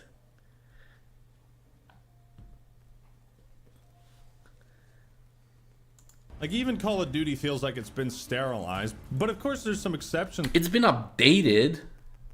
Terrorists don't do shit like this anymore. You're never gonna fucking encounter a fucking massive shootout in an airport like today. Like, if somebody pulls up in a van filled with fucking guns and armor, they're gonna get stopped in the parking lot. They're not making it to the fucking lobby for a massacre. Especially with today's technology and shit. With like Cold War, I mean, that game took some serious risks with its campaign and story, and it paid off. Gamers love being surprised. We love being That game took no risks. Basically, Russian hackers stole our shit. Find Russian hacker. That's not risky at all. thrown for a loop, because it's so hard to do now in the age of the internet and with all these leaks and everything. This is why Helldivers 2's live service is retaining so many players, because there haven't been any roadmaps going into excruciating. Yes, there was. Cisco, you can back me up on this. Was there a roadmap for fucking Helldivers 2 when it came out? Yes. Did it get blown to smithereens because the PlayStation was stupid and Arrowhead didn't get informed that you have over 100,000 people pre-ordering the game? Yeah. They had a roadmap. They got fucking shafted on day one. Like, oh, we're only gonna buy servers for 10,000 people. The pre-orders. We have a little over 100,000 pre-orders. Maybe we should, I don't know, get more servers. Tell the fucking devs. Wait, actually, didn't the devs know? Because they got the money from the pre-orders? Mm-hmm. So what the fuck? Yeah. I hate shitty criticism. And this is only video 1. We have another one. Detail about what to expect. It's why the redemption of No Man's Sky hit so hard, because Sean and Hello Games just went into hibernation and came out when they had something to show people. When I say no, that is the worst representation of what No Man's Sky did ever. No Man's Sky, ever since launch, has been launching updates. They have 2 major updates per year, and they've been listening to the community ever since. Today, No Man's Sky is a very good game. What are you on about? They didn't just go into hibernation. If they went into hibernation, No Man's Sky would be a dead game right now. safe, I'm not just talking about the lack of innovation with game design, but also the writing. AAA franchises that used to go really hard with the dialogue now feel tame, like they're pulling punches. I'm not a huge expert on Fallout, so Fallout fans, please correct me in the comments if I'm wrong. But there is a massive difference between Bethesda's Fallout games and the other Fallout games. In New Vegas, you can literally... New Vegas falls under the new Fallout games. Fans, please correct me in the comments if I'm wrong. But there is a massive difference between Bethesda's Fallout games and the other Fallout. Cheeky little cunt putting fucking New Vegas under the old Fallout games. No, the last Fallout game that was under the original game developer was Fallout 2 and half development of Fallout 3. Fallout 3, New Vegas, Fallout 4, 76, they're under Bethesda. You cheeky bastard. Oh, why are people lying? Why are they always lying? Make a good point. Stop fucking lying. Fallout games. In New Vegas, you can literally sell drugs to children. Like that's a real choice you have in... Fuck yeah. In Fallout 4, you can literally take out a child from a refrigerator and immediately sell him into slavery. The That's a good fuck are business. you on about? That's a good business, to be honest. What do you think is worse, giving drugs to a child or selling them into slavery? And it's not like the fucking working slavery, it's the fucking sex trafficking kind. Like literally, you help a child out of the fucking refrigerator. Cisco, have you encountered that? I have not. No. Oh my god. Okay, so at one point in Fallout, you will find a fridge and you will hear a child locked in there screaming for help. When you get them out of the fucking fridge, they will thank you. You can either be a nice person or a dick to them. And then, after you're done talking with the child, a creep suddenly spawns behind you and asks you to sell the child into sex slavery. Do you think that's more? Do you think that's more tame than give a child chems because they're a ghoul? Wait, no, it wasn't a ghoul, but like, you get my point. What is worse, selling drugs to a child or selling them into sex slavery? Slavery. Yeah. Oh my god. Actually, no, there's another fucking worse one. You can activate a nuke. There's a deactivated nuke in one of the cities in Fallout 4, and you can actually fucking activate it and make it blow up and wipe out a city. It's removed in the Japanese version of the game because you know why, but it's still an option you can do in our game. Poor fucking options, poor choices of arguments all over. Game. You can be an absolute maniac. You can shake down a guy for caps and he'll say, well, you've taken everything but the clothes off my back. And then you can say, actually, give me your fucking clothes too. You know what I mean? Like, for some reason, I just can't picture these types of things being in a new Fallout game. KOTOR 2 is also a fantastic example because I doubt we'll ever see a Star Wars game that takes the franchise in such a bold direction. KOTOR 2 is...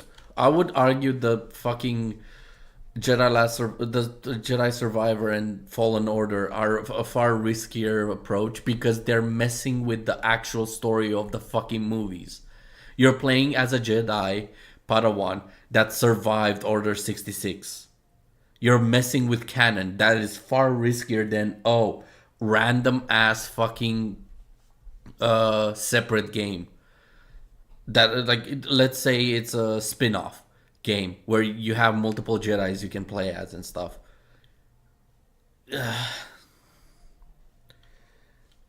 A Star Wars game where the main villain wants to kill the Force, destroy the Force, like remove it from the universe. What the fuck do you think Rey did in the Rise of Shitwalker? There's literally one Force user, canon-wise. There's only one Force user, and it's a Palpatine. It's the offspring of the fucking Emperor. God help us all. Destroy the concept of Sith and Jedi completely. There's no way in Nar Shaddaa we'd ever... That's what The Last Jedi did. The whole point was that apparently Luke fucking turned into an old hermit that was like, the Jedi and the Sith must end. This is what The Last Jedi did. I swear to God, if it says The Last Jedi is good. Witness a Star Wars game. What? Sorry. Why there is in the background the German emblem from the World War II on the building? Hey yo! Where? Like behind this woman. Delves into that sort of thing. There's nobody like on the wall. On the wall. Like hold on, let me just. Oh, I see it now. The fucking the Iron Cross. Yeah. Now I get what you mean. I was like, German World War II. Where's the Nazi symbol? No. Oh my god. Star It's quite Wars funny leaked. that No way.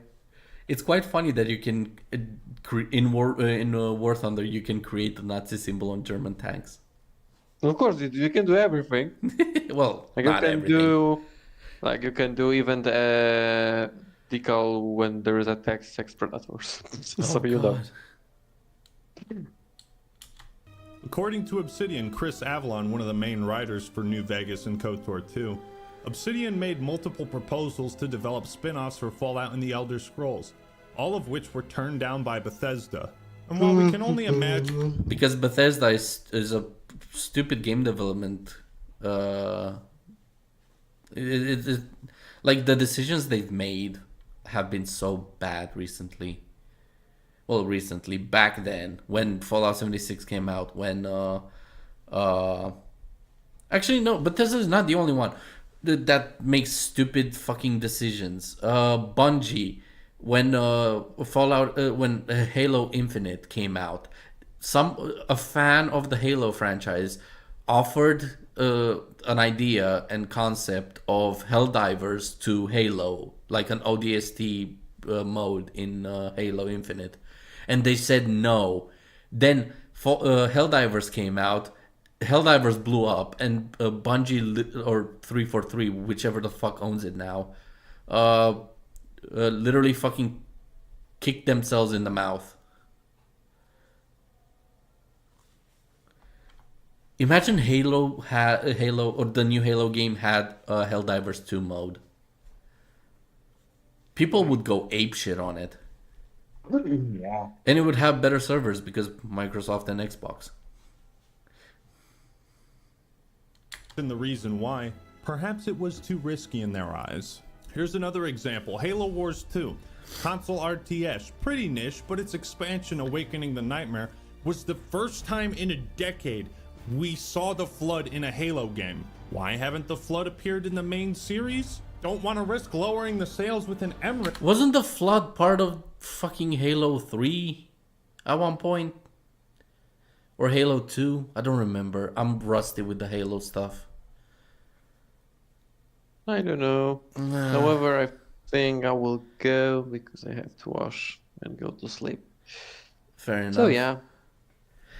Guys that are listening to my horrible voice right now, once again, subscribe to the Leo channel.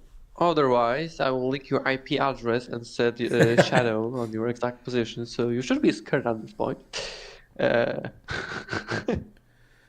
But yeah, as always, Leo is doing an amazing job, so you really should subscribe to him because yeah, he deserves that. So yeah, thank you guys for today's podcast, and see you next time. Thank you for coming, mate. It's always a pleasure to have you on. Subscribe to Darth's channel. He makes amazing cinematics. And he puts a lot of work into I don't them. even start the Harriet edit. I was like, oh god, I have no power. Don't worry, mate. Like, hey, I'd rather wait for a good video than have you just force it out. Yeah, quality is the most important factor. So yeah. Oh, it's so nice to hear it. So yeah, I hope your brains won't melt. I have 2 more hours. Oh god. 2 hours of video or 2 hours of podcast, because that's the important thing. 2 hours of podcast because I have to go to sleep. But I could push it a little more. It's just I was expecting we're gonna cover 2 videos in this one. Never fucking mind. Yeah, I mean I could wake up and still see you here. Nah, not by a long shot. I have work tomorrow. Exactly, that's the thing. So yeah, guys, thank you for the invite. Invite me every time because I very enjoyed the podcast, and I think you also. So yeah. No problem. We're gonna Good night, continue on guys. the next one with this topic. Fuck yeah. Hell yeah. Good So night, mate. Subscribe to the Leo, or Shadow will find your location. It's not that hard for my friend. So be prepared. Or just subscribe to the Leo and your problem are solved. Sleep well, mate. Bye bye, guys. Goodbye. How's your mental, Cisco? Do you think you can I'm survive? good. We Yeah, got I'm it. good. We got 11 more minutes out of this shit. We just passed like the halfway point. Good. Only 3, 4 o'clock. Yeah, I'm good. Rating, right? M-rated games don't sell too great, do they? Speaking of Rockstar, M-rated games don't sell that great? why haven't the Flood appeared in the main series? Don't want to risk lowering the sales with an M rating, right? I don't trust you. Like, you've lied throughout this whole fucking video. I don't trust anything you say anymore, really. Like, you could say the sun is setting, and I would still look out the fucking window to check. Yeah, let me make sure. Yeah. Right? Games don't sell too great, Oh, do I'd they? skip Flood over. in a Halo game. Why haven't the Flood appeared in the main series? Don't want to risk lowering the sales with an M rating, right? M-rated games don't sell too great, GTA 5. Do I need to say more? do they? Speaking of Rockstar, God, this industry pisses me off sometimes. LA Noir 2. Where is it? Bully 2? And you might think, well, isn't that hypocritical act? Hold on. Because why would they make those games when GTA and Red Dead Redemption are far more successful and they are far more interesting? Like, what can you achieve with Bully 2 that you cannot what's the point of okay, do you think that a game focused on being a bully will be as successful as let's say GTA 6? No. No. That's the thing. There's a lot of, like, Ubisoft experimented with multiple fucking games. Where's Uno 2? Where's Monopoly 2? I can do this all fucking day. Where's Marvel Avengers 2? Like, they chose certain fucking franchises to focus on and make it more like give them more quality instead of just wasting money on like video games that might not be interesting at all. It's still up to them. Even if Bully 2 would be like, let's say they make a Bully 2 and it's a great game, how many people do you think will buy it? They also have to think about that.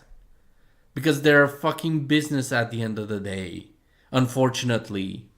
Like, you can have another fucking indie developer make a Bully 2, like buy the rights from Rockstar and make a Bully 2 and be a competition for Rockstar and actually, like, that's the thing. Competition makes things much better for game developers because when you have competition, you have to put in extra fucking work and it gives you a kick in the ass because, oh shit, there's another fucking company that is profiting off of what of similar things that we're doing, and they're doing it much better for cheaper. We gotta get better. Like, let's say we don't lower the price, but we make the quality of our games much better.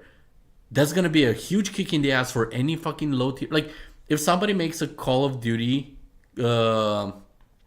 like a similar game to Call of Duty, legally, without like breaking any copyright laws and shit, what do you really think that the next Call of Duty will be a fuck up? No. Somebody's gonna put a fucking fire under the ass of Activision and get them going on making a very good Call of Duty game. Man, you were just complaining about these companies sticking to established IPs, but both of these franchises only have one game. And that's kind of my point. Instead of making one, $400 million game, why not cut a chunk of that out and develop multiple AA games? What if they took one of these $150 million AAA budgets and made a couple of $20 million bets with them, right? And just funded a bunch of projects, and the risk is much smaller. And I think that would be very good for the industry. And I wish AAA would take more risks like that with smaller teams. And Do you think do you think the GTA franchise is not a fucking risk? Considering GTA is notorious for being the riskiest style of game you could do.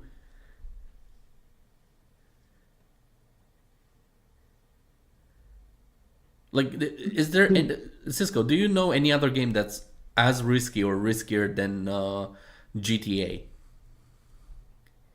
Then GTA, no. No, not at all. GTA has No. fucking hookers, mate. The GTA Yeah. got in a lawsuit because of a fucking sex minigame that wasn't even actually part of the game. The only way you could interact with that coded part of the game was if you mod it. Yet they lost the fucking lawsuit. It's so retarded. Also, like, that's the thing. A company can do that, but it doesn't promise that they will have amazing fucking returns from it.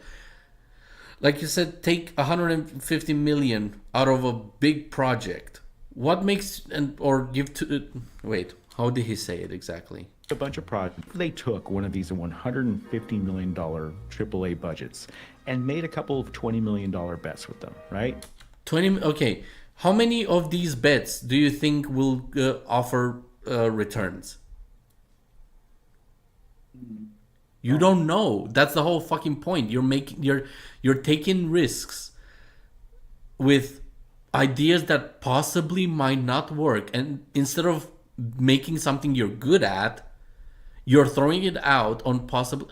Okay, I'm into cars. Like, let's say we have a game. Let's say we have a game development team, or we are a game developer. You and me, Cisco. We both love cars. Should we make a game focused on a fantasy RPG? No. Exactly. Do you think of Turn 10, the people that develop Forza games, should they take a risk and create an Euro Truck Simulator or an RPG?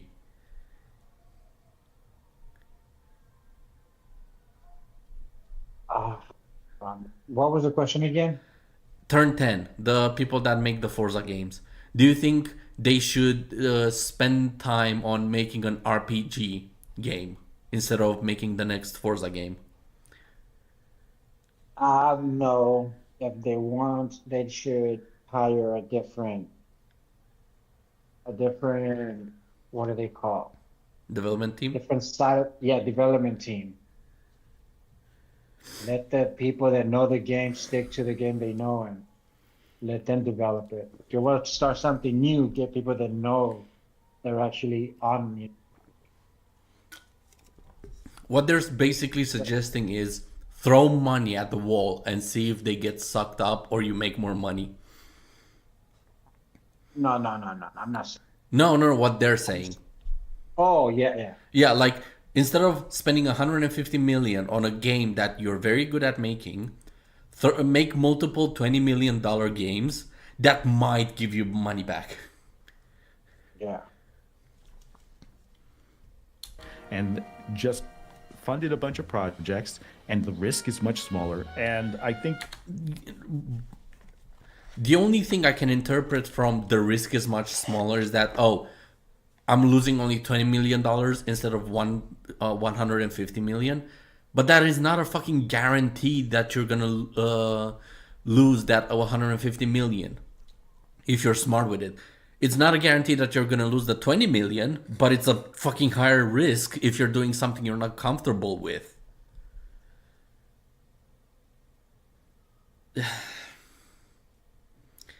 Imagine Doom, like to take a risk. Doom is now pink and you know the pyro from Team Fortress 2? The what? Pyro from Team Fortress 2. The flamethrower No, guy. I don't know that game. You don't know Team No. Fortress 2? No. Oh my god. Okay. So, in Team Fortress 2, there's this pyromaniac with a gas mask. Everybody sees him as a monster, but in his head, like his trailer presenting the character, basically Pyro sees like he's holding a trumpet that spits bubbles and everybody's a baby and he's like gentle with them, giving them like his axe, he sees it as a giant lollipop. So when he basically shoves his axe in someone's head, he sees it as shoving a lollipop in a baby's mouth. Basically, he's insane. He sees the word differently. So when he's blasting bubbles with his giant trumpet on somebody, he's actually using the flamethrower, burning somebody to a crisp. Like, imagine Doom did that. Like, instead of having this insane demon slaughter and bloodbath, you have like the Doom guy beating, like, not even beating, like feeding ponies and delightful creatures and shooting them with bubbles and stuff. Like, do you think that would be a successful Doom game to an extent?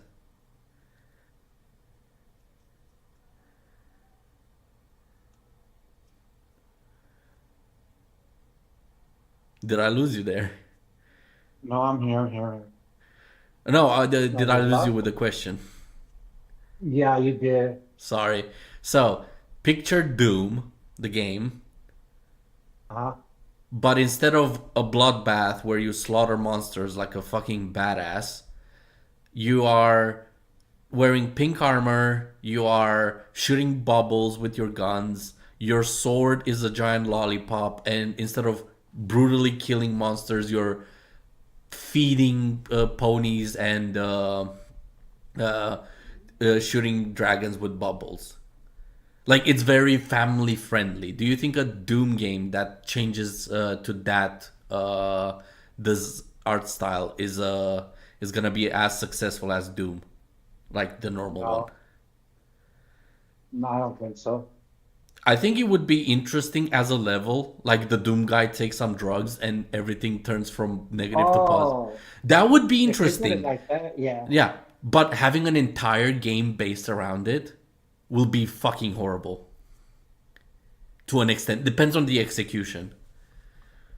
But imagine turning Doom into a censored version. Like, that will not work. This is basically to prove a proof against their argument. Like, instead of doing what you're good at, take risks. I hate this argument of taking risks. Like, imagine I create a video game where all you have to do is spawn in a room, you have a chair in the middle, and you can only, like, the only thing you can do is sit on the chair and walk around the room. That is a risky game. You can't do shit, but it's a risky game, so it's a good game, right? Would you consider that a good game? No. Thank you. If you just, Point proven. yeah, like, Jesus Christ. Like, you're gonna hear this fucking risk argument a lot the more you, like, listen to the horrible reviews. That would be very good for the industry, and I wish AAA would take more risks like that with smaller teams. Then you would get that cohesion. You would get that sort of singular vision, I think, and stronger creativity out of it. I at least understand this for Rockstar because their games are so overhyped. If they released a sequel that you thought was a 9 out of 10, that would feel disappointing. A bunch of Halo spin-offs. That's no. Okay. GTA 5 is a fucking 8.5 out of 10. Do you have any idea what 9 out of 10 is? 9 out of 10 is almost perfect. Like, it has no flaws. Almost damn near no flaws. A 10 out of 10 means the game has no issues whatsoever. For example, Tetris would be a 10 out of 10 game because it has no issues. But then when you compare it with an RPG style game that has no issues, that is a 10 out of 10 as well, but it's a much better 10 out of 10 than Tetris because it does so much more and it achieves the same level of perfection as Tetris. That's what we should applaud. We shouldn't just settle for mediocrity.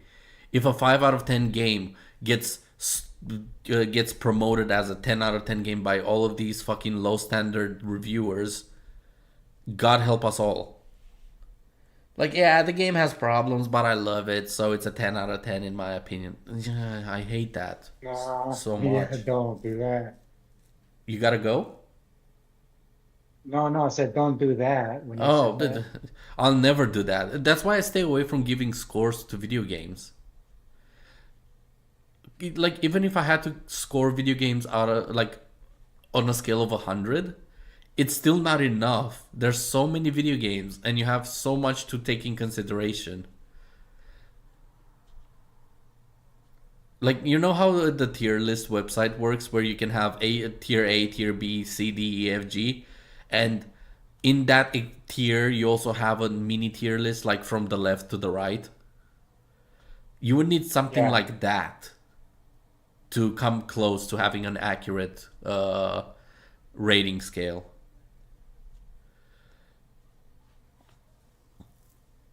Were also pitched to leadership at 343, including an ODST-themed game similar to Helldivers 2. Imagine what could have been. I guess I just don't understand why the corporate side of game development treats every title like it has to be an all-in bet. Do you see what I'm getting at? So many of our I thought you said that AAA games were safe. So why is it an all-in bet if they're safe and like how did they describe it? Safe, planned, no, not planned, structured, and fucking hell, I don't even remember anymore. So much shit happened since. favorite franchises that we grew to love because of how bold they were are now playing it safe. And that's why indie and AA gaming is thriving right now, because they can take risks. They're not obsessing over how many people are going to buy the game. The developers of Palworld were like... Was Halo a risk? The first Halo game, was it a risk? Yeah. Why? Because that one was on a new platform. No, but the concept of Halo. Like the way the game multiplayer is. like that? Yeah, I think so. A first-person shooter in space? I don't see the risk in No, Halo. but what do you mean you don't see the risk in Halo? No, like... Oh, if you mean like making the game? Yeah, not the platform. No. I'm not talking about anything else. No. That's what we're talking about, game development. Would you consider Halo a risky game? Like having a super soldier wearing super armor in space shooting? Would you consider that a risky scenario? Or a risky game development? No. Would you consider Mario a risky game? No. Final Fantasy. Mario. Final Fantasy was a risky game because they were facing bankruptcy. That's why they called it Final Fantasy. They were risking bankruptcy with this final game that could have fucking ended up horribly, but they by the skin of their teeth, they managed to make it good. And they got back into popularity and saved their game development team. Fortnite isn't risky because it reused everything that it had to make a copy of another game. That is not risky. And it's a fucking... Like, technically it was an indie developer at the time. Like, well, hope this doesn't make us go bankrupt. Indie studios are operating at the level that AAA used to.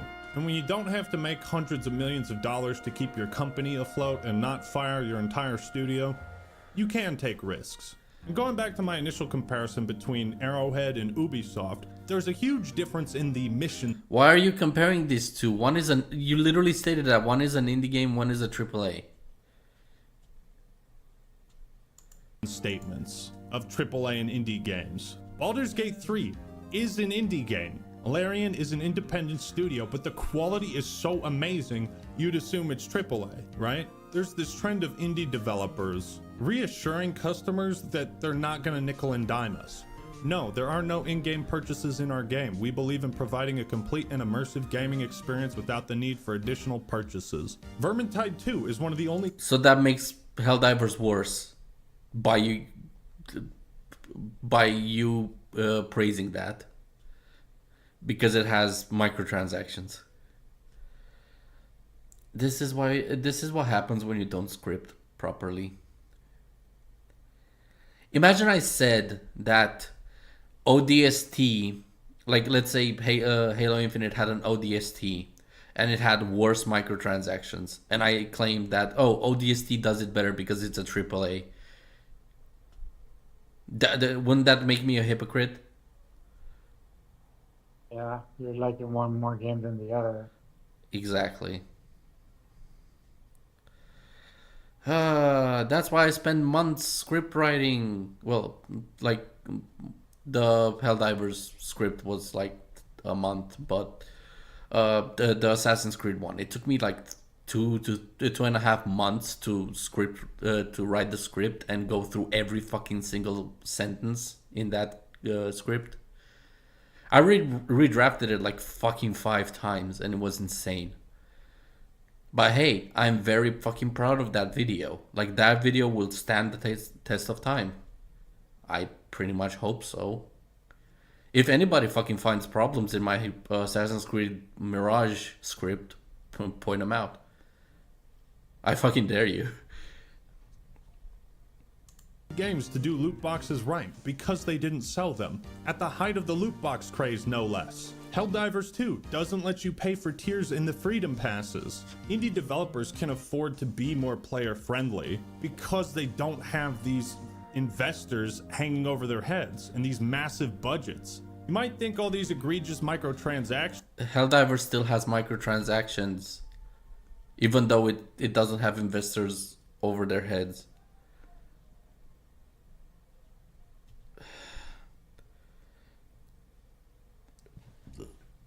Let me put it simply. Marvel's Avengers, Suicide Squad kills the Jackass League, and Helldivers 2 are basically the same fucking game, done in different levels of quality.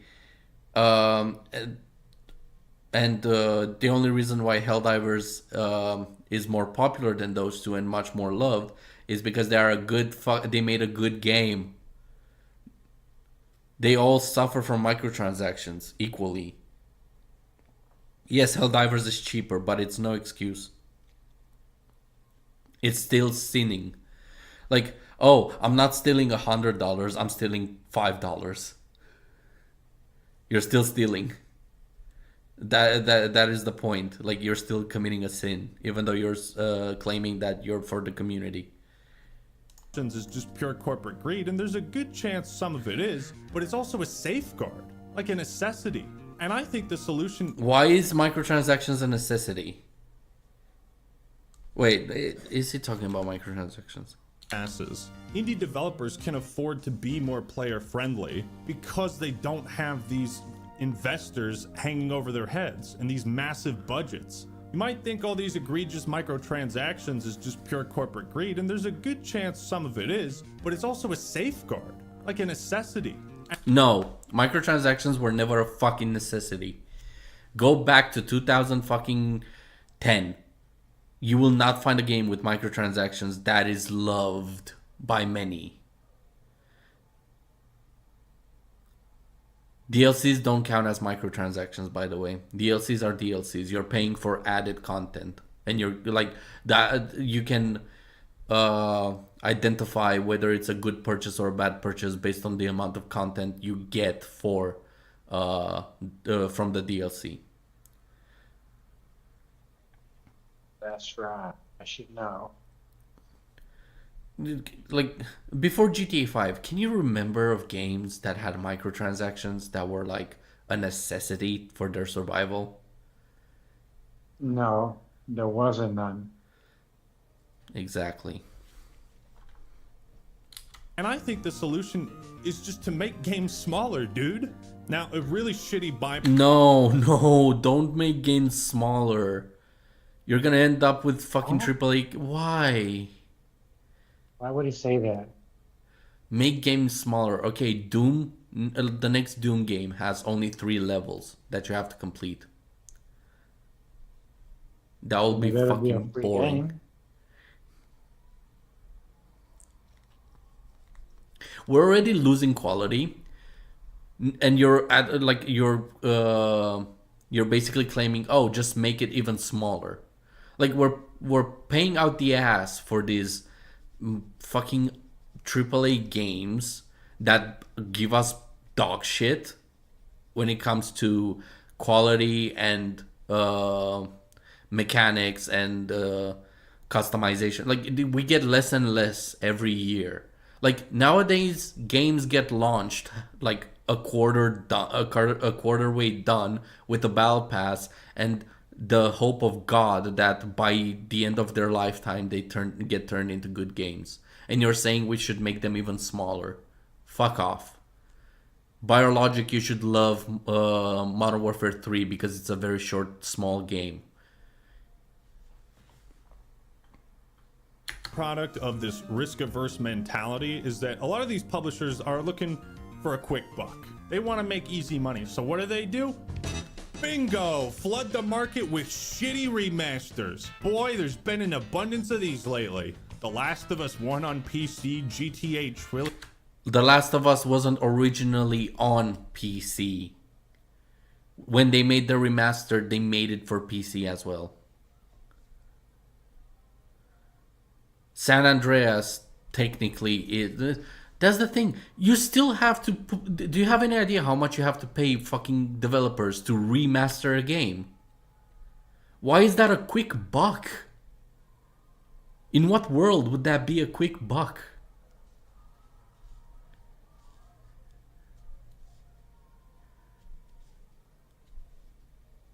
Actually, that's a waste of fucking money because you're not guaranteeing that people will buy the remaster. And in general, remasters fucking damage the games more than usual. Have you heard about the fucking bugginess and complaints about fucking San Andreas remastered? Of course you haven't, because you're not fucking paying attention. Oh, what a horrible... Oh, All the what a remasters horrible... right now are going to shit, bro. Bro, everything's going to shit. Games, movies, TV shows, standards. I was about to start looking into the Silent Hill remake, and thank God I didn't pre-order that one. So I usually do. Yeah, you should really learn to stop pre-ordering. Yeah. To the people that pre-order, just stop. Get some help. Yeah. Stop it. Bro, I still remember when people pre-ordered The Last of Us and then the whole fucking story got leaked. And the wave of refunds. Jesus Christ, like 90% of the, well, 90%, like 70% of the refunds got fucking, 70% of the pre-orders got refunded because of the leaks. Which were true. Like if the leaks were wrong, oh boy, a lot of people would have felt horrible. But at the same time, this is what happens when you pre-order shit. I pre-ordered Need for Speed 2015 and I got fucked in the ass because, oh, the PC version is not ready, so we're gonna delay it a couple months. Because I ordered it on PC. Because I didn't have a console at the time.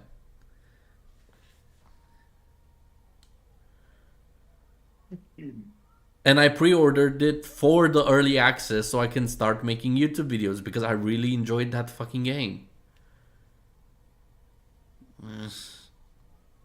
I pre-order for the stuff they give you. I don't care about the early access stuff. Well, that's the thing. Like the cosmetics. I don't remember what they gave you. Oh yeah, they gave you a couple cars, like specific cars that you can get only through the pre-order. That's why I pre-ordered it. But on top of that, I would get 3 days early access. So I was like, oh, awesome. I can also make YouTube. Like that was me starting to do YouTube, like fully professionally. Well, professionally. Okay. Like that was like, oh, okay. This amazing, like I love this game. I want to make YouTube videos about it when it comes out. Oh shit, the pre-order is awesome and I get 3 days early access. The early access day comes out. Sorry, we're delayed for PC. Fuck me, man. I was so ready to make YouTube videos with it too. Like by the time the game came out, everybody kind of like already got bored of it. Dang. Yep. And the console versions were so buggy, everybody hated it by the time I even fucking got the game. On PC, it had less glitches. It had bugs. It had a fuck ton of bugs. But it was less often. Oh shit. Here we go again. Hell, even Dark Souls Remastered sucked major ass. And don't even get me started on the fucking Battlefront collection. Did you know that at one point Warcraft 3 Yeah, they remastered the old Battlefront games, Star Wars, and they suck. Apparently. Your fault. I only heard that they basically they damaged the Battlefront games, the good old ones. I mean, shocker, it's EA. Yeah. All the major ones that are going down, bro. I noticed that. Everything's going down. Anything AAA right now is crap. Like it's so hard to. It's not even gonna get a good game. It's not even just AAA shit. Like they. Yeah, exactly. Like the live action Lion King. The live action Mulan movie, the live action all like they're remaking everything.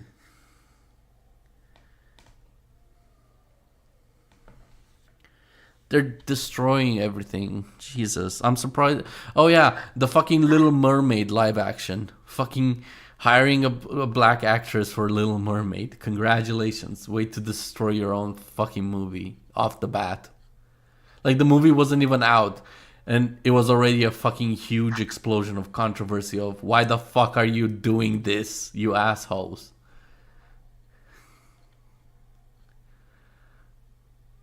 Forge had like 3 people working on it. Like one guy was supposed to remake all of the cutscenes. And this is so perplexing. These studios dump 10 figures into a new game, but can't even hire 10 people to make a decent remaster. It's like there's no middle ground. It's either no budget or dump the bank account. You literally said to fucking dump the budget earlier. Like, minimize everything. Make games shorter and smaller. You even had a meme of Sonic the Hedgehog being like, oh, I'd rather have a game with less budget, less people working less for higher quality, and I don't care. Or I'm not lying, whatever the fuck that meme was, which was fucking stupid.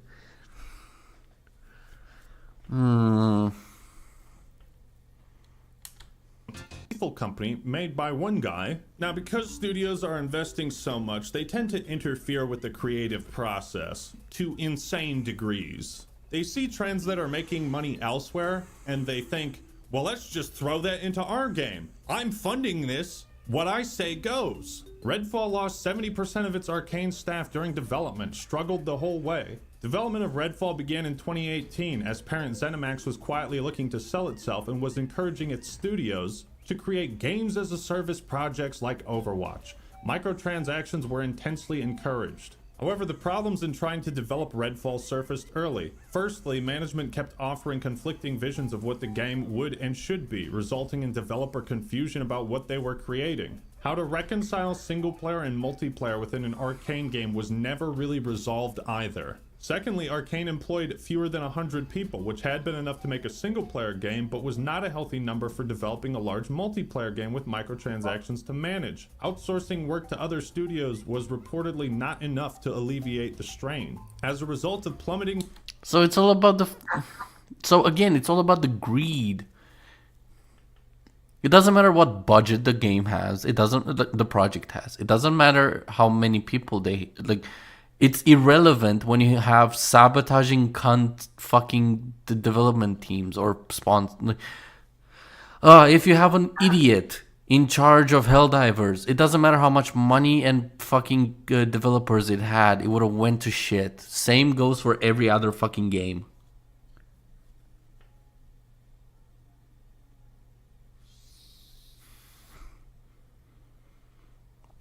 For example, Need for Speed Payback was forced to introduce microtransactions and horrible and horrendous fucking upgrade, like ways to upgrade your car just to make more money with loot box style shit.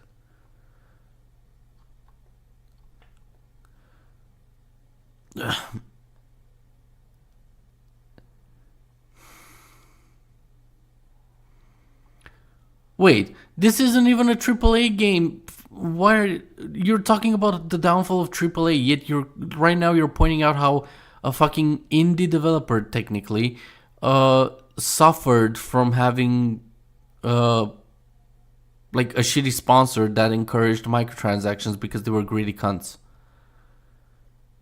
What is the, aren't you proving yourself wrong here that it doesn't matter whether it's a AAA or indie? When you have a shitty fucking captain, the ship sinks.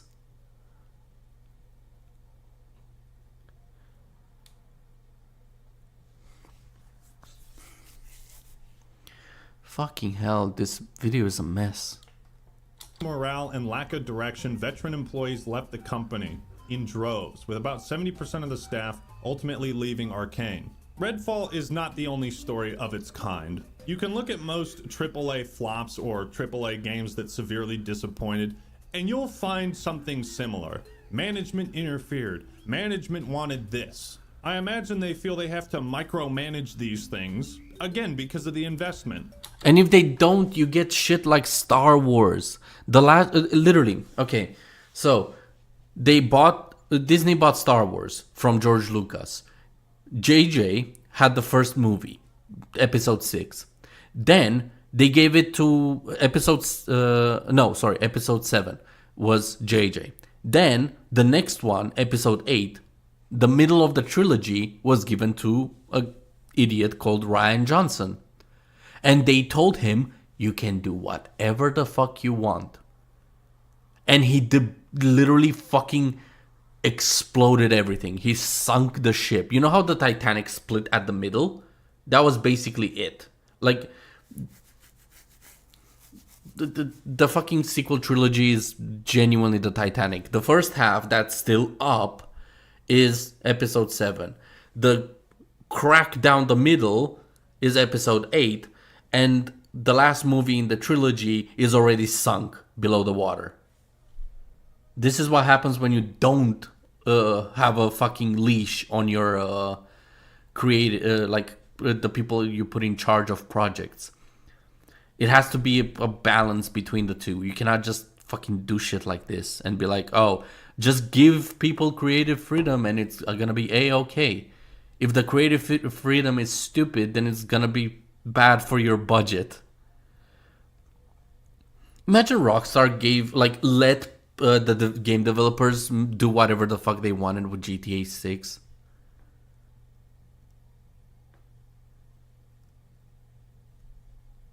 Like, what do you think would happen with GTA 6 if they had no restraints on what they are supposed to do? They can do What? nothing. No, I didn't catch that. No, I was saying something different when you were trying to say something. Oh no, I was asking you, like, what do you think would happen if Rockstar just let the developer of GTA 6 do whatever the fuck he wanted? Ooh, that game would be so nuts. Yep, most likely. It might not even be a GTA Yeah. game. No. Imagine if they put like a fucking idiot in charge that has like a love for space games. GTA 6 in space.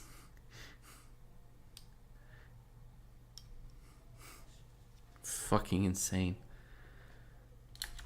Sometimes play games, it feels like there's too many cooks in the kitchen, and Gordon Ramsay is pissed. What are you?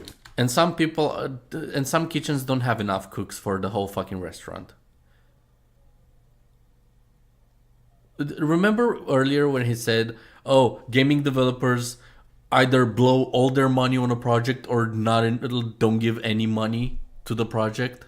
This is literally what he's saying.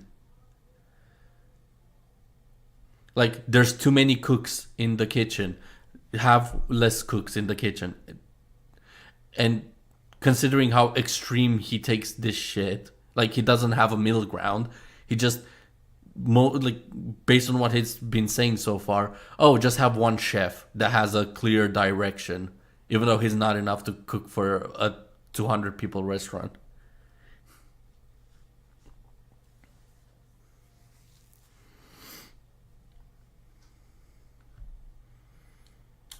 An idiot sandwich. There's got to be a happy middle ground in dev team size. Too small and you feel like the world rests on your Okay, never mind. I was wrong. shoulders. Too big and you feel like you have zero agency and influence. These big dev teams, especially when they're spread out against multiple studios across the country, can sometimes have very inefficient communication, bureaucracy. Next Battlefield has the largest development team so far.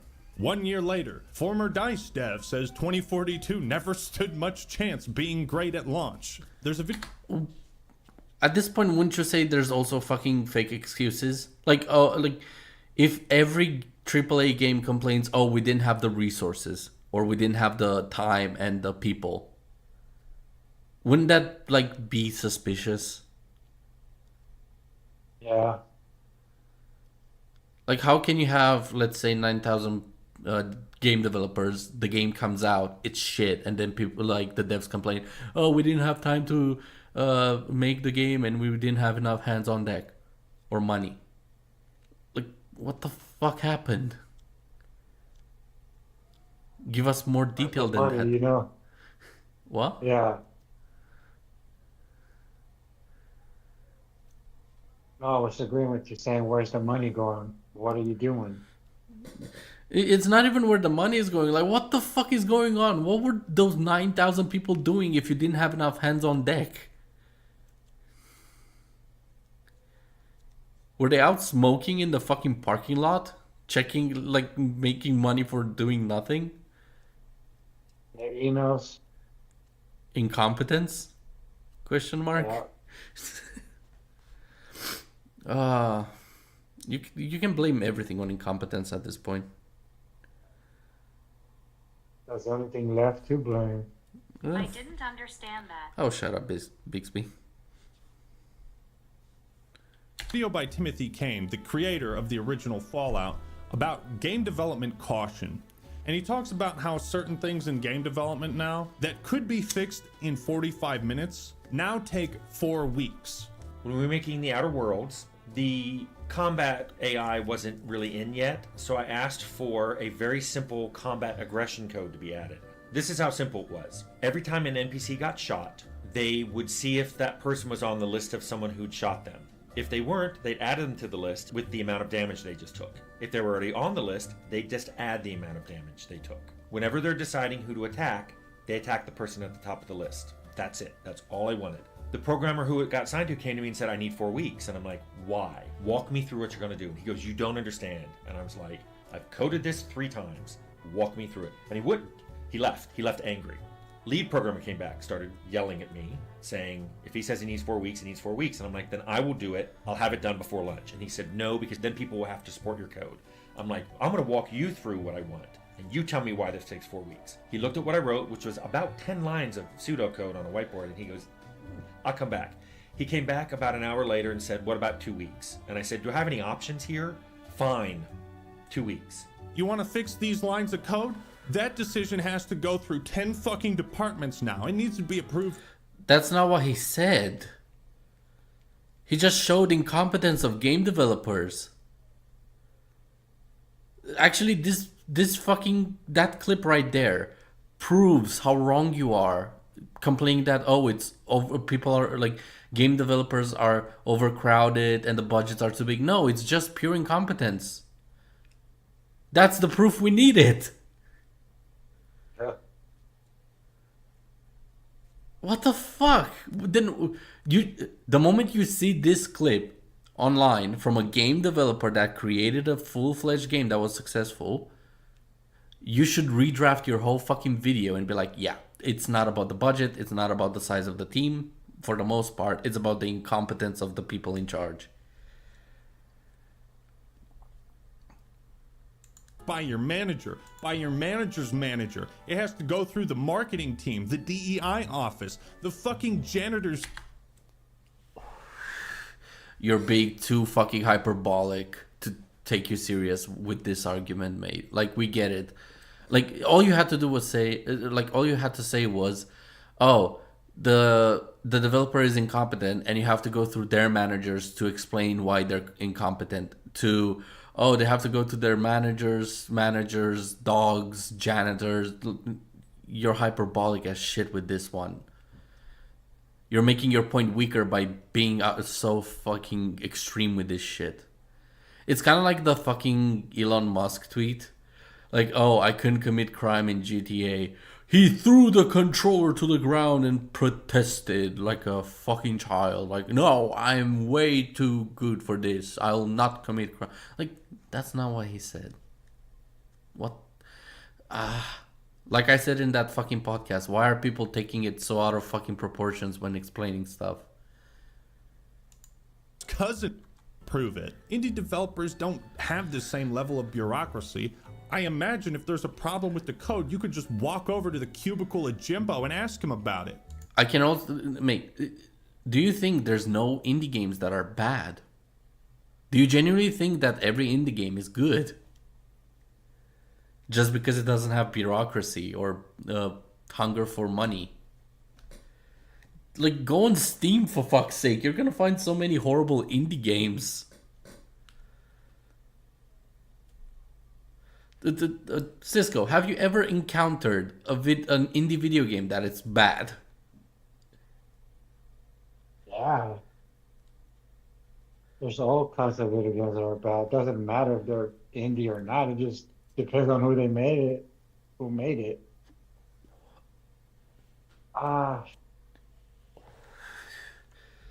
You good? Yeah, I just needed to get up. My leg got cramped up. Sorry. Oh, damn. I hate when that happens. Without the fucking HR department breathing down your neck. And you also have the HR department is actually like helpful for workers. What the fuck was that point? Why would the HR department breathe down your neck? That is the opposite of what a HR department should fucking do. Cisco, at your workplace, does your HR department breathe down your neck? Yeah. What? Why? I just find they don't. Oh, it sounded like you said yeah. I was like, wait, what? Nah, you don't ever see them. I think that's the problem. Like, the HR department doesn't get involved enough in the day-to-day workplace.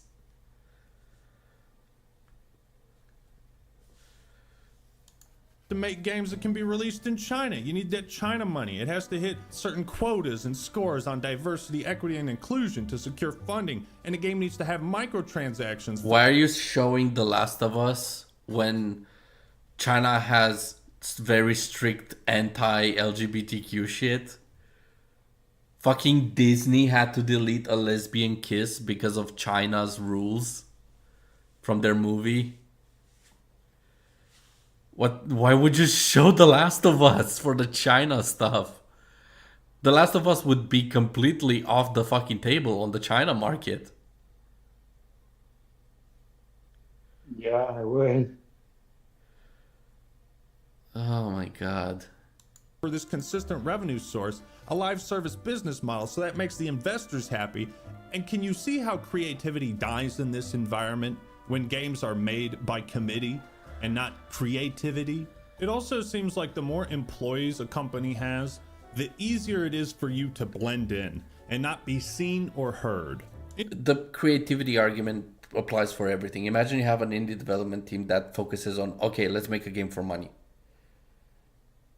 How do you think all of these AAA fucking games came to be?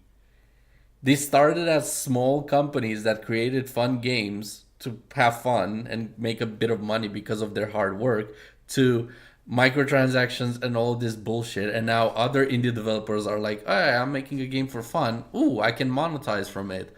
Yay. And when they grow big enough, they will get bought out or they will become greedy or not. It's very fucking rare where the indie developer doesn't become greedy and doesn't get bought out and maintains its structure of quality and creativity over profits. But at the end of the day, they will start focusing on their profits when they grow big enough. Like, do you think Arrowhead doesn't give a shit about their bottom line? I fucking doubt it. Indie studios typically have better working conditions with flexible hours. No, they don't. It's quite the opposite, actually, because you have less people and less time. Cisco, you can. Do you have like? Do you work for a big company? Yes. Are your hours a bit flexible? Mm, not really. Okay. Because I work in an industry here that is a must-have. So Okay. What company do you think has stricter and harsher conditions? A very small company that is basically living from project to project, or a company that is large enough where it has multiple studios, multiple employees, and multiple, like, you can fucking use a scooter to ride around from desk to desk. will be the bigger one, obviously, and more liability. No, I'm talking about harsh conditions, like harsh work conditions, because that's his argument. Oh, harsh conditions is the smaller company.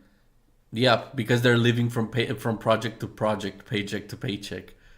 Like, I would imagine a car garage that is well known by the not even the entire city. Like, let's say you have 4 cities and all of them know about your car garage because of the quality you provide. Uh, but it's very small and you have like only 2 employees. Do you think that is that has better work conditions than a fucking company garage like BMW fucking garages? They just get Oh, paid yeah. for plugging a laptop into your fucking car and doing an oil change. The smaller one. Yep, the smaller one because its life depends on it. Yeah.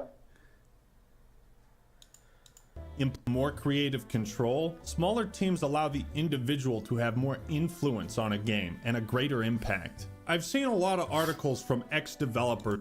This defeats the point you made that in the larger game development companies, you have too many voices that have too much impact on the project. Do you remember when he said, "Oh, high like large AAA companies have too many voices that make that muddy the direction of a game"? Yeah. Yeah. Now he's claiming that that is a good thing because it's an indie developer.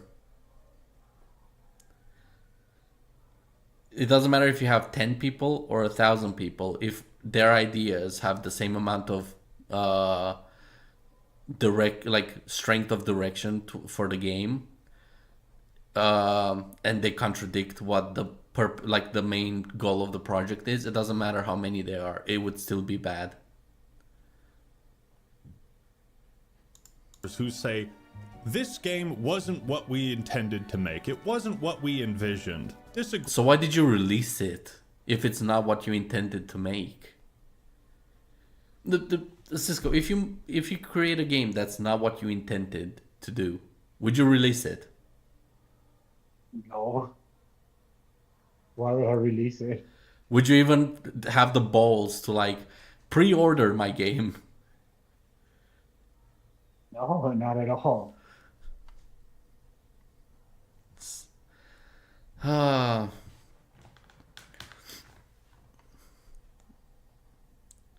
We have 2 minutes left, and in the past 2 minutes, it's been so horrible. Agreements are going to spring up in game development, but it's easier to settle an argument between 2 people than it is 100. At the end of the day, It's as easy and it's as simple. The leader of the project says, "No, we're doing this," and puts their foot down. That's it. Like, at this point, it's a fucking criticism of leadership. Like, if you have 100 employees, 50 of them say we need to implement this mechanic because it will improve the game, and the other 50 say no, it's just gonna add more work for no reason. As a leader, you have the choice between, oh, should we add this feature that improves the game, or should we drop it and risk having a weaker game? At that point, it's all about leadership.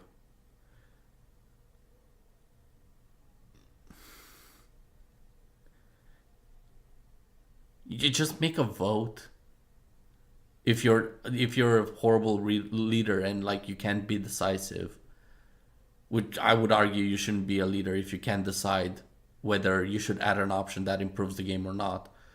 You shouldn't be a leader. But if you're uncertain, like between 2 features, just pull a vote. indie gaming has risen where AAA has fallen.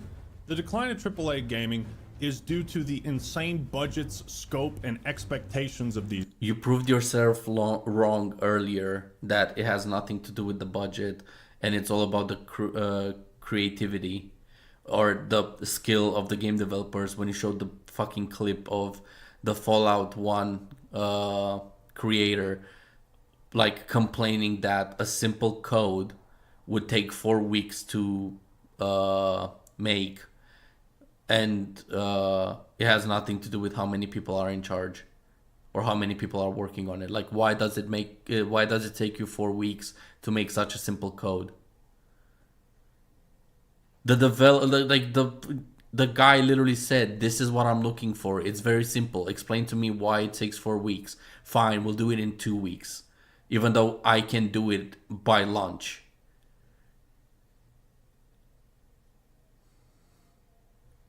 It has nothing to do with how many people are on board or how much money you have. Well, I'm not saying they're not important, but when it comes to the quality of a project, it's all about the what's the word? Competence. The competence of the developers and the leaders of the project. These games, how that affects the employees, the work environment, the investors and higher-ups who have to constantly micromanage these games and throw in their own ideas when they have no fucking clue what makes a good video game. I feel like... Do you have a clue what makes a good video game? You haven't even clarified what makes a good video game. How dare you make such a bold fucking statement?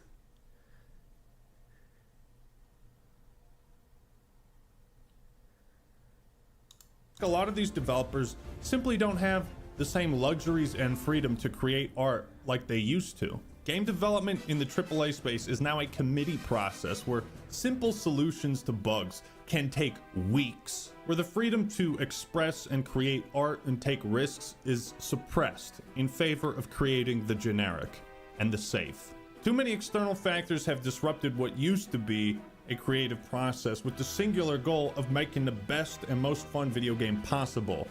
But that is because of the stupidity of the leaders. If you're a giant development company like Ubisoft and your investors say you need to put microtransactions in because money, you can literally say, fuck off, we need to make a good game and that will bring the money.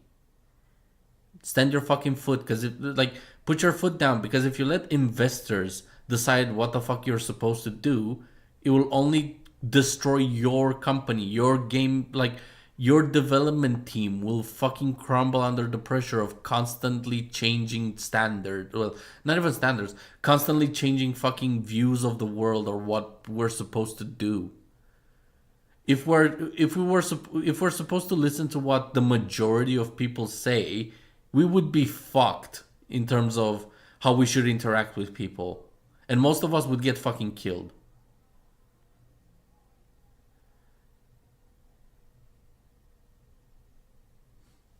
In that case, at that point, you just have shitty investors and tell them to fuck off. You'll find better investors. Or don't have investors. Just do good, like create good games and grow, like based on your quality. How many investors does Rockstar have? I doubt they have many, considering they are creating GTA, which is a very fucking controversial game, which I doubt many people would be investing money into. Besides, oh, it makes money, so let's not interfere because they're doing a good job. Yeah, they're controversial, but the moment I put my hand in the cookie jar, I'm staining it as an investor. Ain't about that no more. This shit has to make money, and a lot of it. And it's for all these reasons that AAA gaming is declining, and why indie titles are thriving.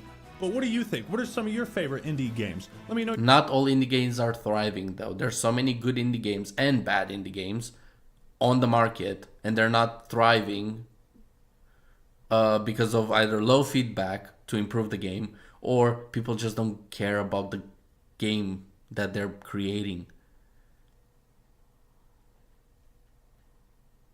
Or they're not popular enough to have a platform or a community. There's so many fucking factors. You cannot just toss this shit out like, oh, indie games are suffering because they don't have the budgets, but large budget development teams are horrible. You cannot just fucking toss this shit around in a video and be like, that is the problem with AAA games. He went back and forth on the money is the problem, but money is also in like, or having a large development team is good and having a large development team is bad at the same time, like throughout the video. It's brain damaging.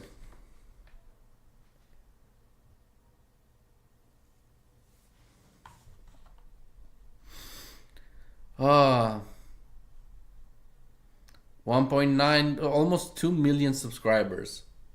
And he said basically nothing besides, oh, big giant corporations bad. Small indie developers good.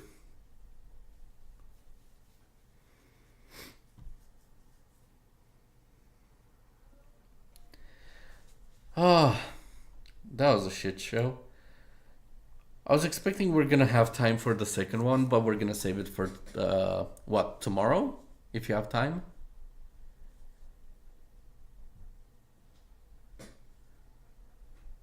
Cisco, are you free tomorrow to like do another podcast, or are you too busy?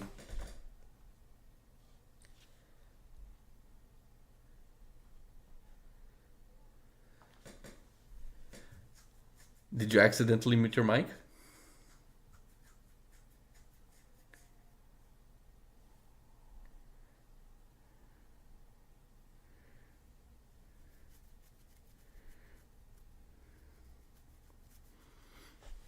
Can you hear me? Yeah, now I can hear you. Oh, trying to figure out why you couldn't hear me. I'm like, hey, man. Are you free tomorrow, or? Tomorrow?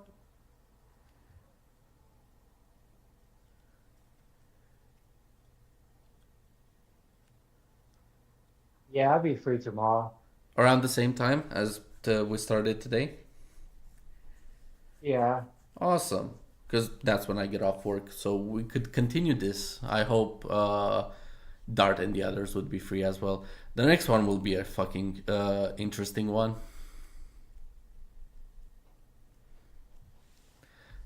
Because it's remember the fucking video about Helldivers 2 caving into the LGBTQ? Yeah. Yeah.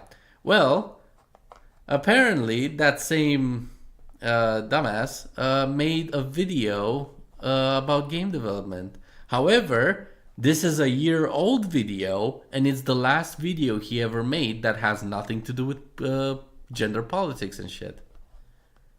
So it would be quite an interesting contrast. I skimmed through the video, listening to like some of the arguments, and there's no political bullshit in it. So this will be interesting.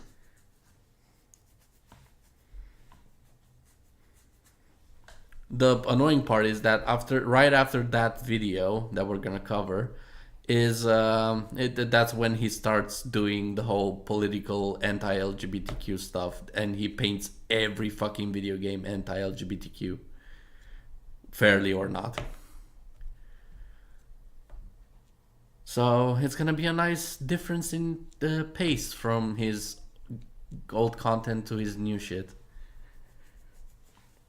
I call it new shit because for those who don't know, we've covered already 2 videos from Endymion TV. Yeah, both of them were about fucking video games caving into the woke politics, GTA 6 and Helldivers 2.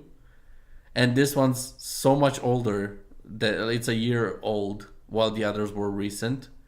And there's no politics involved, so it would be very interesting to see how like low he stooped compared to where he was a year ago.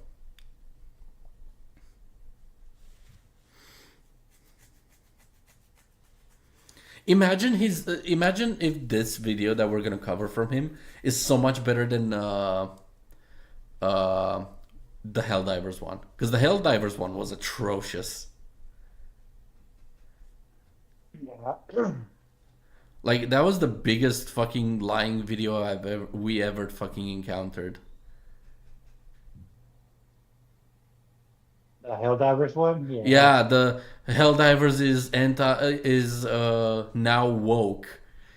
Even though he lied through his teeth. No, he just lied. He didn't even lie through his teeth. He just lied straight up from start to finish. How stupid do you have to be to call the most anti-woke video game woke?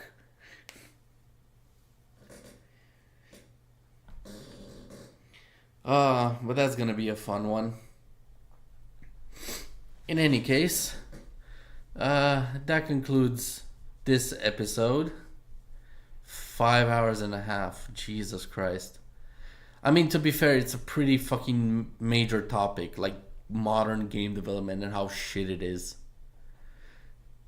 It is genuinely hilarious how in 1 hour we managed to get more to the point on the problems of modern game development and why AAAs are going down the shitter than a 24-minute video that basically said nothing and contradicted itself from start to finish.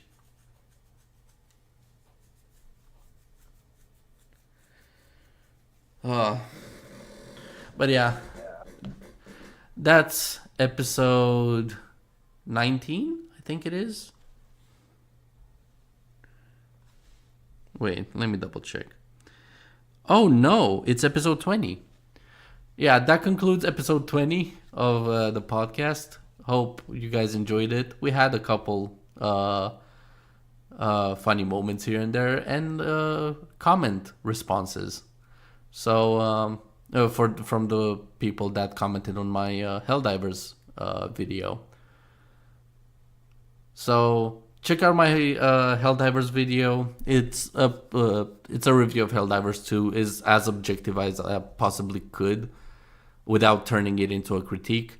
Feel free to also check my Assassin's Creed Mirage critique. It's also a very well-made video that I worked my ass off to create. And expect more of those types of videos coming out soon-ish. They take a while to make, so I'll do my best to speed up the process. But the reviews are getting faster to make, which is nice. I'm still working on the Assassin's Creed Mirage for those who series, for those who are interested in it. Other than that, hope you had a fantastic evening, morning, afternoon, and